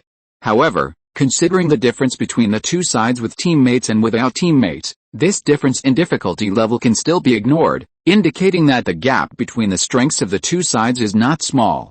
Too slow, such a battle will not last too long. The Empire is about to crack the precise location of base number 3. When they destroy our base number 3, the full-scale war will most likely stop directly and return to the previous state of local war. When they no longer spare no effort, it will take more time for Lieutenant Li Lin to become an ace mecha warrior, and we don't have more time. In this all-out war suddenly launched by the Empire, the Federation, which was in a defensive counterattack state, actually had an advantage, because the Empire spared no effort to destroy base number 3, which can be simply said to be risking its life to find the precise location of base number 3. However, when base number 3 was destroyed, the Federation's resource supply on the alien planet would be seriously affected. When the war returned to the previous state of local conflict, the Empire, which had suffered huge losses in this full-scale offensive, could rely on the Wargate and the feudal system of the Empire to gain an absolute advantage. Base number 3 was destroyed, and it would be unlikely to be rebuilt successfully within 3 to 5 years, but the Empire was able to mobilize all its people and use the Wargate technology to replenish the soldiers and war weapons they lost on the alien planet. There is also base number 6. The approximate coordinates of base number 6 have been determined to be exposed. The Empire will not give up after fighting to this extent. Their combat objectives this time must include destroying base number 6. If both bases are destroyed by the Empire, we may lose this war. Because our supplier routes will become fewer, the supply pressure will increase, and the possibility of them discovering the coordinates of our other bases will increase. Now the voyage from the Azure Star to the Alien Star is 2.5 months, which is half a month shorter than before, but this is actually meaningless. The number of our spaceships and warships is really too small. Moreover, the pressure of the alien war has increased, and we can't use space battleships to transport related resources. We don't have enough time and resources. So I suggest that Lieutenant Ji Xinghe be forced to participate in the relevant plans and be prepared for a nationwide mobilization in the Federation. If necessary, we should implement military control over the entire Federation, whether it is forcing Ji Xinghe to participate in the relevant plans or a real nationwide mobilization. It is enough to affect the decision-making of everyone in the Federation. Especially military control. That means that the lives of all people living on the Azure Star will be severely affected. Tu Yuan, who led the Orbital Airborne Combat Plan, participated in the meeting. He frowned and said, "I don't think the situation is as serious as you say. The Empire can't really mobilize all the people to fight. Since they launched a full-scale offensive, we have killed more than 500,000 guerrillas, all of whom were elite. The damage to mechas and other war weapons is also very large. Preliminary estimates show that it has exceeded the losses in the previous 3 years. Therefore, even if base number 3 and base number 6 are destroyed, they are unable to launch an offensive of the same scale, and local wars will be much less stressful than before." General 2, Lieutenant General Constant from Eagle Continent retorted, "The Empire has 3 billion guerrillas and monkeys, and a feudal monarchy social environment. They can even forcibly conscript more than 100 million soldiers, and all social resources can be mobilized and invested in this war. Tell me, why are they unable to launch an offensive of the same scale again? Because they are feudal monarchies." Tu Yuan, who was born as a civil servant, looked directly into Constant's eyes, because their current empire has been established for nearly 300 years, and they have never achieved a real victory in this war that has lasted for many years, so it is impossible for them to mobilize all the people to fight. The end of mobilizing all the people is bound to be rebellion everywhere, and the empire will collapse without a fight. Constant was stunned for a moment. "What are you talking about? What is the basis for this? Your reasons are too far-fetched. Is there any direct connection?" A trace of disappointment flashed in Tu Yuan's eyes. "You don't understand just because the history of your Eagle Continent is too short. If you want to understand, I suggest you consult relevant scholars in your Eagle Continent, scholars who specialize in the history of other continents and have online professional levels." Tu Yuan, Constant was angry. There were many people who were as angry as him, all from other continents of the Federation. But their anger could only be limited to calling him by name, because they were now at the Nanchunman space station in Longzhou. "General Tu Yuan, we are seriously discussing this war. Please don't mention irrelevant things." Someone tried to smooth things over. Tu Yuan did not give in at all. "Everything I said is related to this war. If you don't understand the principle of learning from history, you can check it out if you have history." General Tu Yuan, I know you have a lot of objections to our previous proposal, but we are all trying to win this war. You agreed to let Ji Xinghe come to the alien planet, isn't it also to use him to inspire the support of the entire people of the Federation for this war? The war has been going on for many years, and the anti-war sentiment within the Federation is growing. I remember that the documentary The Old Man and the Starry Sea was your proposal. It was this documentary that made the voices in support of the war overwhelm the voices against the war with an absolute advantage. It was my proposal, but I never said I wanted to falsify it. Tu Yuan thought of the plan that was almost changed, and the consequences of him being beaten by Ji Xinghe. He glanced at the people present with an expressionless face and said, "Those who move people with sincerity will be responded to with sincerity. Those who control people with tactics will also be treated with tactics. You are playing with fire. You cannot burn down the empire, but you may burn down the foundation of the Federation." Constant was angry again. "This is a federal meeting. You can use Longzhou dialect, but you have to make us understand. This is the rule. You don't study hard, blame me." Tu Yuan's eyes showed a mocking emotion. "Or you can say something similar in your Eagle Continent language and see if I can understand it." "You?" Constant stood up angrily, and when he was about to challenge Tu Yuan, a calm voice sounded. "Enough." The meeting room was instantly quiet. Li Anbang, the Federal Admiral sitting in the main seat, did not look at anyone, but looked at the battle information of various places on the surface of the alien planet displayed on the screen in front of him. But when he spoke, everyone pricked up their ears, including Constant and Tu Yuan. Because he is currently the only 5-star admiral in the Federation. Because the strongest in the Federation, the only mecha warrior ever to get the rank of general, with nearly 600 gold stars and full of meritorious service, Li Yuanba, is his youngest son. Because his eldest son, who had sacrificed, was Li Hengfen, the commander-in-chief of the former Longzhou Eastern Kanglong Fleet, with a rank of lieutenant general. When Li Hengfen died, he said, "From today on, We have the final say in the alien sky, so after that battle, the captains of all the fleets of the Federation could say with confidence, we have the final say in the alien sky. Because his second son, who had already died, his only daughter, as well as his wife and his younger brother, all died in this war. Most of them died at the beginning of the war, so that no one could leave offspring.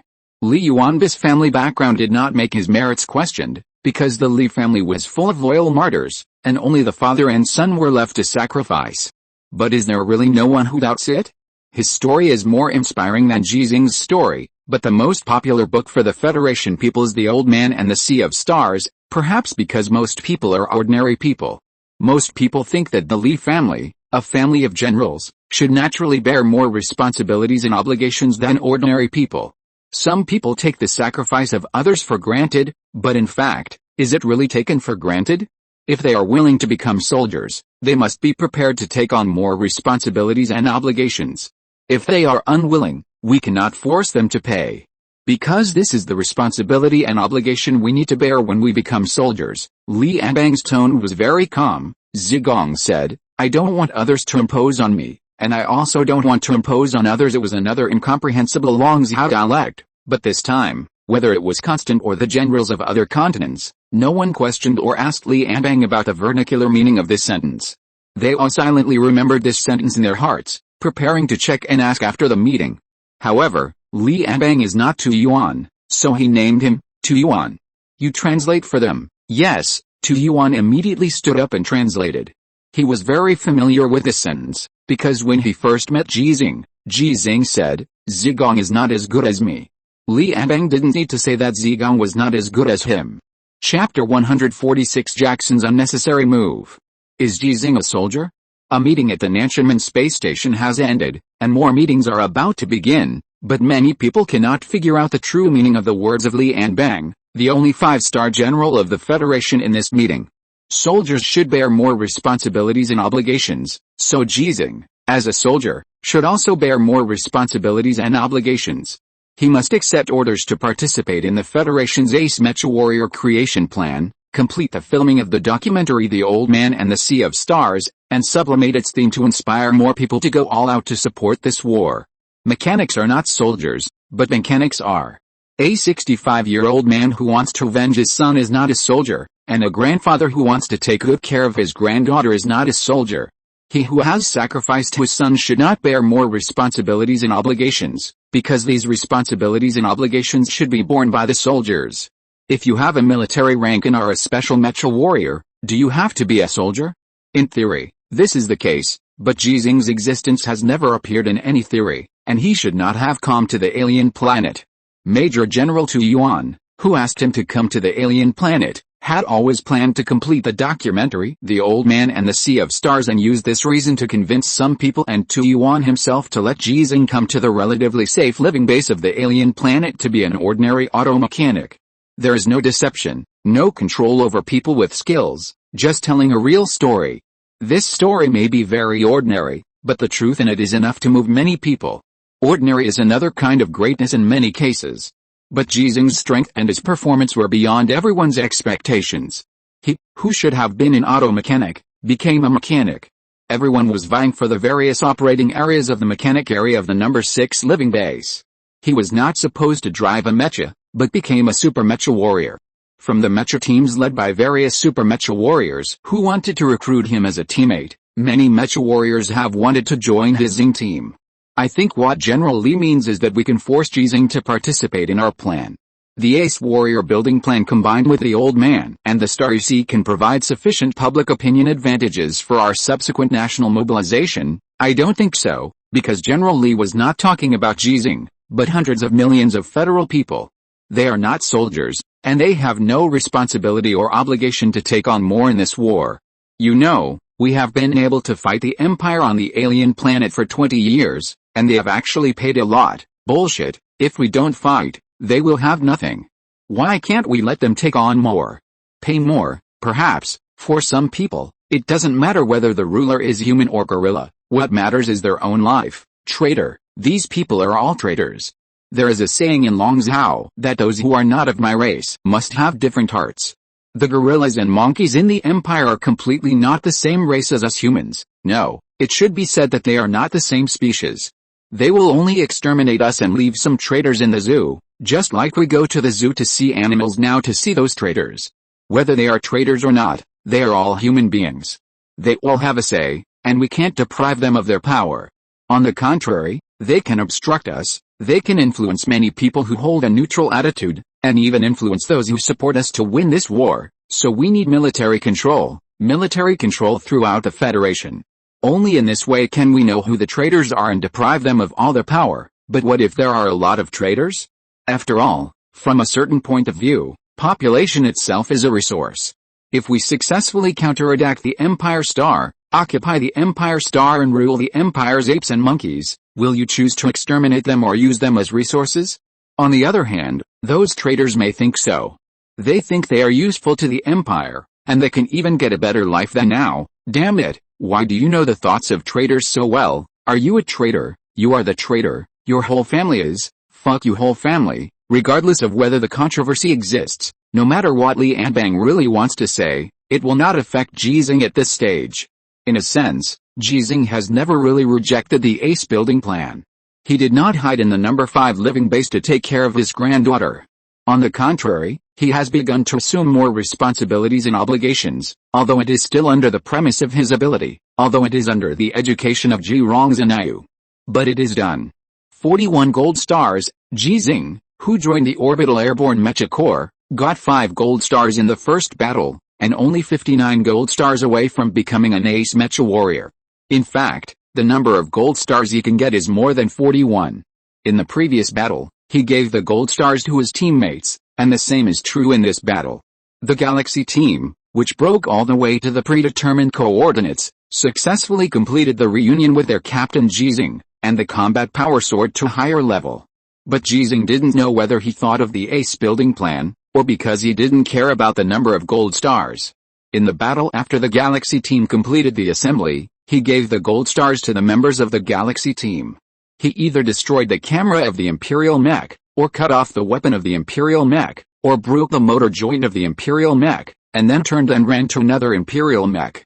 Even if calculated according to the existing number of Venus, averaged out to the 5 battles he had experienced, then theoretically, he only needed to participate in 5 or 6 more battles to become an ace mech warrior.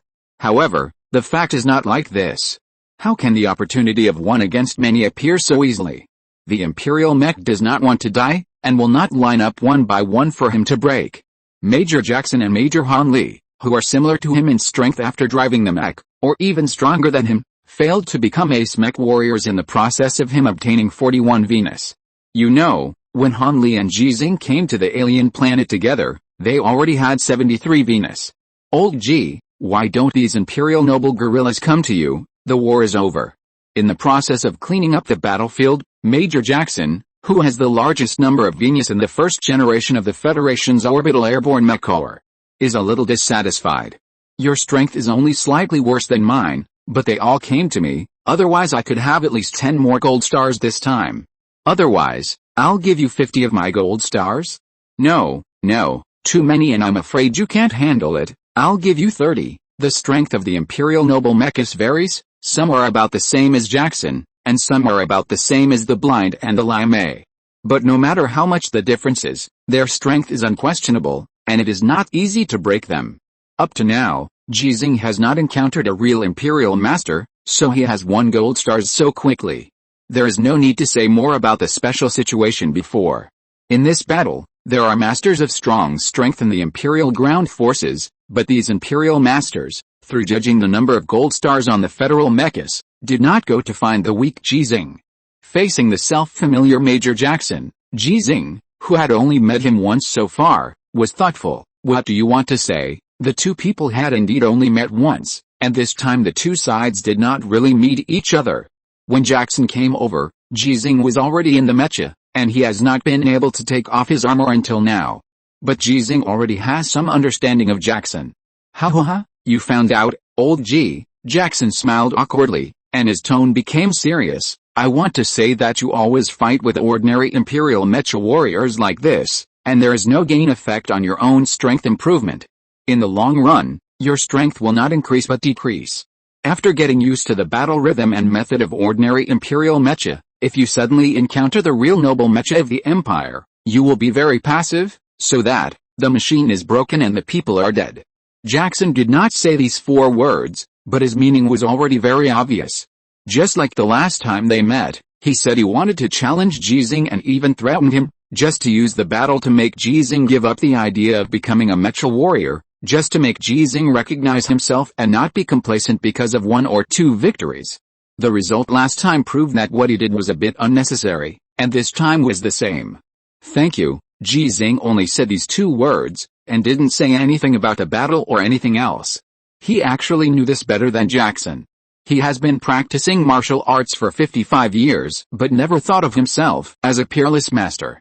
He has been humble and tolerant for 55 years, so that when Major General Tu Yuan got his personal information, he wondered why he had never fought with anyone in all these years. One of the reasons should be that Ji Xinghe is tall and strong, and no one dares to provoke him under normal circumstances, but more reasons are due to Ji Xinghe's personality. Okay, it's good that you understand. I thought you would say to me that you have eaten more salt than I have eaten rice. Jackson left after he finished speaking. After the first orbital airborne experiment was completed, he would immediately rush to the place where he needed to fight. The Orbital Airborne Mecha Corps is not a formal organization, and all the current members are not formal members. Everyone has their own affiliated units and combat missions. Take care, take care. Not only Jackson said goodbye, but also 5 other special mecha warriors. And the Xinghe team that had just reunited with Ji Xinghe. Coming and leaving in a hurry, Ji Xinghe left when he heard take care again and again. He was going back to the number 5 living base, and at the same time he received a task to escort the transfer convoy again. The situation at the number 3 base is becoming more and more critical, and more people need to be transferred, which means that it won't be long before the number 3 base will exist in name only, and the Federation will suffer the first serious loss in this all-out attack by the Empire. Ji Xinghe, who passed by base number 6, discovered that base number 6 also had a transfer convoy, which meant that the relevant parties in the Federation believed that the Empire's next large-scale attack target would be base number 6. So, what about base number 5? P.S. Today's third update has exceeded 10,000 words again. I am writing 10,000 words a day. Please subscribe, vote for the monthly ticket, and recommend a ticket. Chapter 147 Birthday Gift. The arrival of the second transfer convoy made base number 5 crowded. Many sleeping bags appeared in the training area. The new recruits and the wounded soldiers who were undergoing recovery training used this method to prove that they were brave and willing to take on more responsibilities and obligations. Almost everyone's room was reallocated to accommodate as many people as possible. Ji Xinghe did not enjoy any privileges in this matter. Although he could ask for privileges, neither he nor Ji Xinghe agreed to such privileges.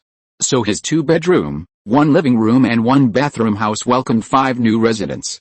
Lin Shu, Ma Gao, and Wang Juntong, the 3 boys, slept in Ji Xinghe's bed. Xia Zhao and Tan Lingling, the 2 girls, lived in the same room with Ji Xinghe. Ji Xinghe slept in the living room, which was so small that it could not be called a living room. Speaking of which, among these 5 children, except Tan Lingling from base number 3, the other 4 children were from base number 6, and were born and grew up with Ji Xinghe. They had said to Ji Xinghe before, "You don't have a father and your father doesn't want you anymore." No one says this anymore, for several reasons. They can't be Ji Xinghe, the new big sister. Everyone is more sensible. They all have no parents. Either they have already sacrificed, or they may sacrifice at any time. These children were transferred to base number 5 in advance. They are precocious and actually know that they may never see their parents again. Ji Xinghe, who sleeps in the living room, occasionally hears some low sobs in the middle of the night, but he did nothing and said nothing. Because when he taught these children to practice kung fu during the day, he could see the determined eyes of these children, and the emotions of timidity, sadness, fear, etc. did not make these children weak and extreme. They were much stronger than Ji Xinghe expected. When he stopped these children from practicing privately more than once, Ji Xinghe could see the fierce side of these children. They were fierce to their own bodies, fierce to their not fragile will, and fierce during combat training. Maybe one day, the guerrillas of the Empire will face these fierceness that grows with the children. The only good news for most people is that the 3 meals a day in the cafeteria of base number 5 are normally supplied. The quality of the dishes and rice has not declined, and the quantity has not decreased due to the increase in population. Everyone can eat and drink enough, and then go all out to do what everyone can do. 15 days have passed since Ji Xinghe participated in the first orbital airborne experiment, and 10 days have passed since he returned to base number 5. No new tasks have appeared. The Empire does not know whether it is because of the appearance of the orbital airborne mecha core, and has not used the diamond metal body for the time being. In these 10 days, in addition to daily work, Ji Xinghe has been waiting, and today what he is waiting for has finally arrived. After the training and teaching of the children, Ji Xinghe did not let the children disperse as usual.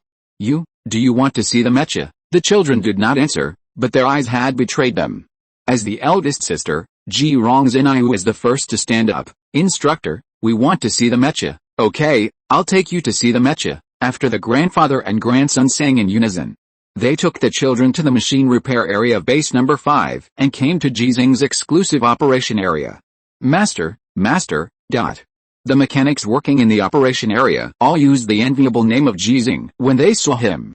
The children actually wanted to call Ji Xinghe master, but it was obvious that they couldn't, because Ji Xinghe didn't want to. So the children could only call Ji Xinghe instructor when they were in the training area, and call Ji Xinghe Grandpa Ji in their daily life outside the training area. Yet, Ji Xinghe nodded in response one by one. The mechanics in his operation area helped him a lot. Without the help of these mechanics, it would be difficult for him with multiple professional identities to complete more work tasks than many people. Similarly, these mechanics were willing and even shameless to call Ji Xinghe master, not because of Ji Xinghe's identity as a special mecha warrior in the rank of lieutenant, but because they admired Ji Xinghe's level in the mechanic profession. With Ji Xinghe's leadership, their work efficiency has been greatly improved, and they can make greater contributions to this war. In the process of work, everyone can learn new knowledge. The most valuable thing is that while they are learning and improving, they can also help Ji Xinghe learn and improve. With mutual promotion, everyone is making progress.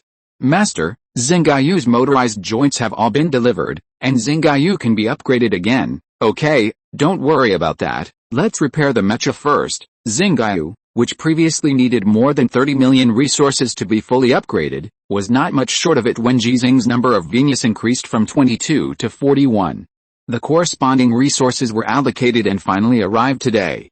But Ji Xinghe did not immediately start to upgrade Xingayu, but looked at the 24 children behind him. The children's eyes were all focused on Xingayu. The mechas that were being repaired in the mechanical repair area and the mechas that had been repaired and were undergoing actual machine testing did not attract their attention.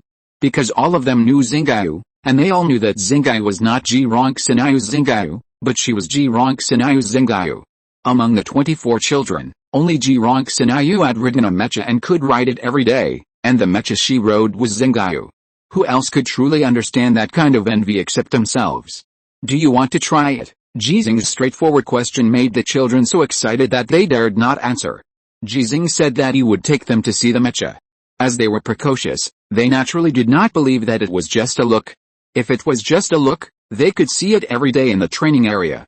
Margao glanced at Ji Xinghe, and seeing that the other party did not have any dissatisfaction, he gritted his teeth and said, I want to. With someone taking the lead, the other children responded one after another, and everyone was eager to try and couldn't wait. Okay, Ji Xinghe nodded and his expression became serious. Xinghe Team's Reserve Youth Training Team, listen up, line up. The 24 children began to line up without any hesitation, neatly. Count up, 1, 2, 3. Report to the instructor, Ji Xinghe shouted loudly. The Xinghe Team's Reserve Youth Training Team should have 24 people, and the actual number is 24. Please give instructions. Today, we will conduct the first phase of actual driving training. Ji Xinghe, step out. Here, leave it to you. Yes. Ji Xinghe turned and looked at her 23 partners, who should be called teammates at this time, and then arranged them according to the order of the team. Margao, here, step out. Yes. Margao stood up excitedly. There was actually some doubt in his eyes, because until now he didn't believe that Ji Xinghe was willing to let them ride Xingayu. Xingayu, Ji Xinghe didn't look at Margao, but turned to look at Xingayu, who was standing solemnly not far away, and called softly. Her bracelet lit up and the signal was transmitted to the Xingayu intelligent core system in standby mode. So Xingayu's eyes lit up, and a gentle female voice sounded from the external speaker. Here, open the cockpit door. Yes. When the tall Xinghe turned around and squatted slowly with his back to the children, the hatch behind him opened, and the cockpit of the mecha appeared in the children's sight. Margao, Ji Xinghe looked at Xinghe, took a deep breath and said softly, "Go." Margao hesitated for a moment. He looked at the expression on Ji Xinghe's face, looked at the expression on Ji Xinghe's face, then ran to Xinghe's cockpit, climbed in along the gangway specially made for Ji Xinghe, and was at a loss. He didn't know what to do, nor did he know what he should do. Fortunately, Ji Xinghe followed and began to give instructions patiently, and his tone didn't sound dissatisfied.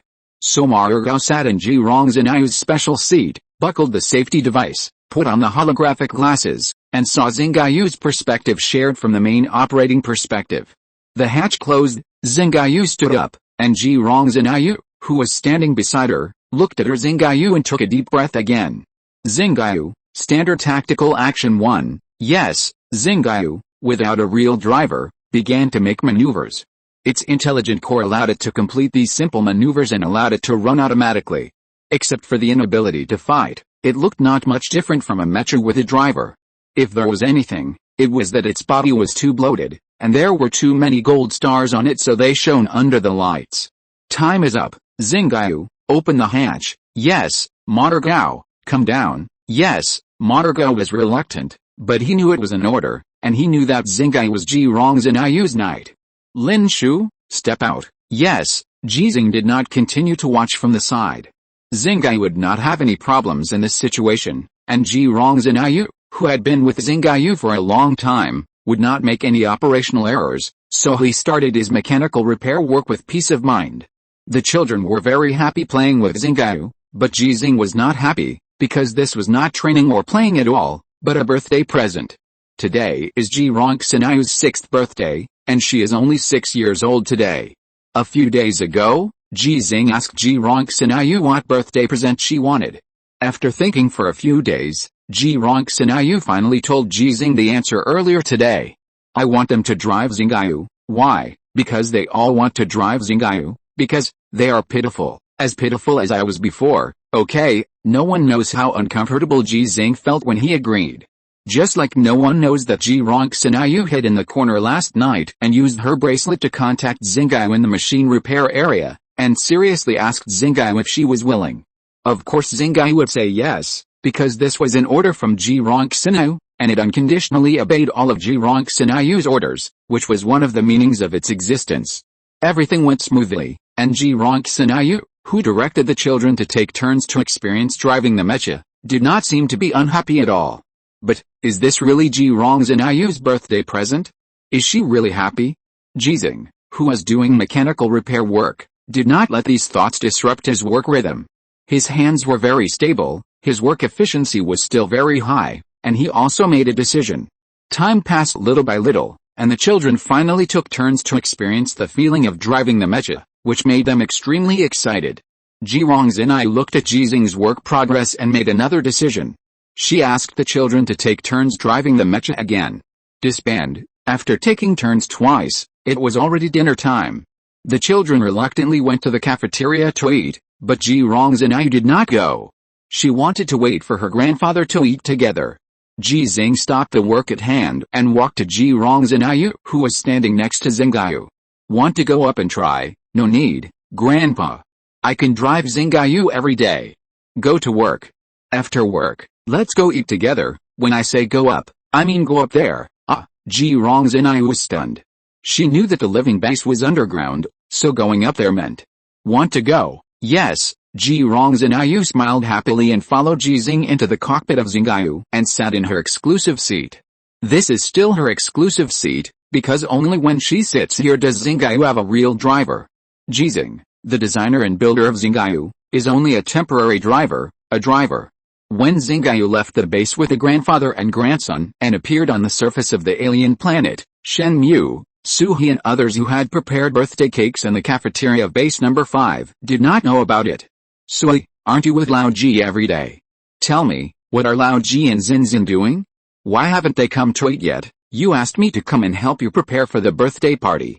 Otherwise, I would know what Lao Ji and Xinxin are doing. I asked you to help? It's because I have a lot of work to do and don't have time to prepare. Look at what you have prepared. Are you saying that I have nothing to do? Then I'll leave. Chapter 148. This is unfair to them. Xinghe, do you want to try driving Xinghe in the true sense? Can you? Yes, okay. Ji Xinghe cheered, and then began to try to operate it according to the method she had learned before. Unlike all the standard mechas of the Federation, Xinghe has two sets of driving systems in its cockpit, as if it was prepared for the two seats in the cockpit. This design is not the first time in the history of the appearance of mechas. At the beginning, the mechas designed by the Federation, which were taller and had an average height of about 8 meters, had used a two-person driving mode design.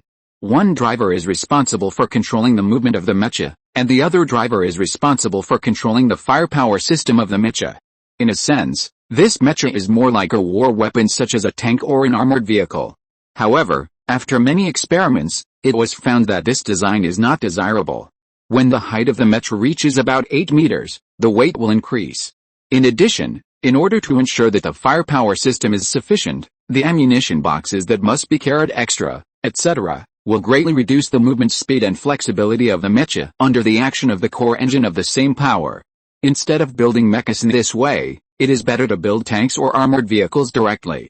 Grandpa, I'm ready, come on. Ji Xinghe gave up the operation on Xinghe and let Xinghe stand calmly under the night sky of the alien planet. In his visual window, he could clearly see all the operations of Ji Xinghe.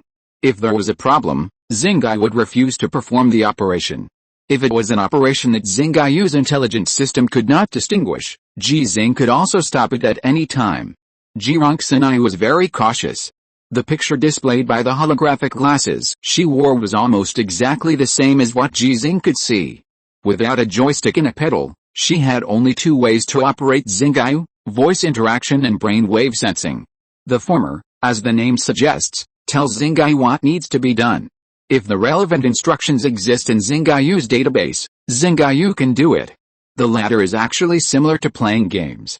Unlike the brain wave sensing device used by normal mecha warriors, for Ji Xinghe, who is still a child, she is more suitable for the virtual reality sensing device that Ji Xinghe asked someone to help her transform.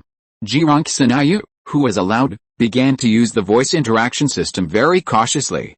Xinghe, walk 10 meters at 12 o'clock. Yes, Xinghe responded and started to move, completely executing Ji Xinghe's order to walk. When she stopped, the position of her heel and toe when she started to move was exactly 10 meters. Xinghe, turn in place at 3 o'clock. Yes, Xinghe, turn in place at 5 o'clock. Yes, one after another, Xinghe performed simple maneuvers one after another. Simple voice operation can even allow the mecha to automatically complete some non-standard tactical maneuvers, but speaking takes time, and the response of the mecha also takes time. This driving mode will never work in real combat. When Ji Xinghe gradually got used to the shaking of the body movement when Xinghe made simple maneuvers, as well as the relatively weak overload, she finally began to try to use another operation mode. The vision brought by the holographic goggles changed. Ji Xinghe suddenly felt that she had grown a lot taller and fatter, and her perspective became Xinghe's perspective. Ji Xinghe, who was also in the cockpit, looked at Ji Xinghe. In his opinion, Ji Xinghe seemed to be asleep at this time. He was not unfamiliar with this feeling, which was similar to when he played virtual reality games on the Azure Star. The biggest difference is that the game Star Glory is an operational competitive game. After entering the game world, players need to control their bodies in the virtual world to operate mechas and other war weapons in order to make the mechas move. The virtual reality operating system that Ji Xinghe asked someone to help transform made Ji Xinghe become Xinghe. All her body movements in the virtual reality operating system were embodied in Xinghe. The delay is very serious. The time error between the two actions reaches 3 seconds. If it is replaced by an adult, there will also be a 3-second delay. This is a technical problem, otherwise the operation mode of the Federation's mechas will be changed to this one. The mecha that can perfectly restore human actions and upgrade the power of human actions based on its own powerful power can simultaneously exert the maximum combat effectiveness of humans and mechas. The mental consumption is also very serious. Unlike the virtual game cabin used by Ji Xinghe on the Blue Star, the cockpit of the mecha must be equipped with a life support system, and it is difficult to slow down the consumption caused by the consciousness entering the virtual world. In addition, human muscle memory will work involuntarily in the virtual reality world, so that some actions that are difficult for the mecha to complete will be performed, which will either cause the mecha to not know how to execute, or cause the mecha to fall directly to the ground, etc. But these problems are not a problem for Xinghe and Ji Xinghe. Ji Xinghe has never thought of letting the current Ji Xinghe drive Xinghe to fight. This is just a birthday gift and a guarantee of Ji Xinghe's safety. After half an hour, Xinghe, who is like a toddler, finally stopped. Ji Xinghe, who is already sweating on her forehead, took off her holographic eye mask. She is very tired now, but she is very happy now. Because in her opinion, she is now fighting side by side with her grandfather. Let's go back, okay? Ji Xinghe hesitated for a moment. Grandpa, can I still drive Xinghe in the future? Of course, in half a month, Grandpa can take you with him when he trains to drive Xinghe. Every time Grandpa finishes training, he will give you 10 minutes to operate Xinghe. Great, thank you Grandpa, but why only 10 minutes? I drove for 51 minutes today. Is it because today is my birthday? Today is to test her limits. The results show that you can only drive for 10 minutes a day, but don't worry, you are growing up, and your driving time will be longer in the future. During the conversation between the grandfather and grandson, Xinghe was driven by Ji Xinghe back to the number 5 living base. Ji Xinghe was very satisfied with the gift he gave to Ji Xinghe, but he definitely gave Ji Xinghe more than this gift. When the cafeteria was about to close, Ji Xinghe brought Ji Xinghe over, and he was going to take the small cake he had pre-ordered in advance. The time was completely in line with Ji Xinghe's plan. He did not notify anyone. And there were very few people in the cafeteria at this time. But when he came to the cafeteria, he found that a group of people had been waiting for them for a long time. They were surrounded by a simple dining table, on which there was a very large birthday cake, as well as many snacks, fruits, and plastic flowers. They were Suhi, Shen Mu, doctors and nurses in the medical area, soldiers in the training area, mechanics in the repair area, officials from the base, and 23 children. Xinghe, happy birthday, people shouted happily and gave the gifts they prepared to Ji Xinghe. The stunned Ji Xinghe subconsciously took the gifts and looked at Ji Xinghe in a panic, and found that Ji Xinghe seemed to be in a daze. Following Ji Xinghe's line of sight, Ji Xinghe's line of sight passed through the adults surrounding her and saw her teammates who were full of envy. Old Ji, be happy. Everyone knows that Xinghe's birthday is today, so we prepared it a few days in advance, just to give Xinghe and you a surprise. After Shenmu gave the gifts, he came to Ji Xinghe and looked at Ji Xinghe, who was surrounded by the crowd with an expression of seeking credit. Sui was filming with a camera, and he also walked to Ji Xinghe's side. Why didn't you tell me earlier that you were going to take Xinghe to drive the mecha? The children have been waiting for such a long time, and they can't wait to eat the cake. Lao Ji, why do I feel that you are a little unhappy? Ji Xinghe took a deep breath and said slowly, this is actually not good. What's wrong with it? Shen Mu said in surprise. It's the child's birthday, and everyone is having fun. Even in wartime, we are a rear base. There must be some entertainment to relax. If you are tense every day, something bad will happen. Sui also misunderstood. Lao Ji, don't worry, no one has been delayed for a long time, and it didn't cost much money. It's just a thought, that's not what I meant. Ji Xinghe avoided the children and whispered, this is not fair to them. Sui was stunned, Shen Mu was stunned, and several people nearby who could hear their conversation were also stunned. I can celebrate Xinghe's birthday, you can celebrate Xinghe's birthday, but who can celebrate their birthdays? They all have birthdays. Ji Xinghe's tone was calm but full of unwillingness. Fate has been very unfair to them, we should be fairer to them. No wonder you ordered a very small cake, I thought you were reluctant. Shen Mu's perspective was still strange, but he knew very well that some things and times could not be joked about, so he said seriously, why can't we celebrate their birthdays? 24 children, 24 birthdays, 24 cakes, what's the big deal? Lao Ji, sometimes you just think too much? Yes, you don't have that much time to take care of it, and I may not have it either, but someone does. Ji Xinghe was stunned. Sui laughed, leave this to me. To be honest, I am the most idle person in the base. I will write down the birthdays in a while. In the future, we will follow today's standards. As for the resources needed, Don't worry. I can apply for it and say that I want to shoot a new program called 24 Birthdays, or the Children's Birthdays. It will definitely be approved." He was talking about resources, not money, so no one blamed him for wanting to shoot a program at this time. Under normal circumstances, if you have money, you can buy some resources in the alien life base, just like the parts that Ji Xinghe needs to build Xinghe, but sometimes you can't. Ji Xinghe's knot was finally untied, and he nodded. "Okay, let's celebrate each of the birthdays and tell them now." "Yes, we'll tell them now." The envious children finally cheered, and when they laughed happily, Ji Xinghe, who was also really happy, waved his hand. "These are our gifts. Let's open them together and choose together. Each person should get at least one." The simple birthday party ended quickly. The cake was divided among the children, but no adult ate it. Many of them left early after giving out their gifts. It was not because it was too late and they needed to go back to rest, but because they had to work overtime. Ji Xinghe sent the 6 children back to their residence, and after settling them down, he returned to the machine repair area. He also had to start working overtime. In addition to the work arrangements on the task log, he had to complete the final upgrade of Xinghe alone. He made a great contribution in discovering the diamond-shaped metal body, but his rank was still lieutenant, just because he chose the parts that Xinghe needed. As time passed day by day, the war became more and more intense, and Ji Xinghe finally received a new task. "Lieutenant Ji Xinghe, the second orbital airborne experiment is about to begin. Your exclusive mecha has been repaired and has been transported to the space battleship number 308 in advance. This time you will travel to space on a single soldier starship." "Okay, anything else?" "Nothing else, it's just..." "Ahem, Lieutenant Ji, I heard that someone once lost to you with only one move." "Huh?" Ji Xinghe frowned and thought, if you mean a victory or defeat in one move, there are actually many people like that. Oh, that seems to be the case.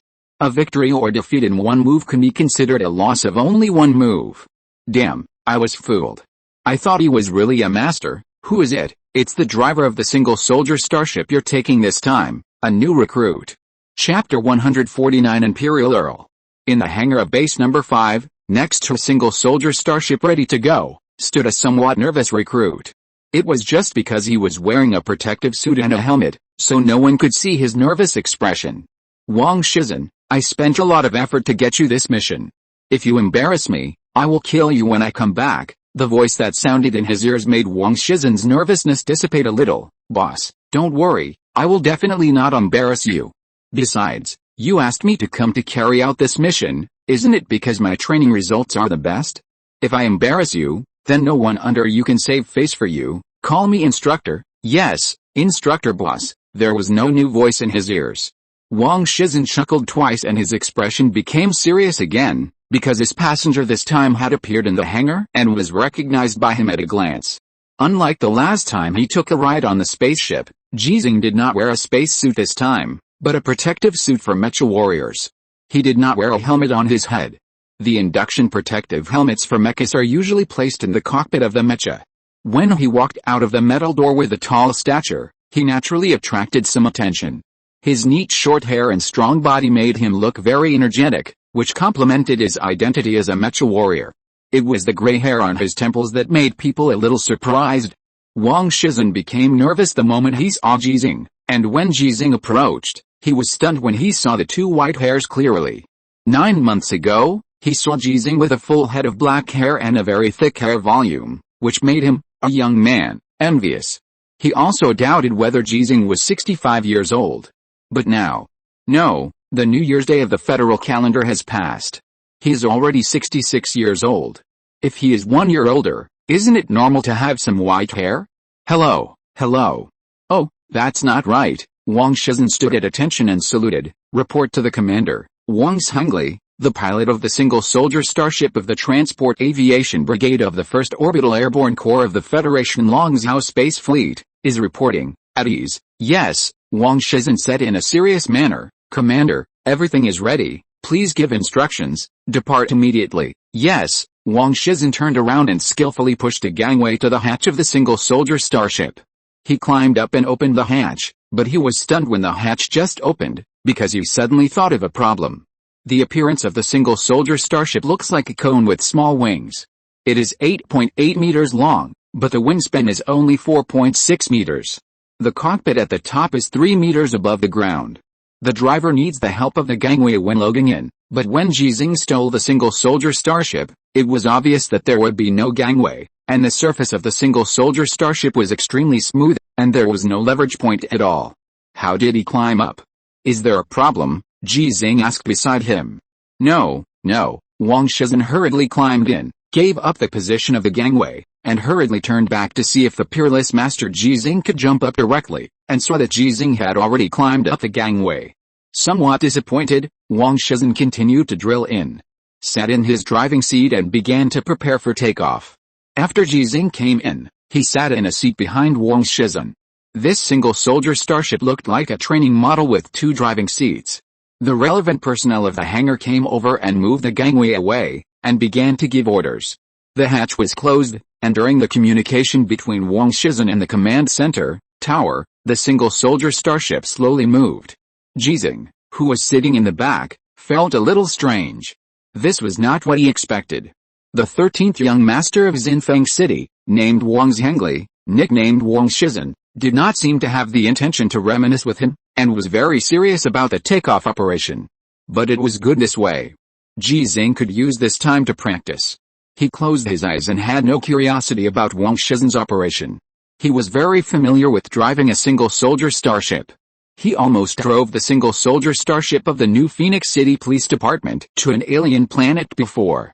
Fortunately, the system detected an abnormality at that time and directly locked the single-soldier starship he robbed, otherwise he would have starved to death or died of thirst halfway.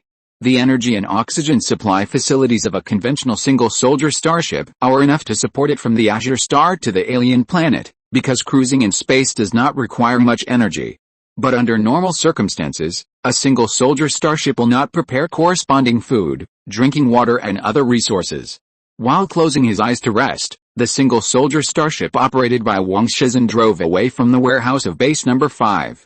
It did not accelerate to take off, but took off vertically directly under the impetus of the energy engine, and then formed an inverted posture. The core engine at the tail was fully powered, and the extreme pushback feeling came instantly. This is the most common way for a single-soldier starship to fly, similar to a rocket rather than a fighter, so a single-soldier starship is not suitable for acting as a fighter on an alien planet. It is more suitable for flying in the vacuum of the universe. But if necessary, a single-soldier starship can also perform bombing missions against the surface of an alien planet. In addition to carrying missiles, it can also rush directly from space to the surface. In the process of a single-soldier starship flying into space, Ji Xinghe can feel the blood flow in his body more clearly. In the overload load generated by acceleration, the muscles and internal organs that bear the pressure are also perceived more clearly by Ji Xinghe. This feeling has never been experienced on the Azure Star. The pushback feeling brought by driving a car cannot be compared with a single-soldier starship, even a flying car. Ji Xinghe once drove a space car that could fly directly from the surface of the Azure Star to the near-Earth space of the Azure Star, and the feeling at that time was not so obvious. The feeling at that time could not even be compared with when he was driving a mecha. If I had this experience before and could experience it frequently, perhaps my kung fu could have gone further earlier. Ji Xinghe had this idea in his mind. Every time he drove the mecha to withstand overload and collision, he had to control his body based on the Danjin level of kung fu to prevent himself from falling into black vision and fainting due to overload. The continuous confrontation process is actually a kind of exercise. Ji Xinghe has become stronger because of these trainings. He felt that it would not take long for his kung fu to go further. When the pushback feeling finally disappeared, the continuously accelerating single-soldier starship came into space and began to decelerate. Sir, it is expected that we will be able to reach the space battleship of the ape in 2 minutes, okay? Ji Xinghe opened his eyes, but most of his mental consciousness still stayed in his body, feeling the changes in his body in a weightless environment, and trying to control it with his own mental will to simulate the state in a gravity environment. He never stopped practicing, not only because practicing can keep him in physical condition, make him stronger, and be more calm when driving a mecha to fight, but also because he hopes that he can create a miracle, a history. Not to leave a name for history, just to cure his granddaughter. The single-soldier starship flying in space soon came to the vicinity of the ape space battleship, and landed in the hangar area of the space battleship under Wang Shizin's precise operation. "Commander, we have arrived safely." "Okay, thank you." After a brief conversation, Ji Xinghe, who had untied the installation device, flew directly out of the cockpit of the single-soldier starship. This scene made Wang Shizhen stunned. Damn, even the old Ji can fly? But in a flash, he remembered that this is space, and everyone can fly like Ji Xinghe. Or because he was too nervous, Wang Shizhen couldn't say a word of the reminiscences that he had prepared for a long time. Just when he thought Ji Xinghe didn't recognize him, Ji Xinghe, who had already flown to the door of the cabin, suddenly turned around. "Come on, 13th Master, old Ji recognized me, and he still remembered my nickname." Wang Shizhen was so excited that he took off his helmet and jumped out of the cockpit. "Lao Ji, you have to work hard too. You must strive to get the qualification to sit in my co-pilot all the time. Believe me, I am the 13th young master of Xinfeng City and I am not in vain. I drive fast and steady, and I drive a single soldier starship." "Ouch, it hurts." Wang Shizhen, who was not paying attention, jumped out of the cockpit too hard and hit the metal ceiling on the top of the cabin. Ji Xinghe waved his hand and turned to leave.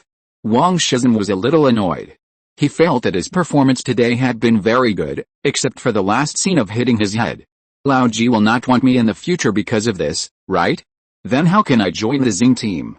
How can I become Lao Ji's full-time driver? How can I learn Kung Fu from Lao Ji?" While Wang Shizhen was thinking, Ji Xinghe saw his exclusive Mecha, a modified and customized version of the 16th generation standard Mecha of the Federation with 41 gold stars. Unlike the last time, this time his characteristic weapons were also delivered in advance, and the two weapons that had experienced many battles were also repaired, giving a brand new feeling. "Old Ji, do you want to get another Mecha sword with high-frequency oscillation characteristics? This chain-serrated sword is no longer suitable for you now." Jackson's voice sounded from behind Ji Xinghe. This time he ran faster and finally saw Ji Xinghe in person. It was not easy to meet him for the second time. Ji Xinghe turned around, thinking of Jackson's identity as a super-rich second generation, and asked curiously, "Are you going to give it to me?" "Oh, I really can't afford it." Jackson was a little embarrassed. "I haven't been in touch with my family for a long time. For some reasons, I don't want to spend their money." "What about you last time?" "That was my own money, clean." Jackson didn't want to say more on this topic, and said directly, "Our mission target this time is an Imperial Earl. His weapons are very powerful. If the two of us join forces to defeat him, I will give his weapons to you." "Earl?" "Well, the intelligence said that the highest commander of that Imperial camp is an Imperial Earl. His mecha and his combat effectiveness are very powerful. To be safe, 2 special class soldiers need to join forces to deal with it. It's not us who are ranged above, but I think our strength is stronger than those 2, so if you agree, we can try it." "Imperial camp?" Ji Xinghe frowned and said, "Do you mean, are we going to start a counterattack?" "Yes, we are going to start a counterattack." For some reason, when talking about counterattack, Jackson's expression did not show any happiness. Ji Xinghe, who confirmed this, frowned even more tightly. Chapter 150, Trouble, Trouble, Trouble, Kill, Kill, Kill, Kill, Kill. 16 special mecha warriors were in their mechas, ready to go.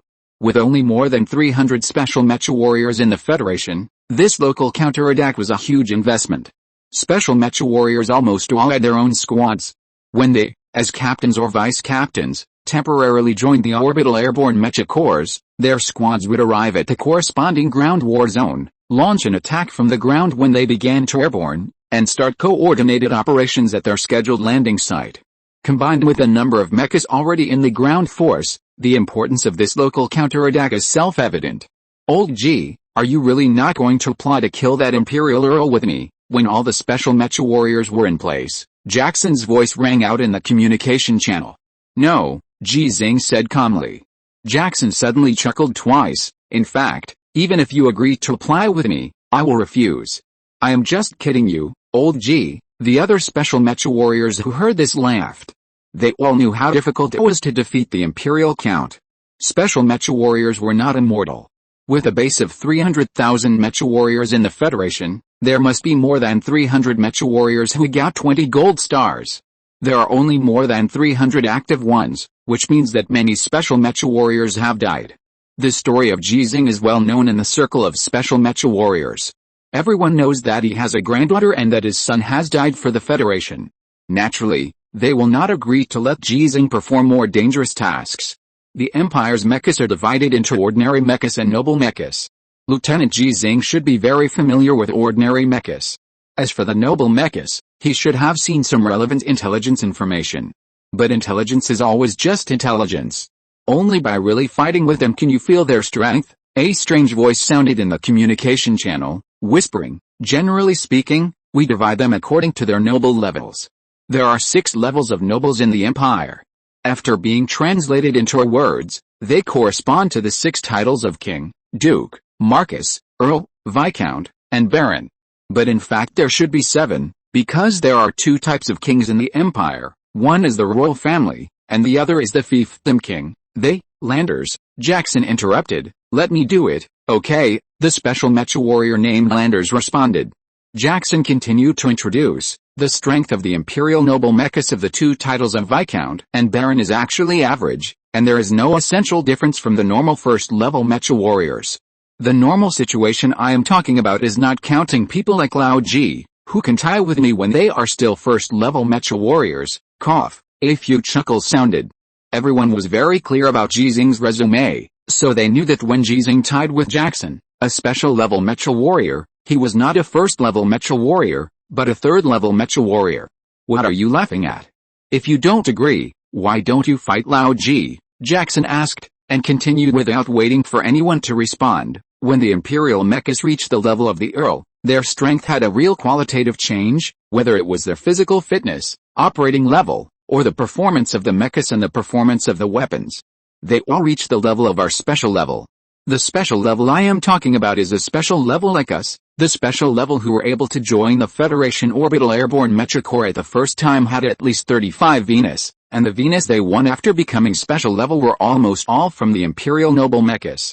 In contrast, although Ji Xinghe has obtained a large number of Venus, the quality cannot be compared with that of the special mecha warriors participating in the action today.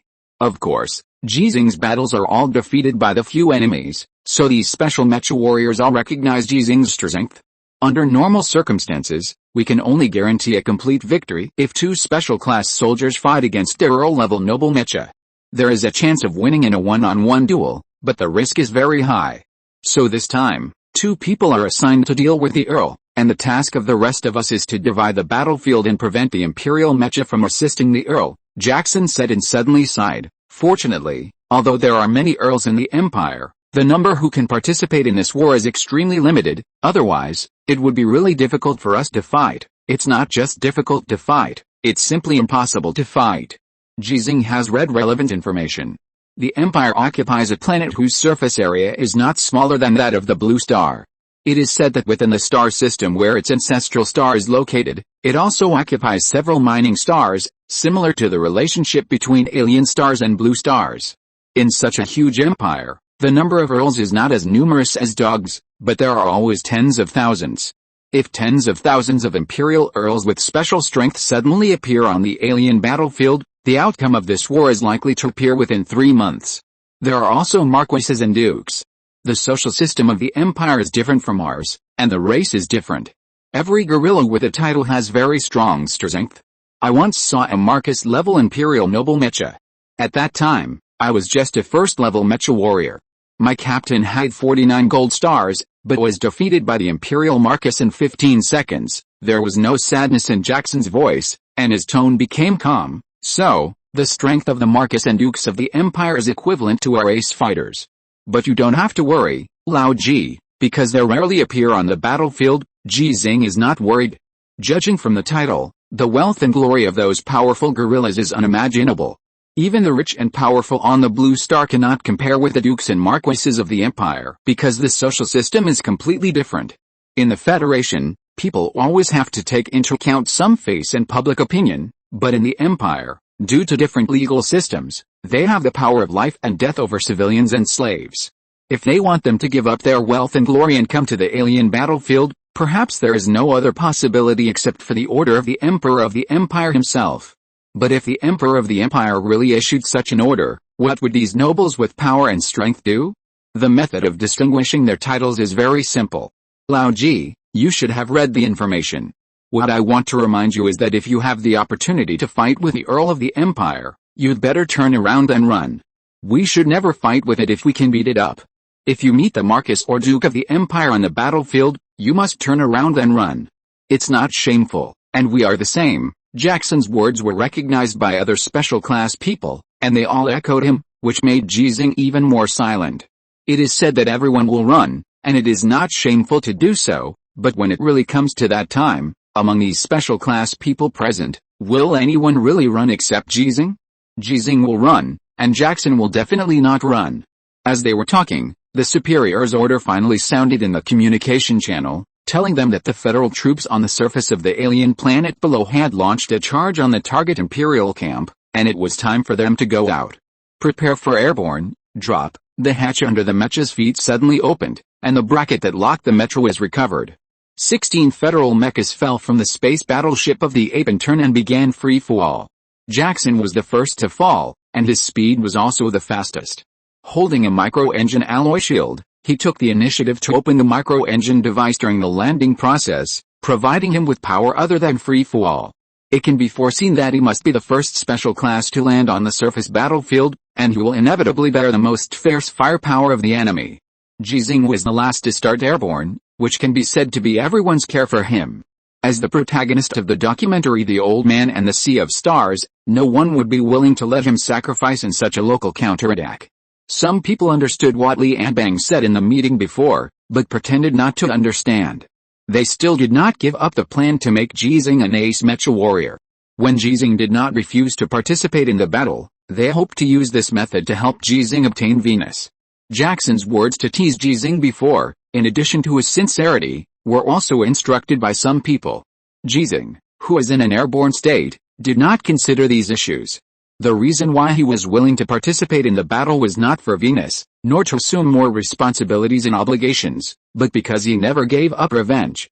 Ji Rongzhenyu understood this, so he expressed his support for him. The speed of the mecha that fell from the sky was getting faster and faster, and it was about to reach the level of Mach 2.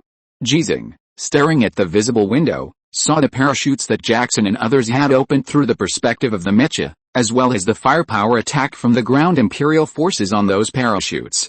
Jamming bombs were scattered from the mecha airborne kits of Jackson and others. The number of jamming bombs carried by the 15 mechas added up to more than 1,000. When Ji Xinghe's mecha finally opened the parachute and began to slow down, the jamming bombs densely spread under his feet provided him with a nearly perfect defense barrier. It was like there was a galaxy layered under his feet, and no attack could penetrate it. The jamming bombs he carried did not even need to be released, and he could land safely on the surface of the alien planet. The long-range firepower weapons and anti-aircraft weapons of the Imperial camp had been consumed by most of them when the ground troops launched a charge, and now Ji Xinghe's teammates have consumed a lot of them again. It's this feeling again. Ji Xinghe, who had already opened the parachute, sighed in his heart. He actually didn't like this feeling very much, as if he owed these people a big favor, so he didn't want to live up to the efforts and sacrifices they had made. But, I really don't want to take on more responsibilities and obligations. I just want to take good care of my granddaughter. I just want to kill some Imperial apes for revenge when I can, because I am afraid that one day when my granddaughter grows up, I will be too old to have the strength for revenge. Why do you treat me like this? When you are in the arena, you have no choice. Ji Xinghe didn't want to think about those complicated problems, but everything and everyone around him made those complicated problems constantly appear in his mind. Annoying. Ji Xinghe took a deep breath. This time his emotions were not completely calmed down. The mecha, which had slowed down to the predetermined level, successfully separated a parachute device under his operation. His landing speed began to increase again. The airborne kit engine behind the mecha took effect, allowing him to successfully slow down when it was about to hit the ground. Amid the roar, Ji Xinghe, who landed safely, saw Imperial apes and some Imperial monkeys. He landed at the Imperial artillery position. The Imperial mechas guarding here swarmed up when they saw him, just like those people and things that annoyed him. What to do? Ji Xinghe's eyes turned red. The dust from the landing of the mecha flew up everywhere. He started to charge with 2 swords in hand. Only 2 words remained in his mind, repeating over and over again. Kill, kill, kill, kill. He killed the Imperial monkeys and the unruly horses. He killed the enemy and killed himself. End of this chapter. Thank you very much for reaching the end. Don't forget to like. Looking for more exclusive content and immediate access? Subscribe to our Patreon. Remember, every like, subscription, or donation encourages us to continue. Thanks to everyone. See you in the next video.